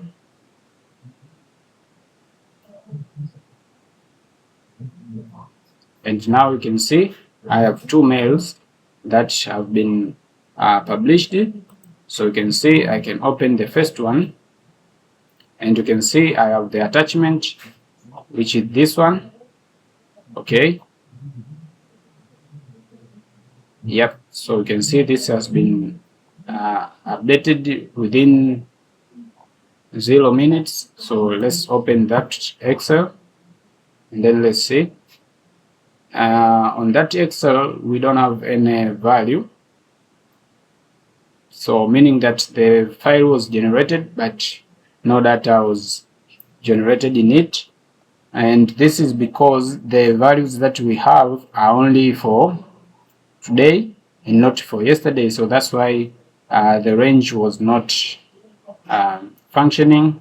So now I will just go back and try to modify a little bit so that we can see at least something. Alright, so what I'll do, I'll just go back here, and I want to update the values for yesterday's date. So March here. So today it is 23rd. So let's go to 23rd right here, and let's update to absent.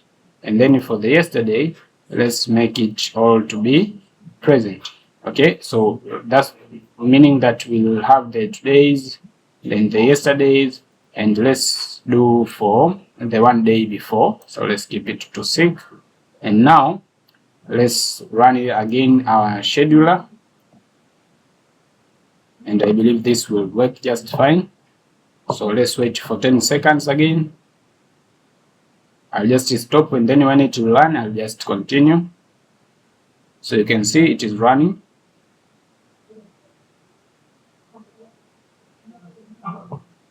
Alright, I've just received an email. And now let's go to the email, and then let's check it. Okay, so let me refresh again, and then open it. And then let's open this one. Now you can see we have the data, and you can see this is on 23rd. So this will return the today's attendances. So you can see that is how it looks like. So you can just download it. If you want, you can just download that attendance. Okay, and then you can open it through Excel. You can see, so that's how easy you can just automate those reports. So now the next part, because that one is done, so I'll just mark it as done. So now let's go back to the log that we have. So we've been able to send the notification or the weekly attendances and daily attendances via email. We've been able to export those data to Excel or CSV. The PDF, I've mentioned that this will be your assignment, guys, to do it. And then for the dashboards, now let's wait for the dashboard so that we can have the overview of the attendance, let's say percentage per grade, and the chart C for attendance trend. So now if you go back to the application, you can see if we go to the dashboard, this is a teacher dashboard. You see nothing here. Also, when we go to the admin side, let's log in as admin. And now you can see the admin dashboard has also nothing here. So we need to be able to have the analytics here. So also admin can be able to do all the functionality that the teacher was doing. So let me just show you. And you can see all the details will be here. All right. So here on the admin dashboard, we need to show that functionality of showing the analytical data. So I'll start by creating the cards here. So to add the card, I'll just copy some of them from Tailwind UI. So let me just go to the examples.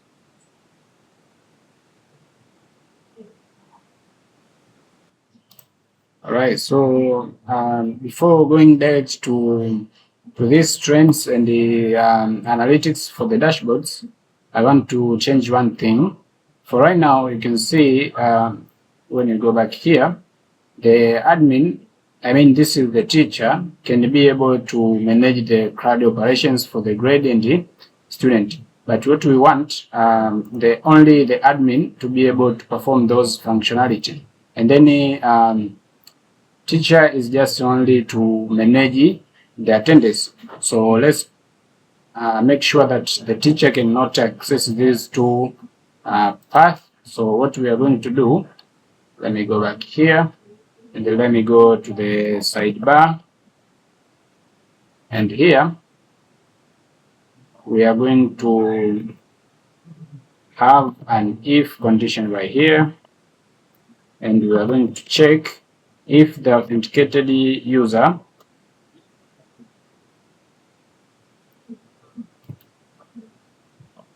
then user then role equals to admin, then he is going to be able to access these two routes. Okay, so let's split them.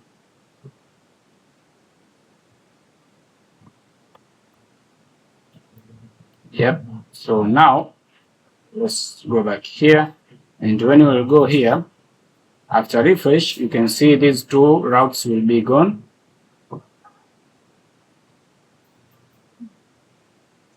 And now you can see they are not here, but here on admin, you can see still we can be able to access them. So that means we need also to remove them from web.php, and instead of this being here, we need to add them inside the admin routes. So we need to remove this and add them in this admin group. Okay, so now meaning that only admin can access them, but here teacher can also access this one. So that's why we made this one to be global, that anyone can access them, but this dashboard for the teacher, only the teacher can access it. So now admin can be able to go to students, grades, and attendance, but the teacher can only go to dashboard and also the attendance. So you can see still the teacher can be able to perform the functionality for attendance tracking. Okay, so that's how easy we can do that. So after doing so, let's start by performing the analytics for the dashboards. So by doing so, let's start by adding the analytical overviews. Like I will add something like this here on this page. So as I was explaining, I want to add those through Tailwind UI. So I'll start by finding the stats component right here. Okay. And here I just want to copy this. So let me just copy this. And here, what I want to do on the teacher side, let's go to Livewire. Then here we have the dashboard. which is the one that the teacher sees. So what we need to do, let's just remove the grid. So remove that one and remaining only with this outer dashboard. So let me just paste the code that I've copied. And now if I go back to the teacher page, now you can see we have this beautiful cards that shows the stats for our, so we are going to show the total users, we are going to show the students, we are going to show, let's say, we can show anything that we want. So we can show students, we can show, and actually for the teacher, we don't need to show the users. We can just only show the number of grades. And I believe for the teacher side, that's all that we can show here. So let's go back here. And what I'll do in order to make sure this is reusable between the admin and the user and the teacher, so let's create a component. So let's call it PHP @ make Livewire dashboard widgets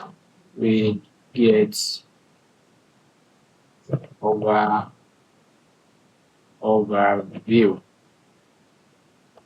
Okay. Yeah, so let's keep it that way. And then let's create that.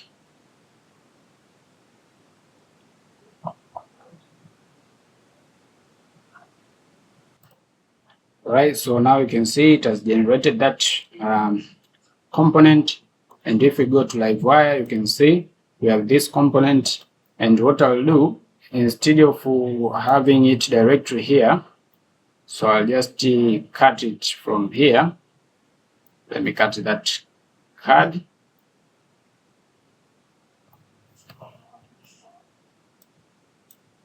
And I'll go to that component that I've been created, and then I'll paste it there. All right. And then the next thing, let's go to the component class, which is this one. And then from here, we need to have the list of, to generate the counts for users and everything that we need. So the first one, we need to generate the public properties for that. So I'll just generate them right here. Now let me generate the public properties that I'm going to use. So we are going to have the total students present today, absent today, and weekly attendance rate. And let me add another one for the admin.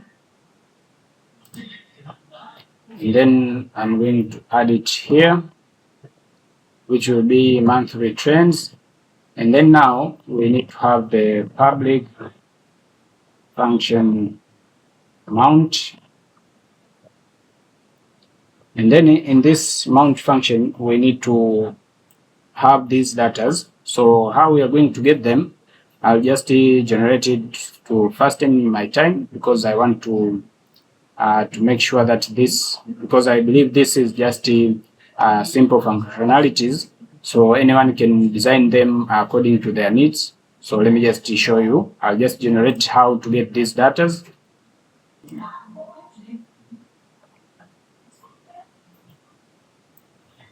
Okay, so now let me import these classes and then I'll explain to you.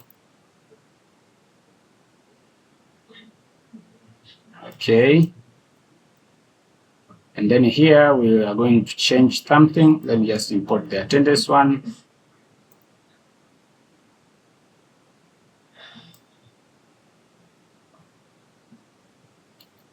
Okay, so let's start here. So the student here should come from student, which is student model. And here we don't need to have a where.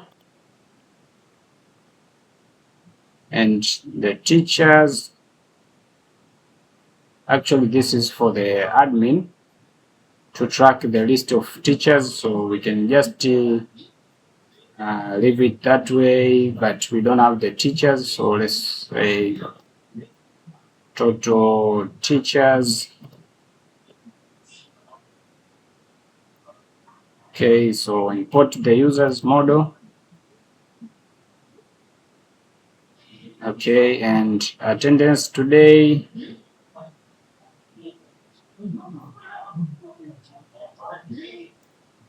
And let's add the attendance today. Okay, so now you can see we have the today, week start, end start, month start, and month end. So this will be used for admin chat. So now what we need to add here, we have the total students, teachers, attendance today, total classes, present count. Okay, so now let's go back to the view. Right, so now you can see I have these public key properties, which is for total students, total teachers, present today, absent today, weekly attendance rate, monthly trends, attendance today, and in my public key function mount, you can see I have an instance of today, and I have week start and end start of the week. Okay, I have month start and the end start of the week. The month. Also, we have the fetch data here, where we fetch the total students, we fetch total teachers. As you can see, we just check the role. If the role is teacher, then we count the number, and we have the attendance today. So here we are getting all the present attendances today. So you can see here, we just check for status if is present, and the date if is today. Okay, also we check it for present today, which will have the same number with this one, and here we will check for absent today, which will just check for absent. All right, and you can add for the sick and others if you want. So this code will be available in my GitHub repository, so you can be able to update anything that you want. And here we have the weekly attendance rate, how it will calculate. So you have the total classes that you get within the date, so week start and weekend, and also you have the present count. All right, so the present count you get from this one, and then this is how you calculate the week attendance rate. And this one is used to generate the data for the trend. So this will generate the chart of your views. So here in your view of this widget, you can see the total student widget, which is this one, the total teachers, student attendance today, present, absent, weekly rate, and here I have added this CDN link for chat.js, so you can just add it from chat.js. So you can just come to chat.js documentation in get started, and you can be able to add it like that way. All right, and then here I have the Canva, which is this one, that will generate the monthly attendance trend. Okay, so you can see here it just check for DOM content if has been loaded. So this is just an event listener, and it will generate this. It will just get that Canva by using the get element by ID. So you can see here I have the ID. So it will get and store it in this variable called ctx, and then I'll get the data for the chart by fetching the JSON data that will be generated from here and will be fed to this variable called monthly trends, which is this one. Okay, and then after that the days will be generated automatically by checking the days in a month. Okay, so that will be days, and then the count, which will be only counting the status of present. So you can change, or if you want to check for and generate, let's say, 2 lines for the present and absent, that will be amazing. But for now, I'll just leave it for the present, and this is how it will just be populated. So here you can see we have the chart data, we have the label, which will be the dates, the days, and we have the values, which will be the data which count.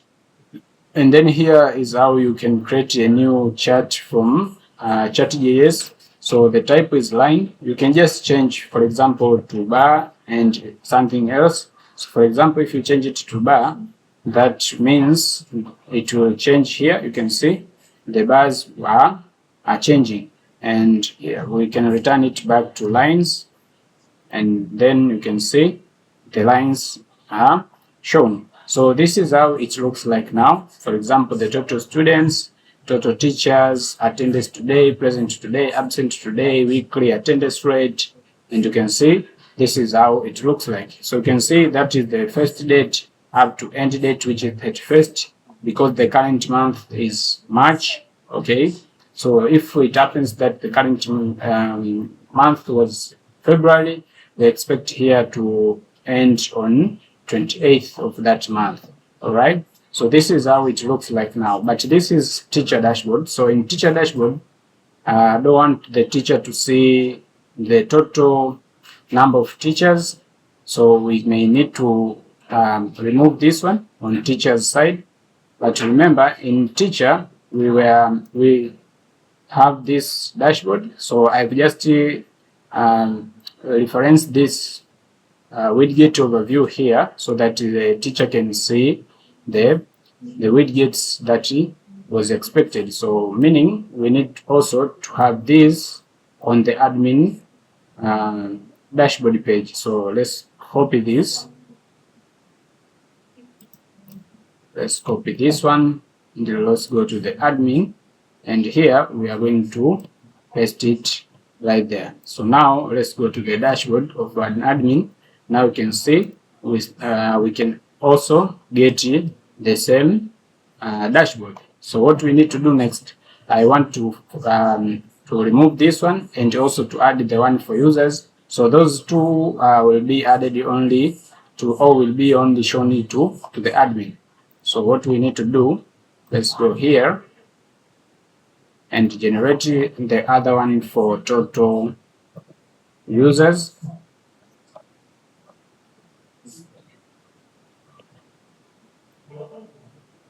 And here we are just going to fetch the user.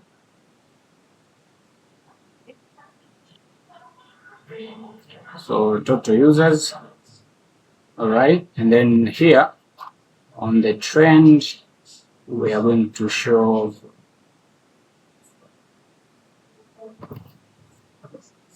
total users,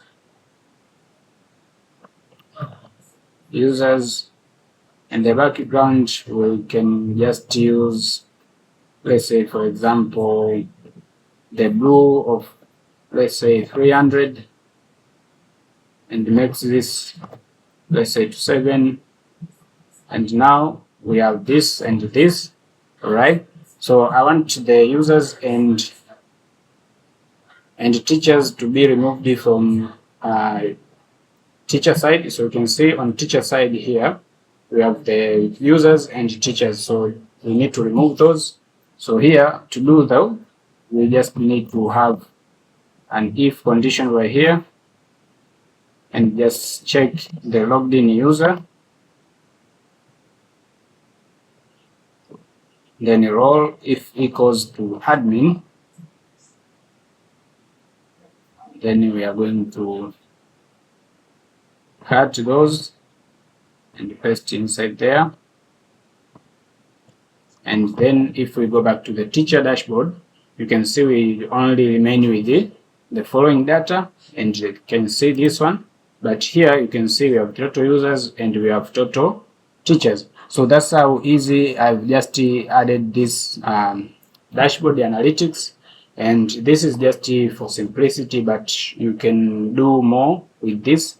For example, you can add this through filament PHP, And in my next videos, I'll just show you how to use filament PHP in your Livewire application. So we can also be able to generate this widget, we can generate these tables, and we can generate a lot of stuff by using filament PHP with the Livewire application. So that's all for this tutorial, and I believe the next part will be we need to test the full application workflow, and also we are going to deploy our application to the live server. So let me see you on the next session. Okay, so before going to the deployment feature, I want to modify a little bit the stats grades. So I want to change the widgets a little bit. So now you can see this is how it looks like. See, so it has these colors, but I see it's not professional. So I just want to use these stats from UI as I mentioned before. So to do so, I just want to refactor this code to make it more usable. So in order to do that, I just want to create a component, but this is not a Livewire component, it's just a component. So let me just show you. So I'll just say make component, and then I'll call it start CRUD. Okay, so this will create a class and a view, but these, remember, these are not Livewire components. So this will just help us to refactor our code. So now if you navigate to your app, and here you will see the new directory called views, and inside it you will see components, and inside the component you will find the file that you have created. So you can see this is stats card, and which is a class which extends this component. Okay, and now you can see it has a constructor, and here down you can see it has a render method which renders the view. So this view is found inside the resource directory. Here you will see inside the components you will find the card added right here, which is the stats card. Okay, so I want to say again, this is not a Livewire component, it's just a Laravel component. Okay, so now let me just close all other files that I don't need. Now, instead of using this file, I just want to here to have the file that will be generated based on this code. So for example, I will just copy a single card from here. So I'll just copy this card. Okay, and then I want to refactor it. So after refactoring it, I will just show you. I'll just paste here the generated refactored code, and then I'll explain everything to you. Okay, now you can see this is our start card.blade.php, and in here you can see this is just a div, and this is just the one from here. Okay, so you can see all of the classes and everything are normal, but what I changed, I just make the title and this one tooltip to be dynamics, then a value, the percentage. So that's what I've made them to be dynamic. So you can see here we have the title, and here I've added the if condition to check if we have the tooltip value, then we can show the tooltip. But if we don't have it, then it will not be shown. Then also we have the value, and also we have the percentage if we want to show the percentage. Right? So now, after adding this, let's go to the stats card component, and here we are going to define the public properties. So let's just say public. We start with the title, then we have tooltip tool tip, we have value, we have percentage,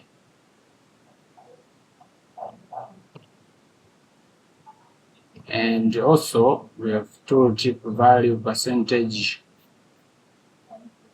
Okay, yeah, so that's all. And now let's pass this as parameters right here on our constructor, and then here we are going to assign those values. So we are going to say this, then the title is going to be equals to the title. So do the same thing for tooltip. Here we'll have value, and here we'll have percentage, and remove the rest. Okay, so that's how it will look like now.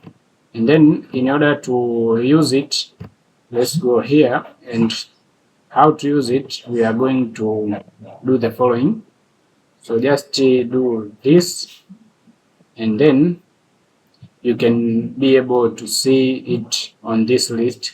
So for example, we'll see it is here, it is called the stats CRUD, and here you need to pass those values. So you can see we have those values. We have percentage, title, tooltip, and value.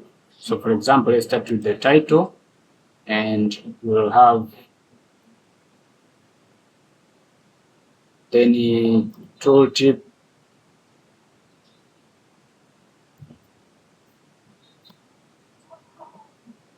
also we'll have value, and we'll have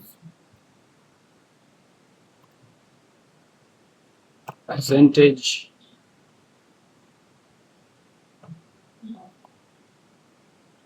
and then let's close it. Okay, so now, meaning we on the value, we need to pass this value, which is total students here.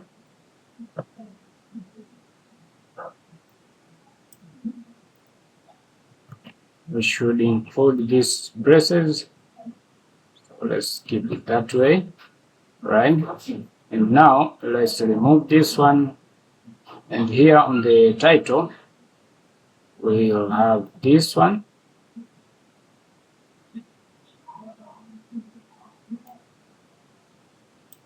And then let's remove that one.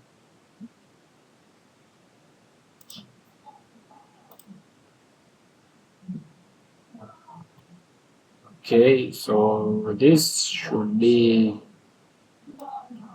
okay. So using these shorthands will give us errors. So let me just remove the shorthands, and here also. Okay, but one thing that we need to know, that the percentage and tooltip, these are optional. So if they are optional, meaning that we may need to give them to be null sometimes. So here we can say it will be equals to null, and also the percentage can be equals to null. Okay, so now if we go back here,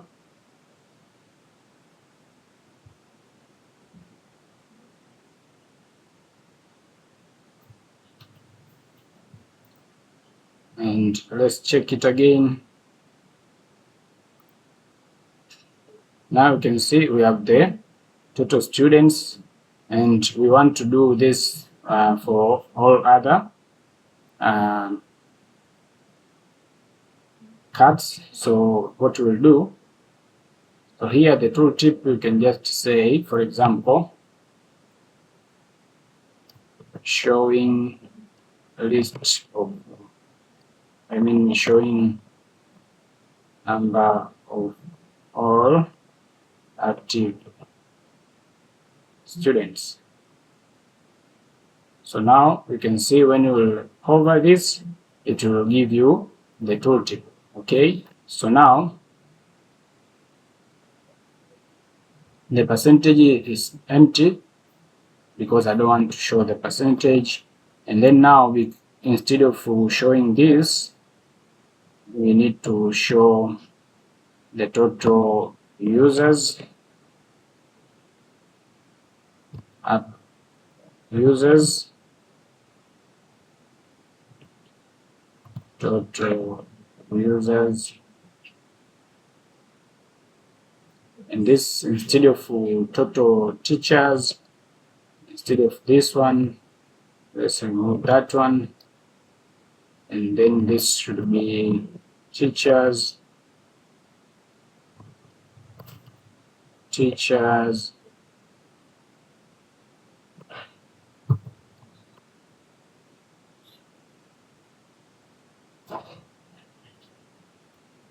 so now you can see from here.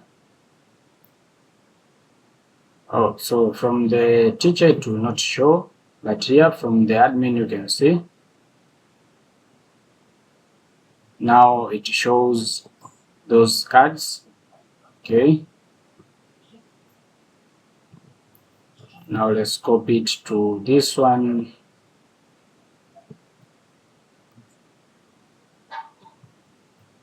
So this is attendance today. Let me paste it here and copy this one.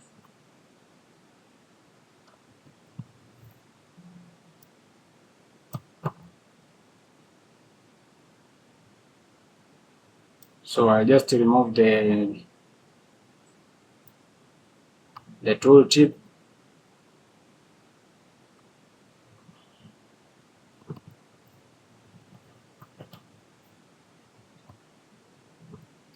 And remove that one.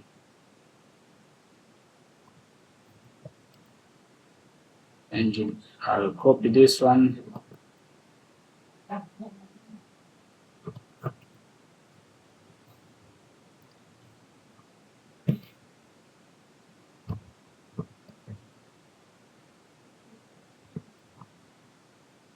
And then for absent,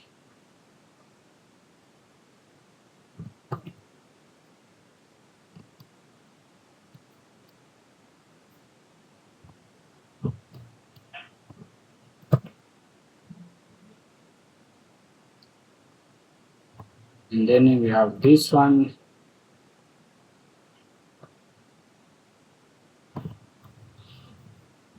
So this percentage will show it.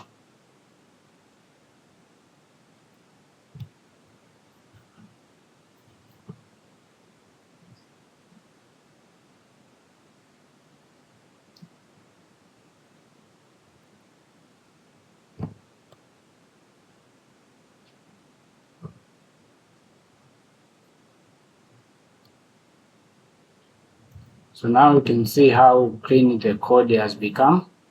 All right, so now let's see.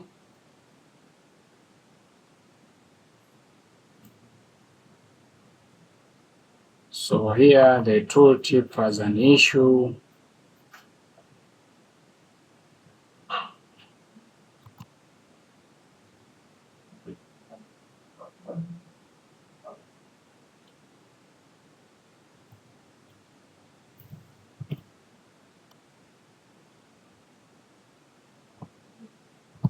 So if you don't give them value, just leave them as blank, like that way.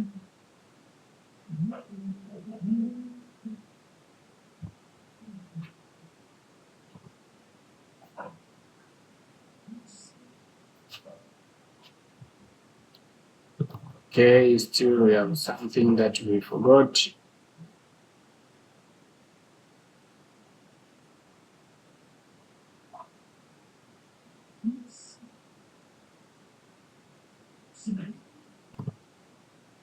Okay, so now you can see the tooltip is empty, and let's go to the view, and now refresh. You can see it shows the dashboard, but you can see they don't have any color. So you can decide to add the color to differentiate those cards. So let's go to the light mode and see how it looks like. Let's go to the dashboard, and now this is how it looks like. Okay, so that's the same thing that you can see on the admin dashboard. Okay, so that's how it looks like. Okay, so I believe this is fine with me. So you can decide to update those colors and it will work just fine. Okay, so the next part is to test the full application workflow and then to deploy it. So I believe everything is working fine as you expected. So let's start by admin, so that the admin can be able to add the grade. So we can just say grade C, save, and you can see the grade C has been added. Let's go to the student management and add another student. So we'll just say student, let's say John, and then John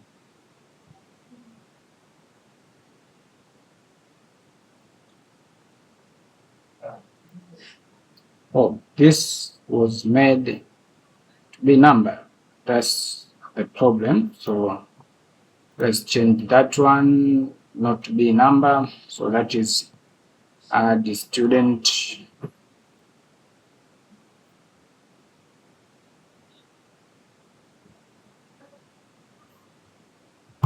and this should be not email, this should be age. That's why it was giving me an error. So let's go back here, and this should be John,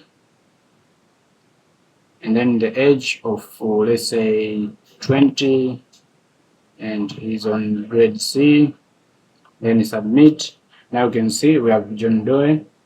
All right, now we can be able to add the attendance for this student. For example, if the teacher logged in, can select the today's date in March and grade C, search. Now you can see we have John Doe, and then the today's date is 23rd. So we can just make him absent. All right, and then we can just export that attendance. Okay, you can download it, and when you will open it, you will see you will have John Doe, you will have the date and the status to be absent. So that's all about this functionality here. And in dashboard, you can see we have total students of 9. Absentees today is 9. The weekly attendance rate is 32. So that you can see the percentage was going down because the students were again missing plus John Doe. So that's why it goes below. Okay, so here you can see the number is right here on 23rd, which is 23. Okay, here you can see we have 8 students.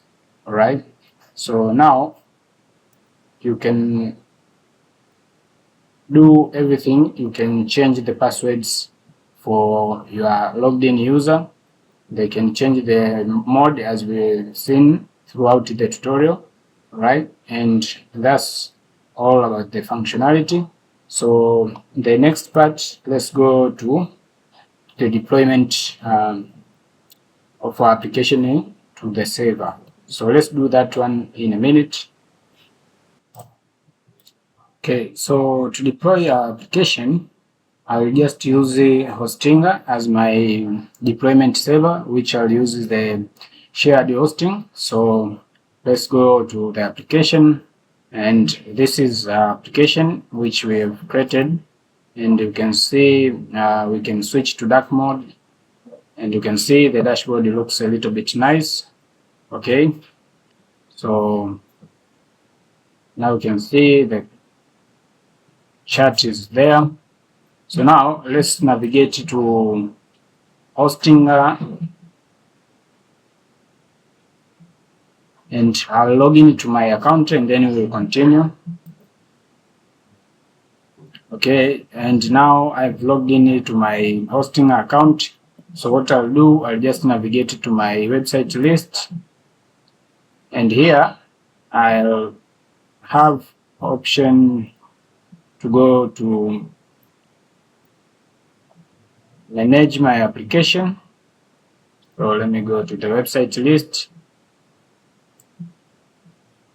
and go to dashboard, and here I'll have this option of domains, and then here I'll go to subdomain, and here I'll create a new subdomain that will carry our application. So I'll just call it student, and I'll just say, let me just call it attendance. Then it will be attendance.barrise.com as our custom domain, and then let me create it. Okay, so now that one will be created, which is this one. All right, so this will be the path of our application. Okay, so now because this has been created, I'll just show you the way that I use to host the applications. So you may use your own way, but I believe this is for security purpose. So right here, you can see this is our application. So for example, now if I visit this page, you can see this is the default hosting index.php file or index.html file. Okay, that is found. So let's go to the dashboard. And now we need to create a new database. Okay, so let's create a database. So let's call it attendance, and the user will be, let me just keep it the user.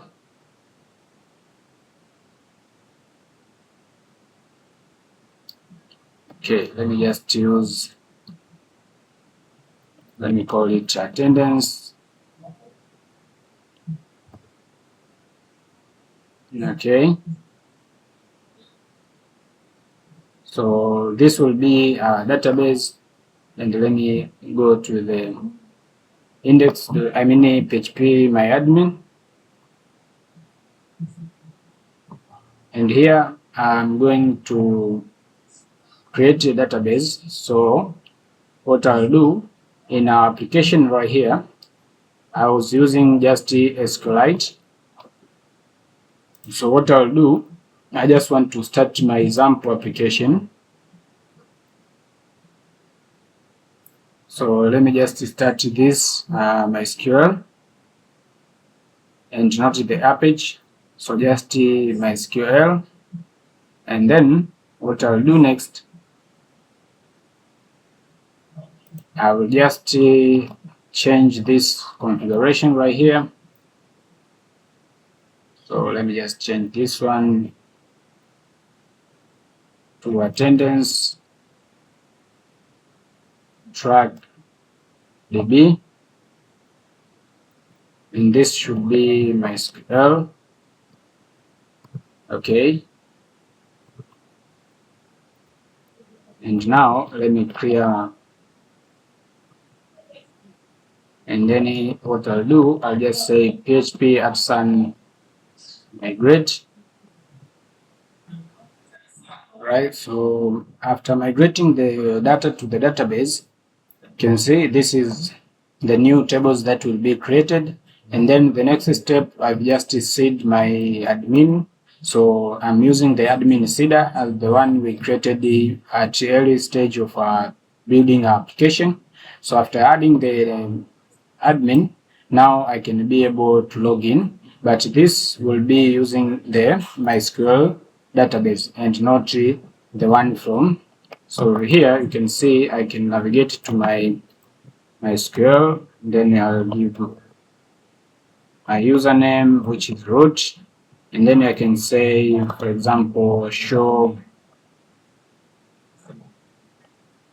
databases, and now you can see this is the list of databases that I have.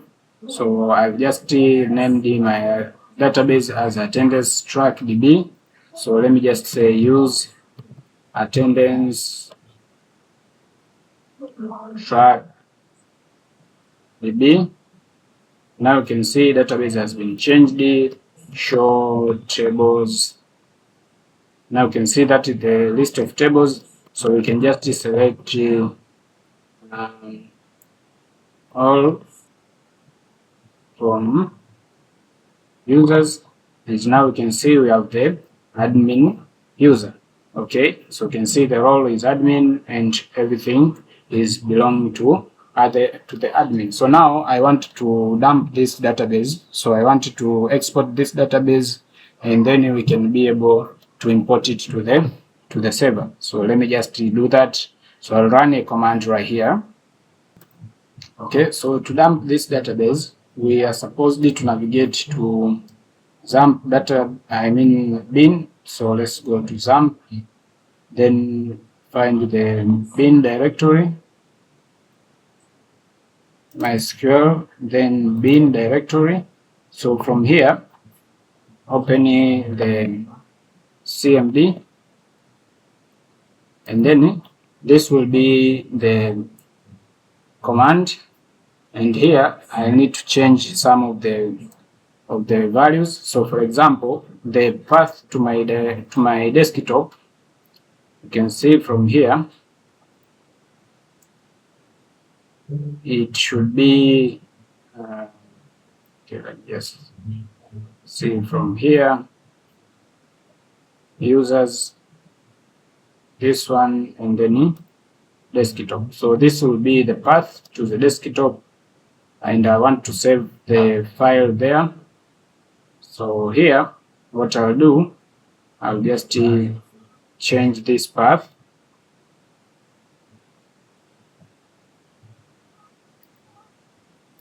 Okay, and then I'll give another backslash. Okay, and then the name of my database that I want to export will be attendance track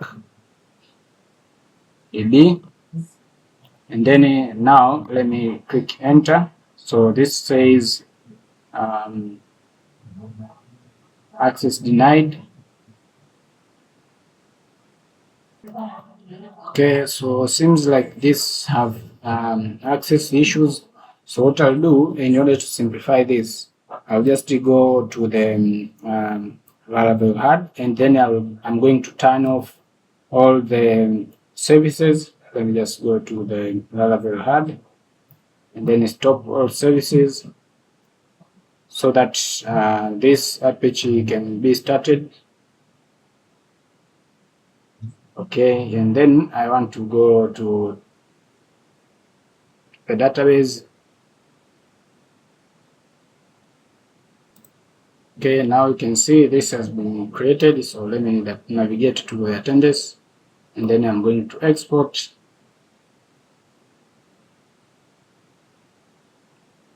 And then I export.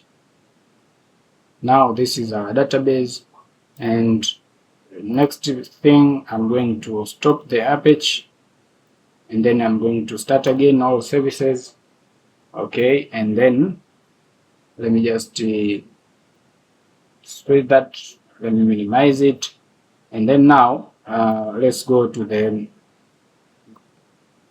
here, and then we are supposed to import that database.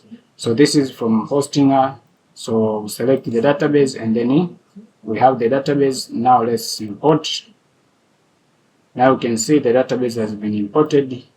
In users, you can see we have the admin here, and the role is admin. Okay, so now we have the database set up successful. Now let's work on uploading our application here. Okay, so to upload your application, we are supposed to, let's go back to the website list. Let's go to the dashboard and let's go to the file manager. So if you've never used the hosting app as your hosting server, I have the video specifically to show you how you can host your application right here on the hosting app. So I'll pin the video in the link in the description so that you guys can be able to check it. So now, in order to publish my application, I'm not publishing it here on the public_html, which is this directory. So always, because I've created this subdomain, so my files will be stored outside here. I'll just create a new directory, which I'll call it attendance. Okay, but to differentiate with the one inside the public_html, I'll just say attendance data, let's say file. Okay, and then I'm going to say create. Okay, so here is where we will upload all our files. So before uploading the files, what you need to understand is we need to change some of the configurations from our local application in order for it to be able to understand this file structure, because now the files will be stored here, the files of our application, except the file that belong to the public directory. So here, if you come to the application,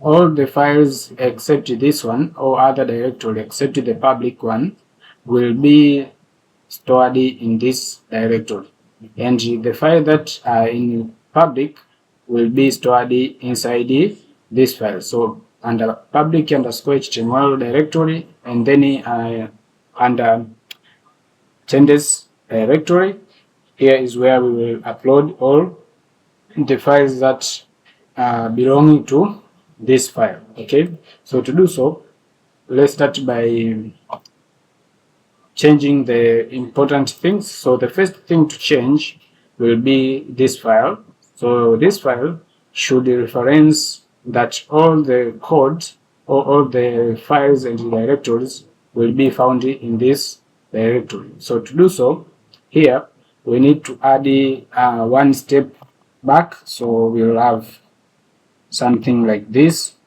Okay, and here then we can say we will have attendance underscore files, then forward slash. So that's the important thing that you need to add. So I'll just make sure I add it also here, and this should be like that way, and also here. Okay, so that's all for the index.php file, because here it will be able for the autoloader to generate the composed autoloads. Okay, now after doing so, let's go to the app, then providers, then app service provider, and then what we need to add in register here. Let me just paste some code right, and then let me paste some code here. So you can see here you need to tell that the path to the public directory of your application will now be underscore under this directory, but it will be inside the directory called the attendance. Okay, so you can see this is public_html, so / this file, then the files. So here we need to add another / and then attendance. So that's all, and that will be perfect for application to work.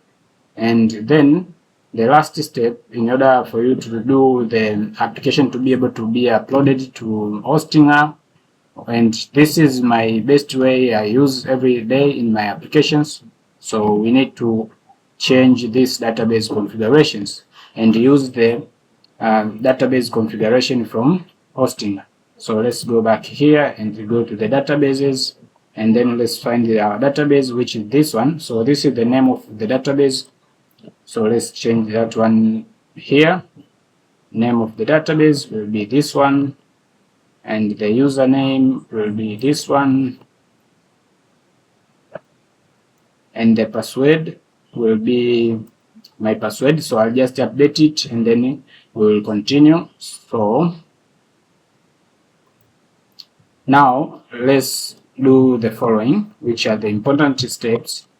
So before uploading your application, you need to generate the composer outload. So run this command, composer dump outload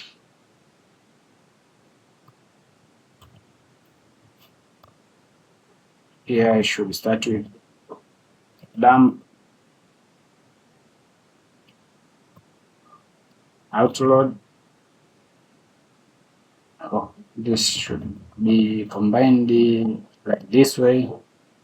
Yep, so you can see this is generating optimized the outload files. So I'll just wait for it, and when it will be done, then we can continue with the file upload. So while this is generating the optimized the outload files, the one thing that I want to mention is you can buy your own hosting plan for shared hosting, and that will allow you to perform this, or you can buy it in any of the hosting platform. But when you will buy it from hosting app, I'll pin the link, which is even available in my channel description. You can get a 20% discount on any hosting plan that you will buy. So you'll get 20% off. So that's the thing that you can do, and that will be the best support that you can do to me. So use my link that I've pinned it in my video description or in channel description, so that you can get that offer, and then you can support me. So yeah, let's see if this done. So you can see it is still generating, so let's wait for it. Alright, so now you can see this has done generating the optimized outload files. So you can see it has generated about 8,139 classes. So that's why it takes some time. And now, after generating the outload file, now let's run npm run build in order to build our assets. So I'll just stop this one and just stop that one, and then I'll come here and run this one. So this will generate the assets for production, so you can see. And then now what we need to do, we are going to zip all these files except the public directory. So let me just go and navigate to my application. So my application is under Laravel HUD. So let me just go to my path where I store the Laravel HUD. So here is the application, which is student attendance tracking, and then right here I'm going to select the file that I'm going to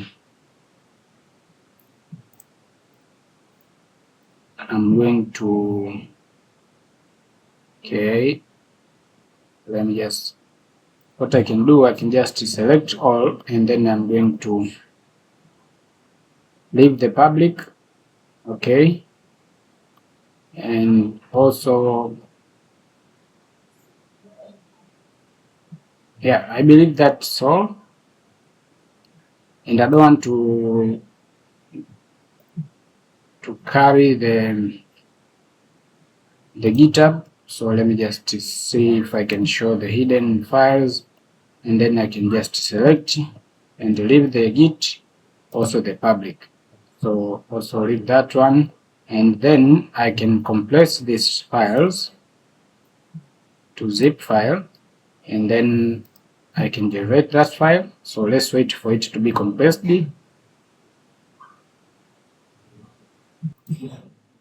Okay, so that is done. So let me just, you can see this is the file that we are supposed to upload here. So what I'll do, I'll just navigate back to this attendance files, and from here is where I'm going to upload my file. So I'll just copy that file and I'll just drop it here. And now you can see it is uploading right here. So let's wait for that one to be done. So you can see the tracker is going. So let's wait.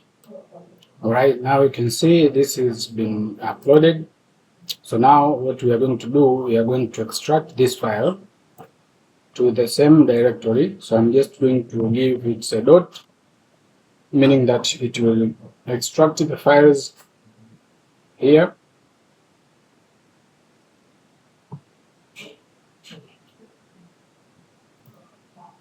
Well, so now you can see all the files have been extracted. So this zip directory, we don't need it again. So let's delete that, and I'll skip the trash. Okay, and then now we have all the files uploaded. Okay, now let's go to the public_HTML, and then let's go to the attendance, and then from here I'll just remove this default.php.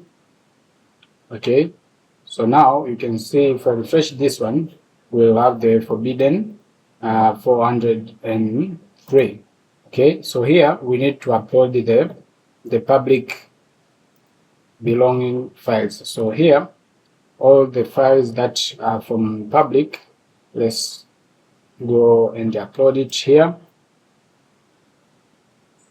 Okay, now you can see we have this working fine. So now what will happen, let's try to refresh right here. Now you can see the application is up and running. Okay, now let's log in as admin. Now you can see the byte does not found the public directory. So to resolve this one, let's go back here and let's go to the attendance, from home, attendance_files, and from here we need to create a public directory. So let's create the public directory. Let's call it public. Okay, and then what we need to do, let's go back to the public_HTML, and then from here you can see we have these files. So we need to get this build. So what I'll do, I'll just take it from my local application. So I'll just keep it that way, and then I'm going to copy all of this, and then I'm going to upload them right here. Okay, so now this is done. So now let's go back and refresh. Now you can see this is a login page, and this is on attendance.balladrise.com/login. So meaning that the application is up and running. So I can just retest it again. So I can open it in my Microsoft Edge right here. So let's open it, and you can see it is opened successful. Now let's try to log in as an admin.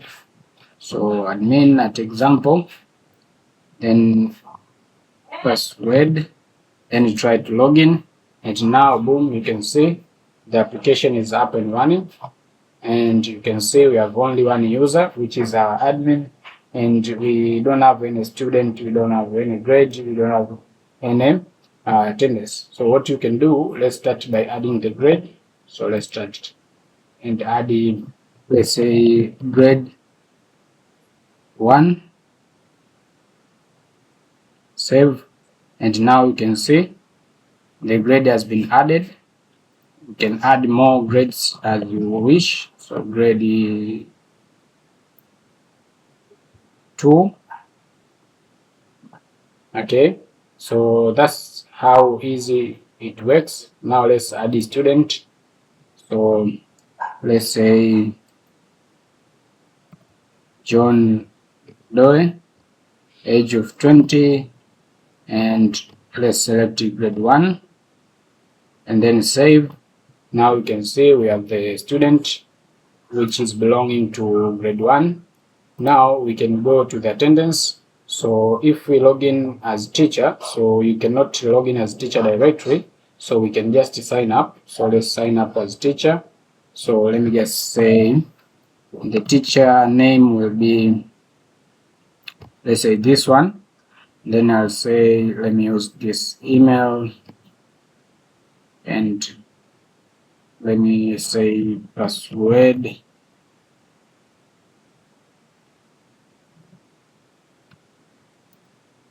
Okay, and now you can see we have one student and we don't have any attendance data. So this is the teacher dashboard. And then let's go to the attendance. Let's go to today's date and grade 1 and search. Now you can see we have the student and we can be able to update their attendance. So for example, if we go and update to the today's attendance, let's say to absent, now you can see the attendance was updated successfully and we can download. Now you can see we have this file that has been downloaded from the system, and you can see this is John Doe on the today's date, and you can see the status is absent. So the next step is to set up command to the cron job so that we can be able to send the daily and weekly report to our users.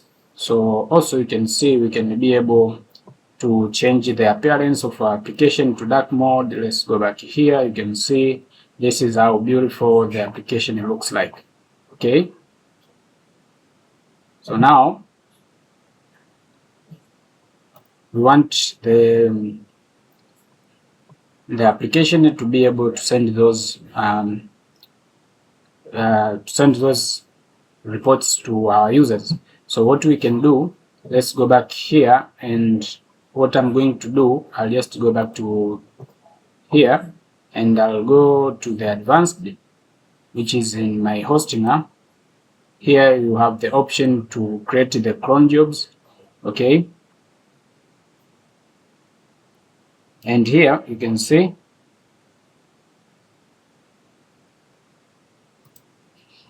so here in my subdomain, here I'm trying to create the cron job. So you can see this is the command that we want to run, but here you need to specify the path to my project directory where this will run. So from here, because my project is this one, okay, but remember the clone, the files for my application are not found in underscore public key attendance, so they are found on another directory. So what I'll do, I'll just copy it from here up to here, and then I'm going to paste it here.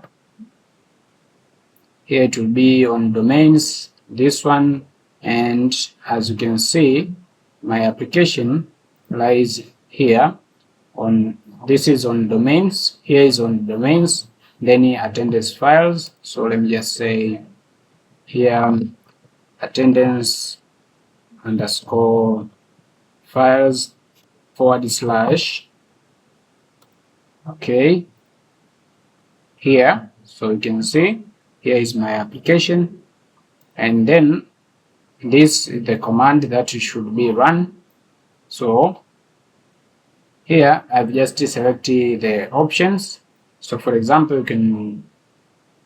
can choose this option. Okay, so for example, you can run this one for your command to be running only once an hour, twice an hour, or you can just do whatever you like, but I've just made it to be run every minute and every day. Okay, so this looks a little bit too much, but I just want to test it and see if it will send email to our application. So let me just save. You can see the cron job has been added successful, and then let's see the output.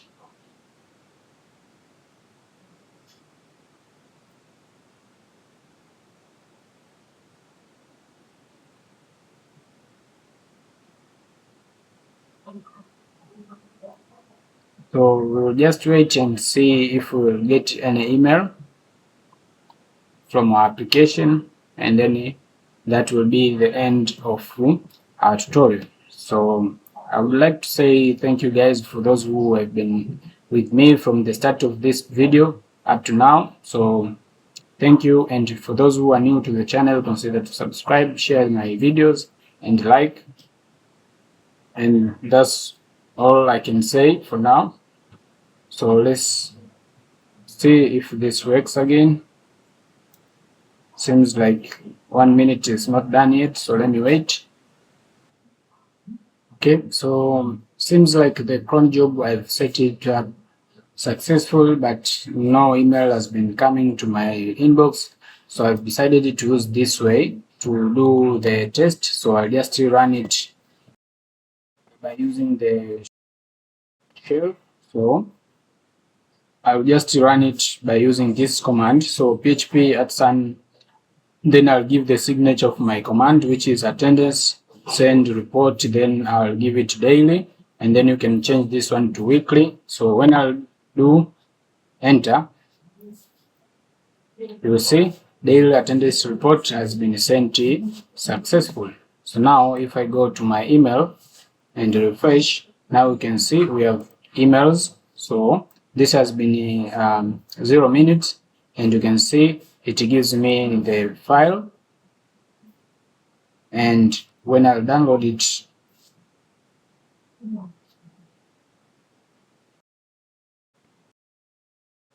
is a little bit not working fine, but the functionality is working very perfect, and that's how easy you can do it in Laravel hosting. So